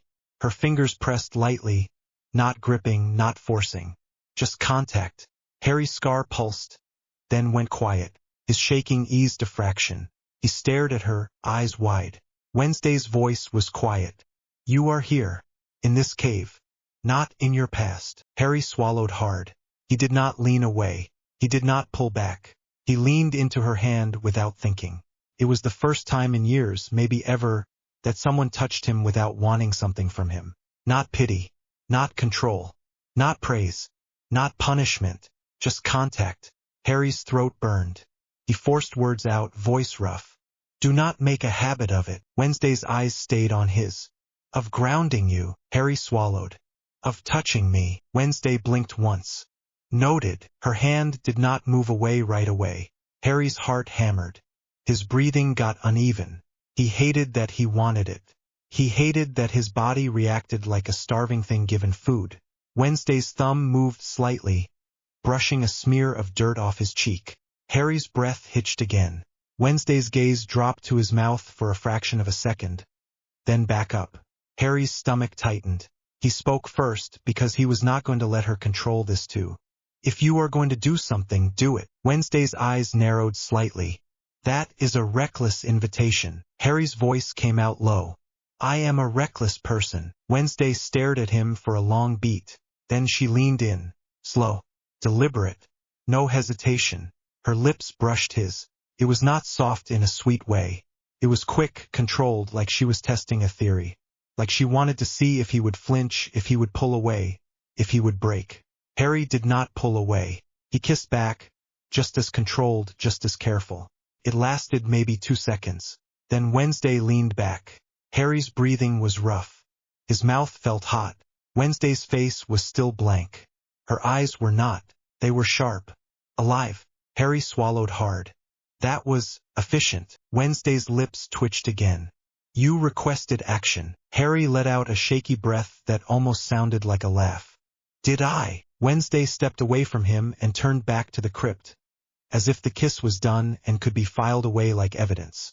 Harry stood there, chest tight, trying to get his body to stop reacting like he had just been shoved off a cliff. Wednesday spoke without turning. We need to leave. Harry blinked. Why? Wednesday's voice was calm. Because the hide fled. Because someone orchestrated the blood prank. Because Eugene is in the infirmary. Because we have evidence of a larger ritual space connected to Crackstone. Harry forced his brain back into place. He nodded once. Right? Wednesday moved toward the passage. Harry picked up his robe from the stone table, folded it over his arm, wand in his other hand. He checked the chamber again, eyes scanning for anything else. His gaze caught on something near the edge of the crypt. A small object, half hidden behind a stone slab. Harry crouched and picked it up. A keychain. Metal. Old. It had a small carved symbol on it. A sheriff's star. Harry's stomach dropped. He looked up at Wednesday. She had stopped and turned back, eyes narrowing as she saw what he held. Her voice was quiet. That does not belong here. Harry's jaw clenched. No. Wednesday stepped closer, gaze locked on the keychain. Tyler's father. Harry's scar pulsed, hot and sharp, like it was pleased. Harry's voice came out low. Either the sheriff has been here. Wednesday's eyes sharpened. Or someone wants us to think he has. Harry stared at the keychain. He could feel the weight of it, not physical but narrative. Like it was bait. Wednesday's gaze slid to Harry's face. Do you trust it? Harry swallowed. I trust nothing. Wednesday nodded once. Good. They stood there in the crypt, both of them breathing hard, both of them bruised, both of them holding evidence that could either be truth or a trap. Harry's chest hurt. His mouth still felt warm from her kiss. His scar pulsed, steady now, like it had settled after being fed violence and touch in the same night. Wednesday turned toward the passage again. Her voice was calm. "Come," she said. "We are not finished." Harry followed. The cold air of the cave pressed in around them as they moved, and the darkness inside him shifted, quiet for now, waiting. The infirmary smelled like antiseptic and warm linen, like someone had tried to scrub fear out of the air and failed. Eugene was on the bed nearest the door, propped up by pillows, his face pale under the harsh light. His hands kept drifting to his ribs like he could hold himself together if he pressed hard enough. The nurse moved around him with quick, practiced hands, talking in a calm voice that did not match the situation. Enid hovered at Eugene's side, eyes wet, jaw tight. She kept wiping at her face like she was angry at it for leaking. Wednesday stood at the foot of the bed, still as a statue, watching every movement the nurse made. Her braid had come loose at the end, one strand falling near her cheek. She did not fix it. Harry leaned against the wall near the door, arms folded, trying to look like the pain in his chest was not sharp every time he breathed too deep. The bandage Wednesday had tied was holding, but it still stung. His torn shirt stuck to him in places where the blood had dried. The nurse looked up at Wednesday. "He needs rest. No wandering. No hero nonsense." Eugene tried to lift his chin. "I was not doing hero nonsense. I was doing investigative journalism." Enid made a strangled sound. Eugene flinched and tried to smile. Came out crooked. "What? It sounds cooler than getting chased by a monster and nearly dying." Wednesday's eyes did not leave Eugene. "You did get chased by a monster and nearly died." "Yeah," Eugene said, voice quieter. "But I did not." "So?" Harry's fingers curled in his sleeves. He forced his shoulders to stay loose. The nurse turned to Enid. "If he complains of breathing trouble, dizziness, worsening pain, you get me. Do you understand?" Enid nodded hard. Yes, absolutely." The nurse finally looked at Harry, eyes narrowing. "And you? Sit." Harry blinked. "I am fine. You are bleeding through your clothing," the nurse said flatly. "Sit." Harry opened his mouth to argue, then caught Wednesday watching him out of the corner of his eye. Her look was not teasing. It was the same look she gave a locked door right before she picked it. Harry sighed and pushed off the wall. He sat on the edge of the empty bed opposite Eugene, careful, because the movement tugged at the cut and made his chest flare with pain. The nurse approached him with a tray and no patience. "Lift." Harry lifted his shirt carefully. The bandage was already stained through in places. The nurse's mouth tightened. "You got lucky.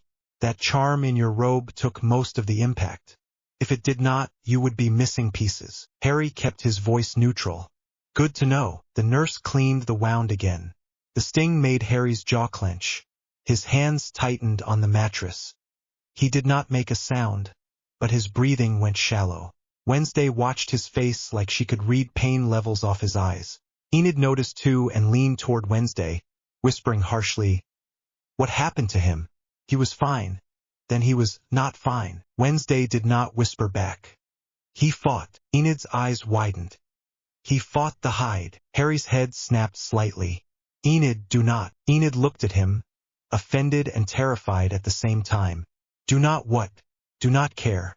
Do not ask if you are dying." "I am not dying," Harry said. Eugene, voice dry from the bed, added, "He looks like he is dying." Harry shot him a look. Eugene lifted both hands a little in surrender, then winced and hissed. Enid immediately fussed. "Stop moving. Oh my God. Stop moving." Eugene groaned. "I am not a porcelain doll." "You are tonight," Enid snapped. The nurse finished re-dressing Harry's wound and pressed the cloth down with a firm palm. Harry sucked in a sharp breath despite himself. The nurse gave him a look like she was daring him to complain. Harry did not. The nurse stepped back. "Keep it clean. No fighting. No running. No hero nonsense." Harry stared at her. She stared back, unimpressed. Harry finally said, "Right?" The nurse nodded toward the door. "All of you out. Let him rest. And you," she pointed at Harry again, "go back to your room and do not bleed on my floors." Enid opened her mouth to protest, leaving Eugene. Eugene reached out and grabbed her wrist lightly. I am fine, Eugene said, quieter now, more honest. Stay alive. Catch the thing. Do the Wednesday thing. Just do not let it come back. Enid's face tightened. She nodded once, fast, and leaned down to hug him very carefully, like he might break. Eugene made a noise that was half pain, half awkward affection. Wednesday watched, then turned toward the door. Harry pushed off the bed and followed. His movements were slower now. He hated that. He hated feeling like his body was lagging behind his mind. They stepped into the hallway. The noise of the dance was gone now, replaced by the murmur of students in clusters, whispers bouncing off stone walls. People turned to look. Some looked scared. Some looked curious. Some looked excited in that gross way people got when danger was not happening to them directly. Weems was at the far end of the corridor speaking to two staff members, face tight, posture rigid. When she saw Wednesday and Harry, her expression sharpened. Enid grabbed Wednesday's sleeve. We need to find out who did the blood thing, and where the hide went, and if Eugene saw anything. And also, her voice dropped, shaking. We need to make sure Eugene does not die. Wednesday's gaze slid to her. He will not die. Enid's eyes narrowed. Do not say that like you can guarantee it. Wednesday blinked. I can. Harry cut in before Enid could explode. Enid, go to your room. Lock your door. Stay with someone. Enid stared at him. Excuse me. Harry kept his voice steady. I am serious. Tonight is not done. Enid swallowed hard. Her eyes flicked between Harry and Wednesday. You are going to do something reckless. Wednesday said. Yes. Enid let out a short, furious breath. Of course you are. Harry's mouth tightened. Enid lifted her chin. Fine. I will go. But if either of you gets yourselves killed, I am going to haunt you. I do not even care if ghosts are real. I will find a way. Wednesday nodded once like she respected that. Enid turned and walked away fast, shoulders tense, wiping her face again as she went. Harry watched her go, then looked at Wednesday. We need to talk. Wednesday's gaze shifted toward the corridor corner, away from watching eyes. Then talk. Harry started to follow her. Then Weems's voice cut across the hall. Adams, Potter. Both of them stopped. Weems approached, heels clicking, expression controlled in that brittle way that meant she was 2 seconds from doing something drastic. What happened in the woods? Weems demanded. Wednesday answered without hesitation. The hide attacked Eugene. Harry and I intervened. The hide fled. Weems's eyes flicked to Harry's bandaged chest. You were instructed not to endanger yourself. Harry stared at her. And yet, Weems's jaw tightened. You are a student. Harry's voice came out flat. Your student nearly died. Weems's eyes flashed. You will not take that tone with me. Wednesday stepped slightly closer to Weems. Not aggressive, just present.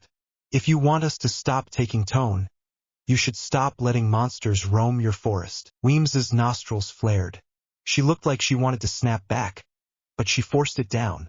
Go to your rooms, Weems said. Both of you. I will handle this. Harry's fingers curled. You did not handle it the last time. Silence. Weems's face went even tighter. What did you just say? Harry did not look away. You knew there was something out there. You knew or you suspected, and you let students walk into the woods anyway. Weems's eyes narrowed. That is an accusation. It is an observation, Harry said. Weems stepped closer until she was inside Harry's space, voice low enough that students nearby could not hear. You are not in your little war anymore, Mr. Potter. This is my school. My responsibility. Harry's scar pulsed hot. His voice stayed level, but it took effort. Then start acting like it. Weems stared at him for a beat, then turned her sharp gaze to Wednesday. You are a magnet for trouble. Wednesday's expression did not change. Trouble is attracted to incompetence. Weems's eyes flicked back to Harry's bandage. Both of you, to your rooms. Now. Wednesday looked at Harry. Harry looked at Wednesday. Neither moved. Weems's voice went colder. Do not test me. Harry forced a slow breath. His chest hurt. His patience hurt more. Wednesday finally said, We will go. Weems's eyes narrowed like she did not believe her. Good. Wednesday turned and walked away like she had decided the conversation was over. Harry followed because if he did not, Weems would make it a fight in the middle of the corridor, and Harry did not want to give her that. They took a side hallway, quieter, away from students. Harry spoke the second they were alone. We are not going to our rooms. Wednesday kept walking. Correct. Harry's jaw tightened. You are doing it again. Wednesday glanced back. Bored. Doing what? Deciding, Harry said. Without telling me the plan. Wednesday slowed, then stopped. She turned fully to face him. The hallway light hit her pale face, made her eyes look even darker. You want a plan, Wednesday said. Harry's voice came out sharp. I want not to be used. Wednesday blinked once. Then stop being useful. Harry's mouth tightened. He hated that she was right. He hated that he could not walk away because people were bleeding and getting hunted, and he could not pretend it was not his problem. Wednesday stepped closer, lowering her voice. I need confirmation. Harry frowned. Of what? Wednesday held his gaze. Of the Hyde's identity. Harry's stomach dropped. You think you know. Wednesday's eyes narrowed slightly. I have suspicion. I require certainty. Harry's scar pulsed again. And how exactly are you planning to get certainty? Wednesday said it like it was obvious. Tyler. Harry went still. The corridor felt colder. Harry's voice came out careful. Why Tyler? Wednesday stared at him like she was asking why water was wet. He is always present. He is always nearby. He is always eager to insert himself.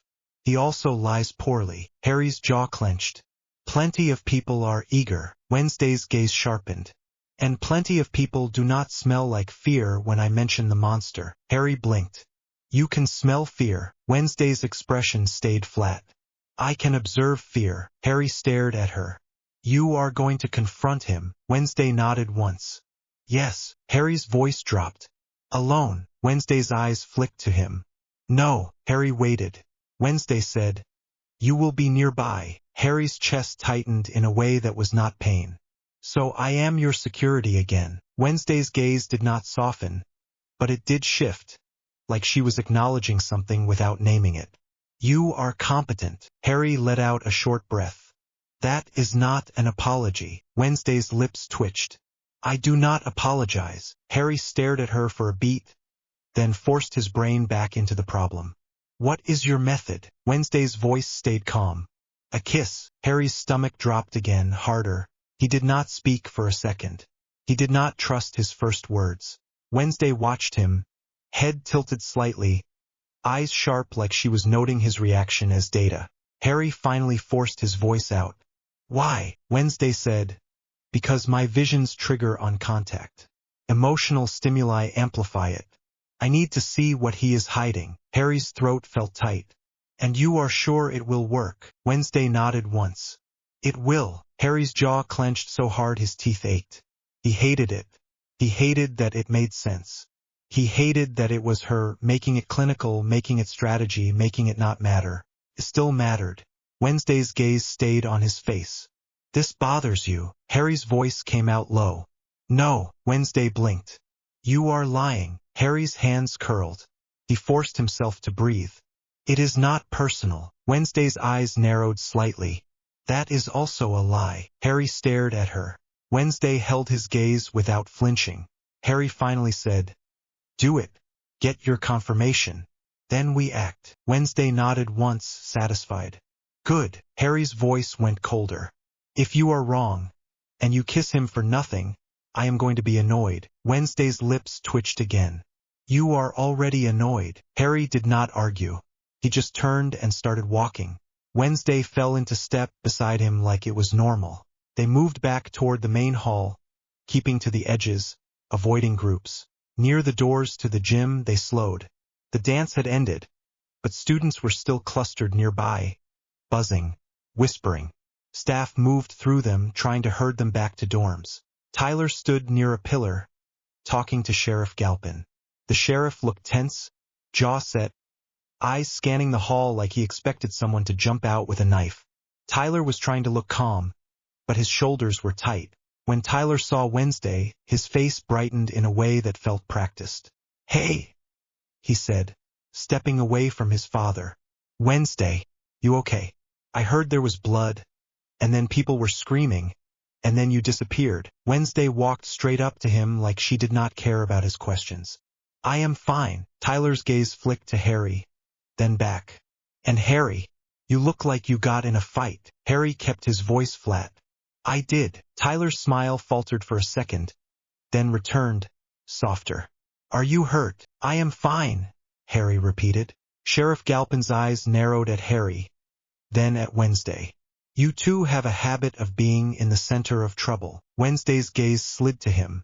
Trouble follows injustice. Sheriff Galpin's mouth tightened. Right? Sure. Tyler shifted, stepping slightly between Wednesday and his father like he was trying to buffer. Dad, can you give us a minute? Sheriff Galpin's eyes sharpened. No. Tyler's smile tightened. Please. Sheriff Galpin stared at his son for a long beat, then finally sighed and stepped back. 2 minutes.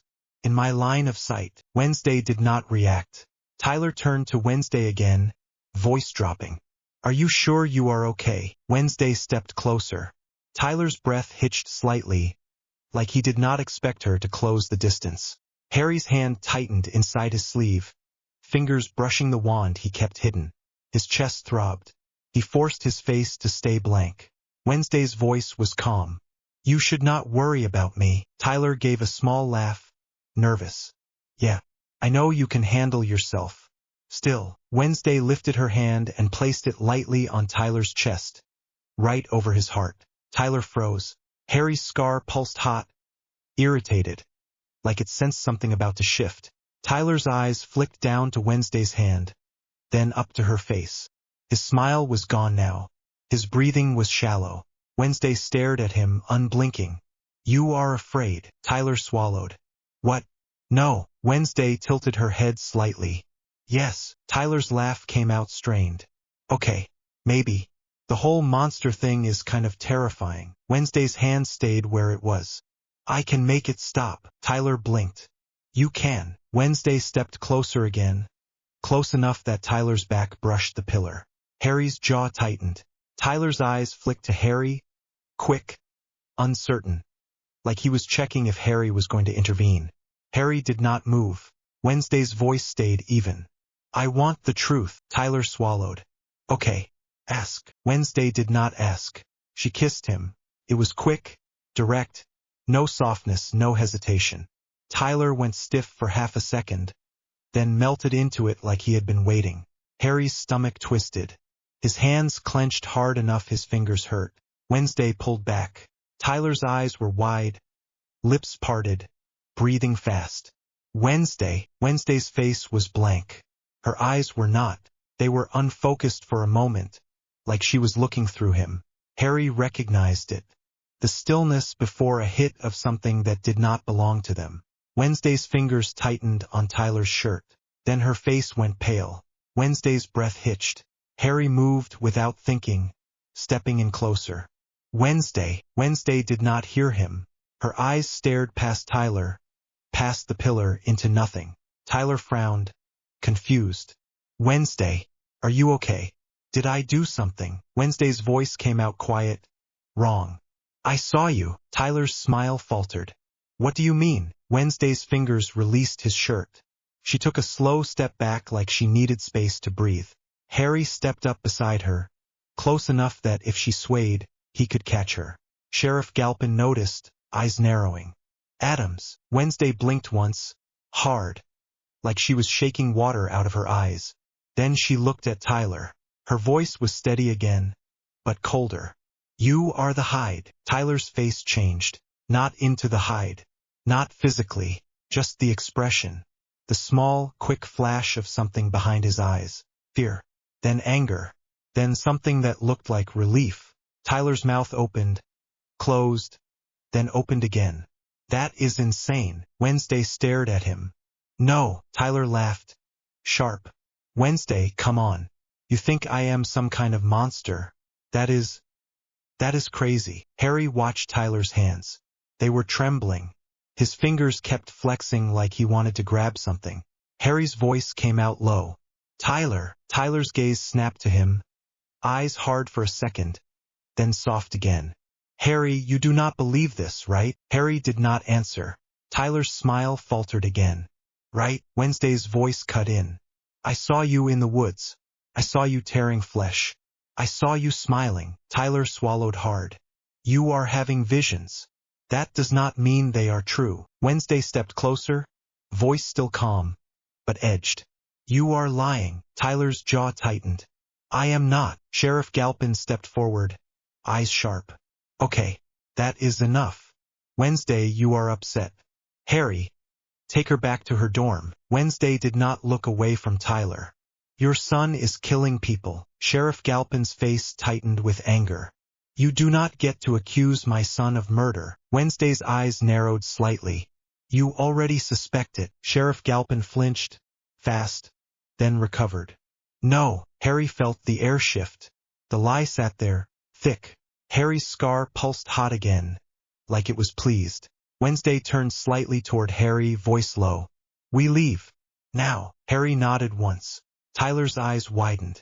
Wait, where are you going? Wednesday looked back at him. To get proof. Tyler's voice rose, panic creeping in. You cannot just say that and walk away. Wednesday. Wednesday did not answer. She turned and started walking. Harry moved with her. Sheriff Galpin stepped after them. Adams. Potter. Stop. Harry turned his head slightly, voice flat. Sheriff. Take your son home. Lock the doors. Sheriff Galpin's expression sharpened. Do not tell me how to do my job. Harry's gaze held his. Then start doing it. Sheriff Galpin stared at him, anger and something like worry twisting together, then snapped his attention back to Wednesday. I am escorting you both back. Wednesday ignored him. Harry kept walking beside her. They turned down a corridor toward the back exit. Tyler's footsteps followed fast. Wednesday, wait. Please. You cannot honestly think that was me. Wednesday did not look at him. Tyler's voice shook. I am not that. Wednesday stopped abruptly and turned.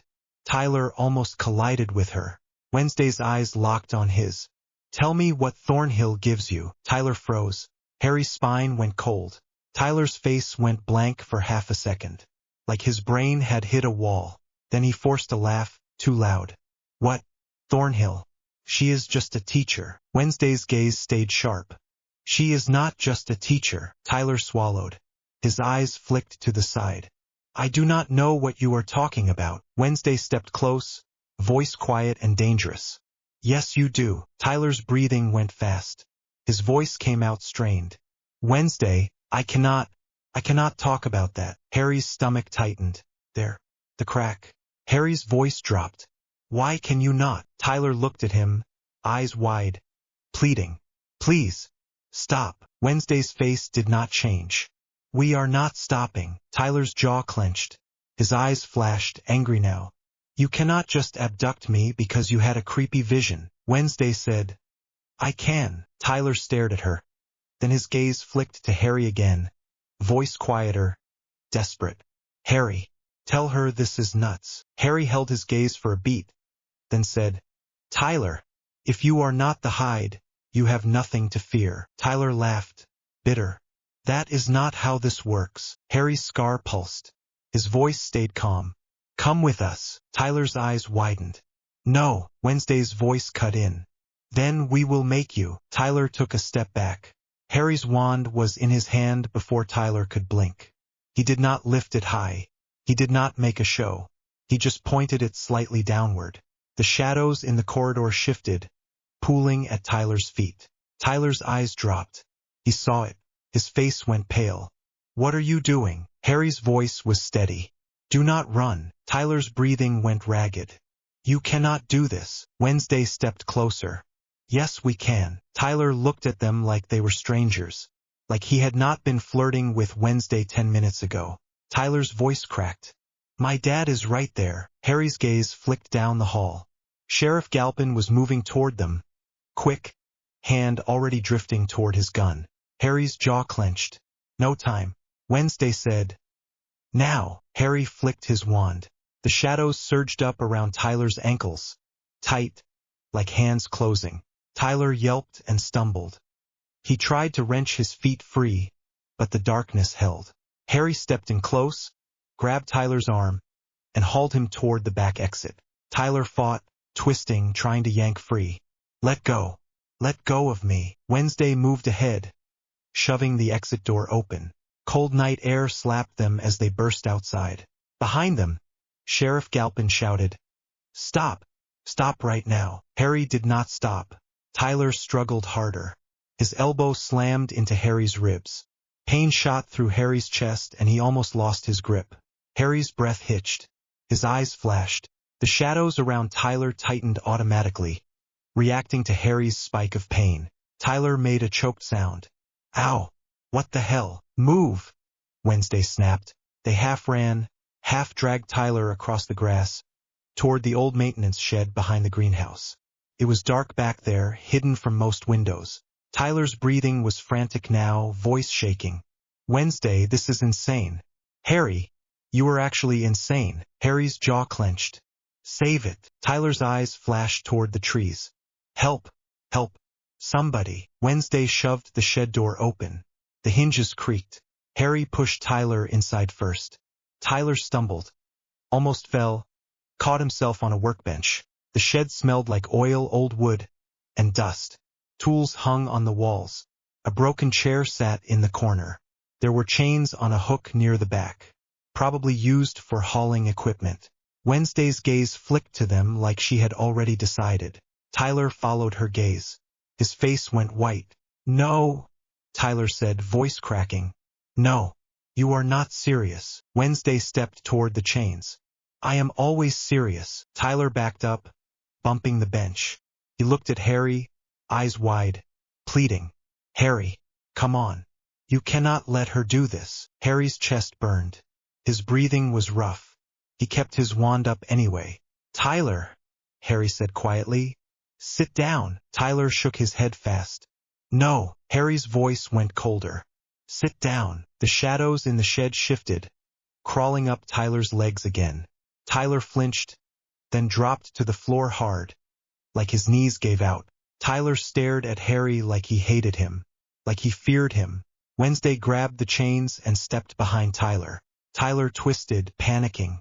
Wednesday, stop.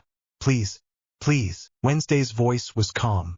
If you are innocent, you will survive discomfort. Tyler laughed, shaky. That is not comforting. Wednesday looped one chain around Tyler's wrist and yanked it tight. Tyler hissed and tried to pull away. Harry stayed close, wand aimed, ready in case Tyler transformed. He did not know if the hide could break chains. He assumed it could. He assumed it could do worse. Wednesday secured Tyler's other wrist. Tyler glared up at her, breath ragged. You kissed me and then you chained me. Wednesday did not react. Efficiency. Tyler swallowed hard. His voice lowered. Did you plan this? Wednesday stared at him. Yes. Tyler's eyes flicked to Harry again. Did you plan this? Harry hesitated for half a second, then said, yes. Tyler's face tightened. His voice went quiet, bitter. Wow. The shed door slammed. All three of them froze. Harry spun, wand snapping up. Thornhill stood in the doorway, breathless like she had been running. Her hair was slightly messy. Her eyes were wide with alarm. She looked like the picture of a caring teacher who had just found her students doing something horrible. Oh my God, Thornhill said, voice trembling. Wednesday. Harry, what are you doing? Wednesday did not flinch. Solving your monster problem. Thornhill's gaze dropped to Tyler in chains. Her face twisted with shock and outrage. You cannot do this. Tyler is a person. Tyler's eyes widened. He looked at Thornhill like she was salvation. Miss Thornhill, thank God. Tell them they are insane. Thornhill took a step forward. Her voice softened. Tyler, are you okay? Tyler swallowed hard. No, I am not okay. They dragged me in here.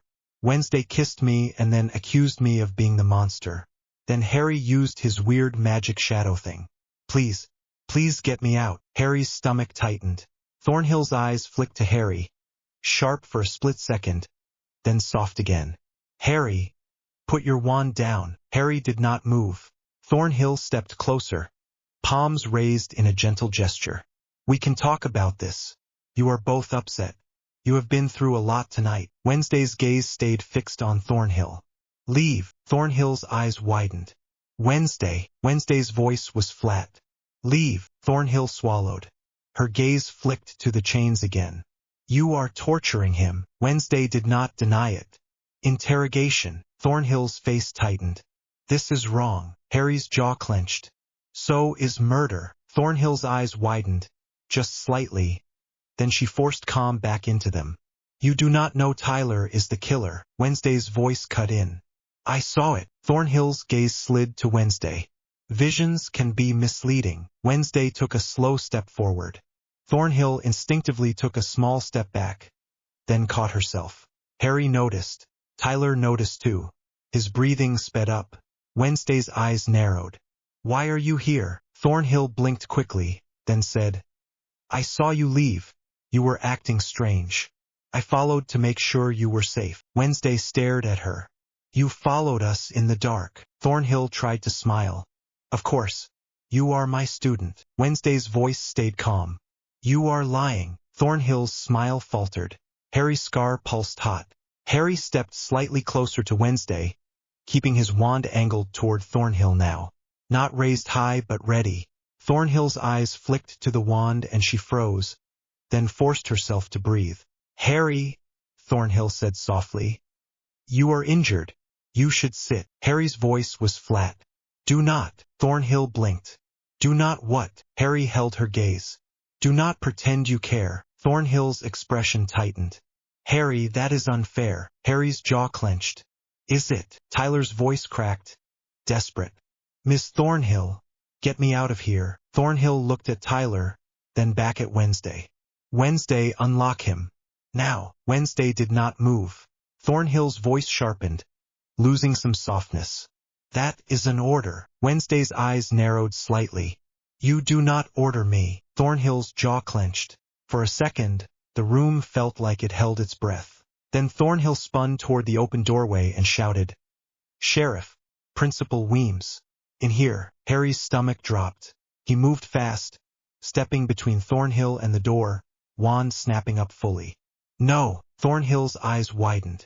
Harry, do not. Harry's voice came out low. You set us up. Thornhill's face twisted, wounded. I am stopping you from committing a crime. Wednesday's voice cut in behind Harry. You are protecting him. Thornhill's gaze flicked to Wednesday. Her lips parted. I am protecting a student. Wednesday's eyes were cold. You are protecting your weapon. Tyler's breath hitched at the word weapon. His eyes widened, then darted away like he did not want to hear it. Footsteps thundered outside. Harry's body went rigid. Weems's voice snapped from the darkness. What is going on? Then Sheriff Galpin's voice, furious. Tyler. The shed filled with bodies fast. Weems strode in first, face hard, eyes sharp. Sheriff Galpin followed, gun drawn but lowered, eyes locked on Tyler like he could not believe what he was seeing. Behind them, Deputy Santiago hovered near the doorway, tense. Enid was not there. Bianca was not there. This was authority armed and angry. Weems's gaze took in the scene in 1 second. Tyler in chains. Wednesday standing like she owned the shed. Harry with his wand raised. Thornhill near the door, looking shaken. Weems's voice went cold. Wednesday. Wednesday did not flinch. Principal. Weems's eyes snapped to Harry. Potter. Lower your wand. Harry kept it up. We have proof. Weems's eyes narrowed. Proof of what? Wednesday said. Tyler is the hide. Sheriff Galpin's face twisted with rage. No, Tyler shouted. Dad. Dad. They are insane. Sheriff Galpin stepped toward Tyler. I am getting you out. Wednesday moved slightly, blocking him without touching. Do not. Sheriff Galpin's eyes flashed. Get out of my way. Harry's voice came out sharp. Sheriff, listen. Sheriff Galpin's gaze snapped to him, full of fury. You do not get to speak to me. Weems's voice cut like a knife. Enough. She stepped toward Wednesday, gaze hard. Unchain him. Now. Wednesday's expression did not change. No. Weems's eyes narrowed. You are a child playing detective. This is kidnapping. Wednesday's voice was flat. This is survival. Weems snapped, Unchain him. Harry's fingers tightened on the wand. His chest burned. He forced his breathing steady. Weems looked at Harry. Do not make me remove you from this school. Harry's voice was low. You already let a monster remove students from life. Weems's face went rigid. Watch your mouth. Sheriff Galpin reached for Tyler's chains. Wednesday's hand moved, knife flashing into view. Deputy Santiago inhaled sharply. Whoa! Weems's eyes widened a fraction at the knife. Wednesday, put that down. Wednesday's gaze stayed on Sheriff Galpin. If you touch him, he changes. Sheriff Galpin's voice was shaking with anger. My son is not a monster. Tyler's breathing was fast, eyes flicking between all of them. His face looked trapped now, not just scared. Thornhill stepped forward, voice trembling. Principal Weems, they dragged him here. They were threatening him. They were going to hurt him. Wednesday's eyes flicked to Thornhill. Cold. You are lying again. Thornhill's face tightened. Wednesday, please. Weems's gaze snapped to Thornhill. Miss Thornhill. Step back. Thornhill did. Harry saw the way Thornhill's fingers curled into her palm. Controlled. Tight. Like she was holding something down. Harry's scar pulsed. Weems turned back to Harry and Wednesday. Both of you. Stand down. Now. Harry's voice came out strained. If we let him go, someone dies. Weems's face hardened.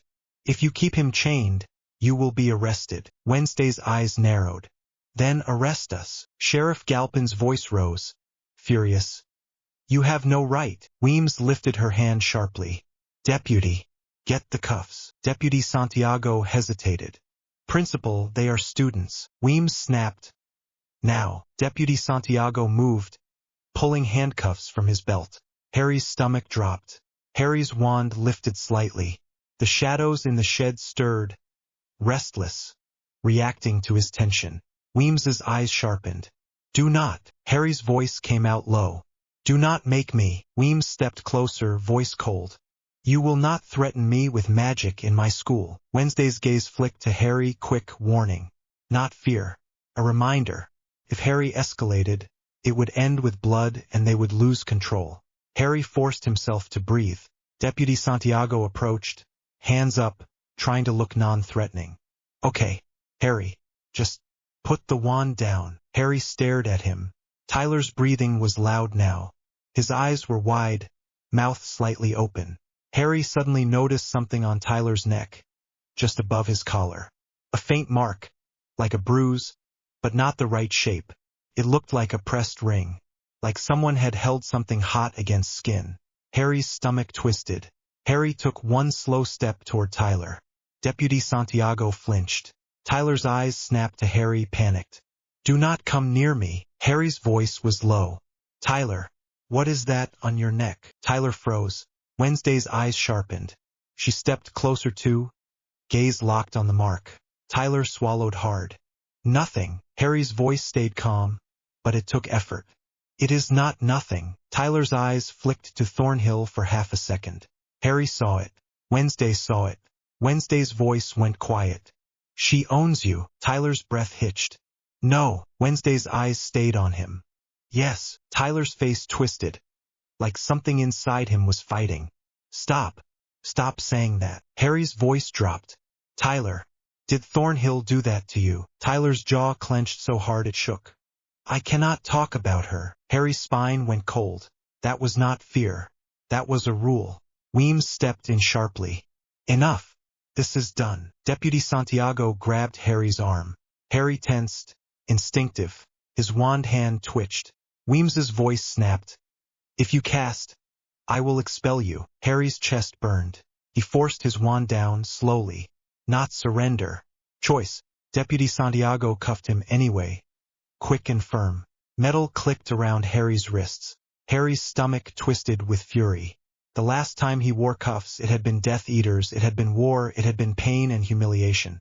He swallowed hard and forced the memory down. Wednesday stepped forward sharply, knife still in her hand. Do not touch him. Weems's gaze snapped to Wednesday. Knife. Now. Wednesday stared at her. Weems's voice went colder. I said now. Wednesday's hand tightened around the handle.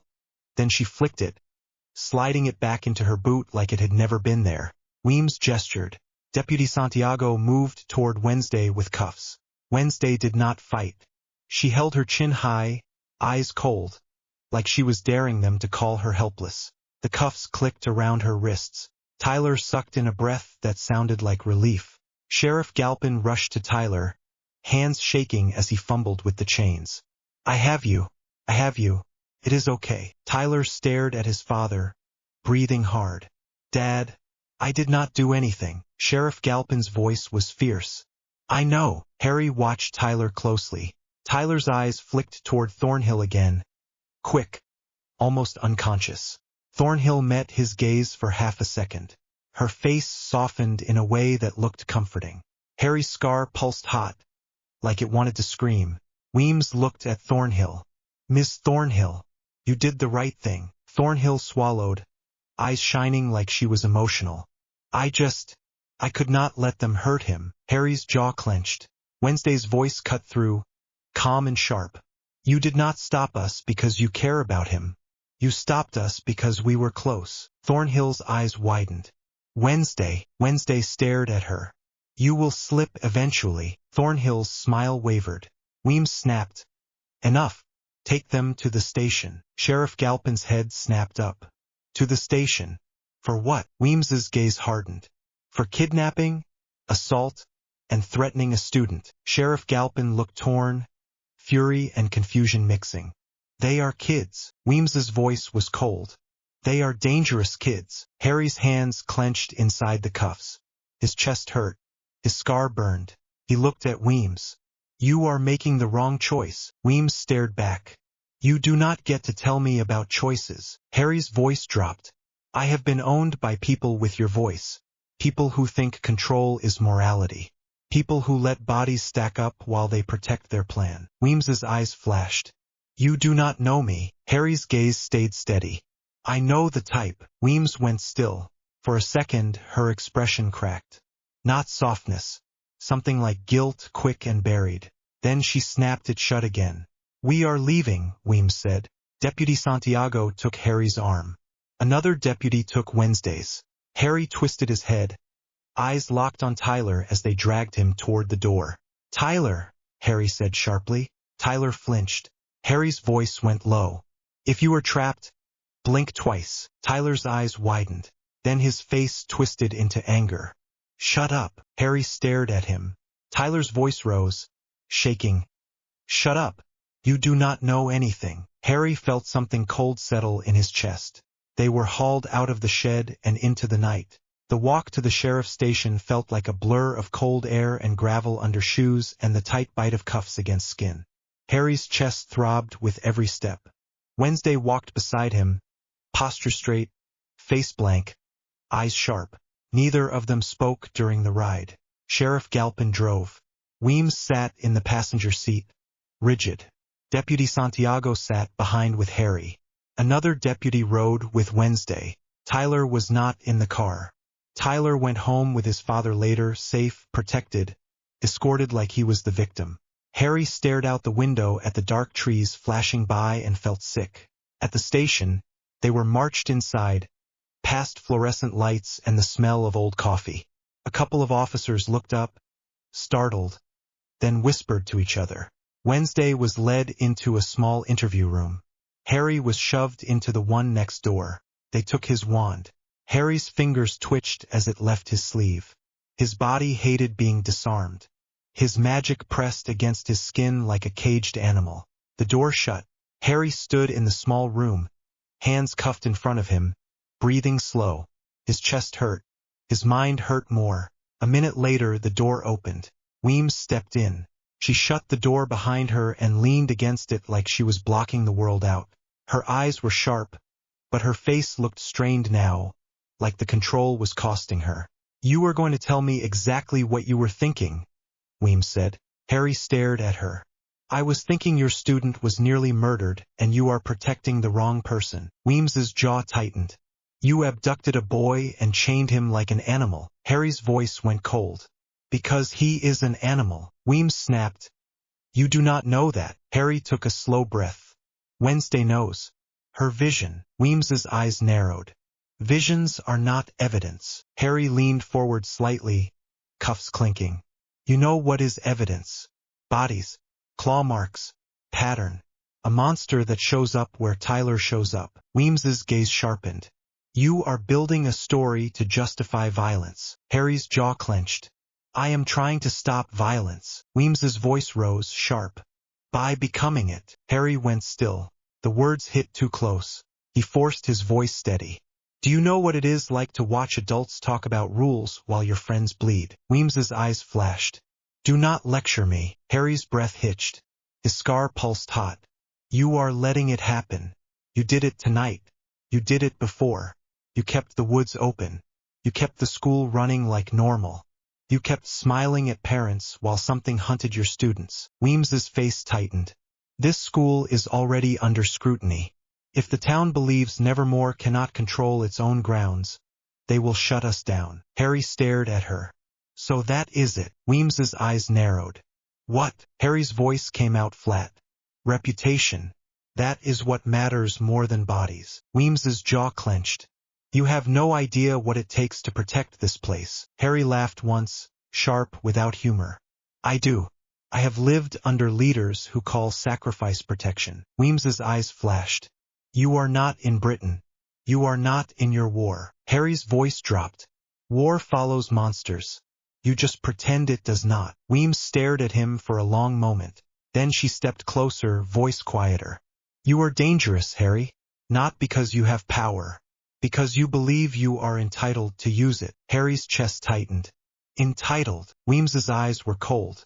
You do not wait for permission. Harry held her gaze. Permission gets people killed. Weems flinched. Quick. Like something in her recognized that truth. Then she looked away, jaw tight. I should send you away. Harry's voice was low. You want to. Weems's eyes snapped back. Yes, because you are a threat to my order. Harry's mouth curled, bitter.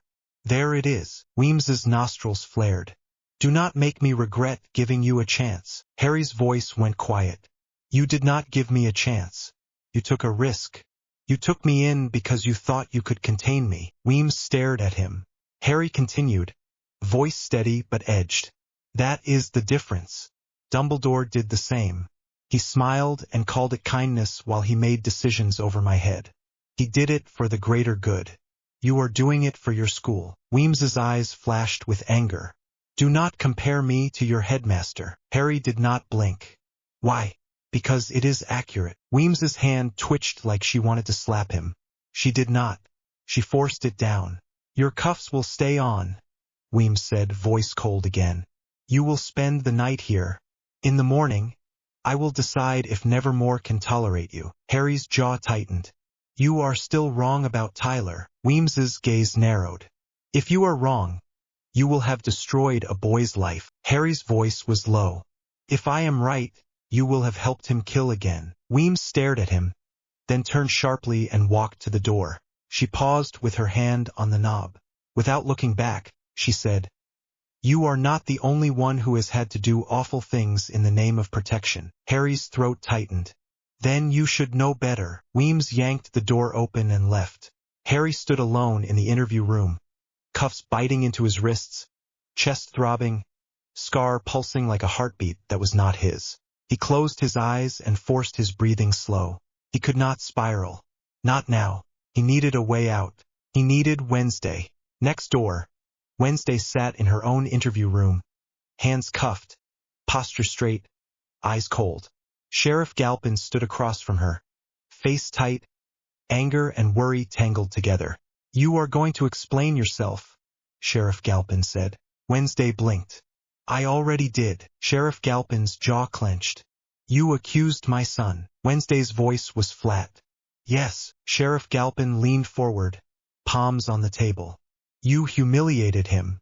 You chained him like a criminal. Do you have any idea what you did to him? Wednesday's eyes narrowed slightly. If he is a killer, I did not do enough. Sheriff Galpin's face twisted with rage.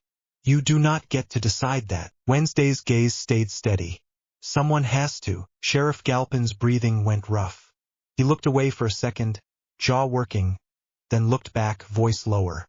You think Tyler is the monster? Wednesday nodded once. Yes, Sheriff Galpin's eyes narrowed. Why? Wednesday's voice stayed calm. My vision showed him. Harry noticed a mark on his neck. He cannot speak about Thornhill. He is controlled. Sheriff Galpin scoffed. Sharp. Thornhill. The teacher. Wednesday stared at him. You do not believe me. Sheriff Galpin's eyes flashed. I do not believe you have proof. Wednesday's expression did not change. You have doubts. Sheriff Galpin went still. Wednesday continued, voice quiet, direct. You suspect something is wrong with your son. That is why you hover. That is why you watch him like you are waiting for him to do something you cannot forgive. Sheriff Galpin's face tightened. Stop. Wednesday's gaze held his. Truth hurts. Sheriff Galpin's voice rose, angry and strained. You do not know my son. Wednesday said. I know a mask. He wears one. Sheriff Galpin stared at her for a beat, then stood abruptly, chair scraping. This is over. Wednesday's eyes followed him. You will regret protecting him. Sheriff Galpin's jaw clenched. You will regret crossing me. Wednesday blinked.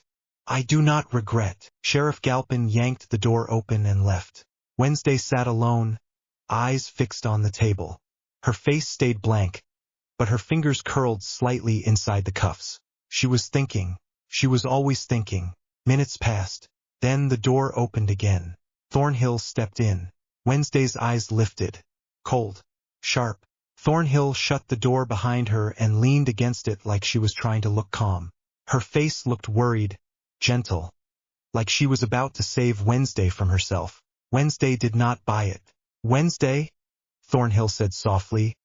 Are you okay? Wednesday stared. No. Thornhill's expression tightened. I am sorry this happened. I did not want it to escalate. Wednesday's voice was flat. You did. Thornhill blinked. What? Wednesday's gaze did not move. You followed us. You called them. You stopped us because we were close. Thornhill's smile wavered. Wednesday, that is not true. Wednesday's eyes narrowed slightly. Lie again. Thornhill swallowed. Her eyes flicked to the cuffs, then back to Wednesday's face. I care about you. Wednesday stared at her. No, you do not. Thornhill's face twisted with something like hurt. You are angry. I understand. But I am trying to help you. Wednesday's voice went quieter. Why do you want to help me? Thornhill hesitated, just a fraction. Because you are special. Wednesday's eyes sharpened. Say it again. Thornhill's breath hitched. You are special, Wednesday. You have gifts. You have a purpose. I have seen it. Wednesday's face stayed blank, but her eyes went colder. You are Laurel Gates. Thornhill froze. The air changed. For the first time, Thornhill's expression slipped. Just for a second. The softness fell away and something older looked out through her eyes. Then she recovered, too slow. That is ridiculous, Thornhill said, voice still gentle, but strained now. Wednesday leaned forward slightly, cuffs clinking. You cannot hide behind kindness forever. Thornhill stared at Wednesday for a long moment. Then her smile faded completely. Her voice changed. Not louder, just sharper, cleaner. You are more perceptive than I expected, Thornhill said. Wednesday's stomach tightened, but her face did not change. So it is true. Thornhill exhaled slowly, like she was tired of pretending. Yes. Wednesday's eyes narrowed. Why? Thornhill stepped closer to the table. Because your ancestor ruined my family. Because Jericho forgot what it owes. Because Nevermore exists like a stain on this town's history. Wednesday stared at her. You are going to resurrect Crackstone. Thornhill's lips twitched, pleased. You have been paying attention. Wednesday's voice stayed flat.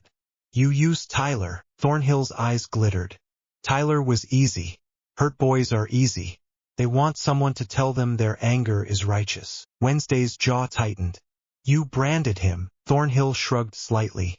A binding. A leash. He thinks he has choices. He does not. Wednesday's breath went shallow. You made him kill. Thornhill's voice stayed calm. I guided him. The hide is his nature.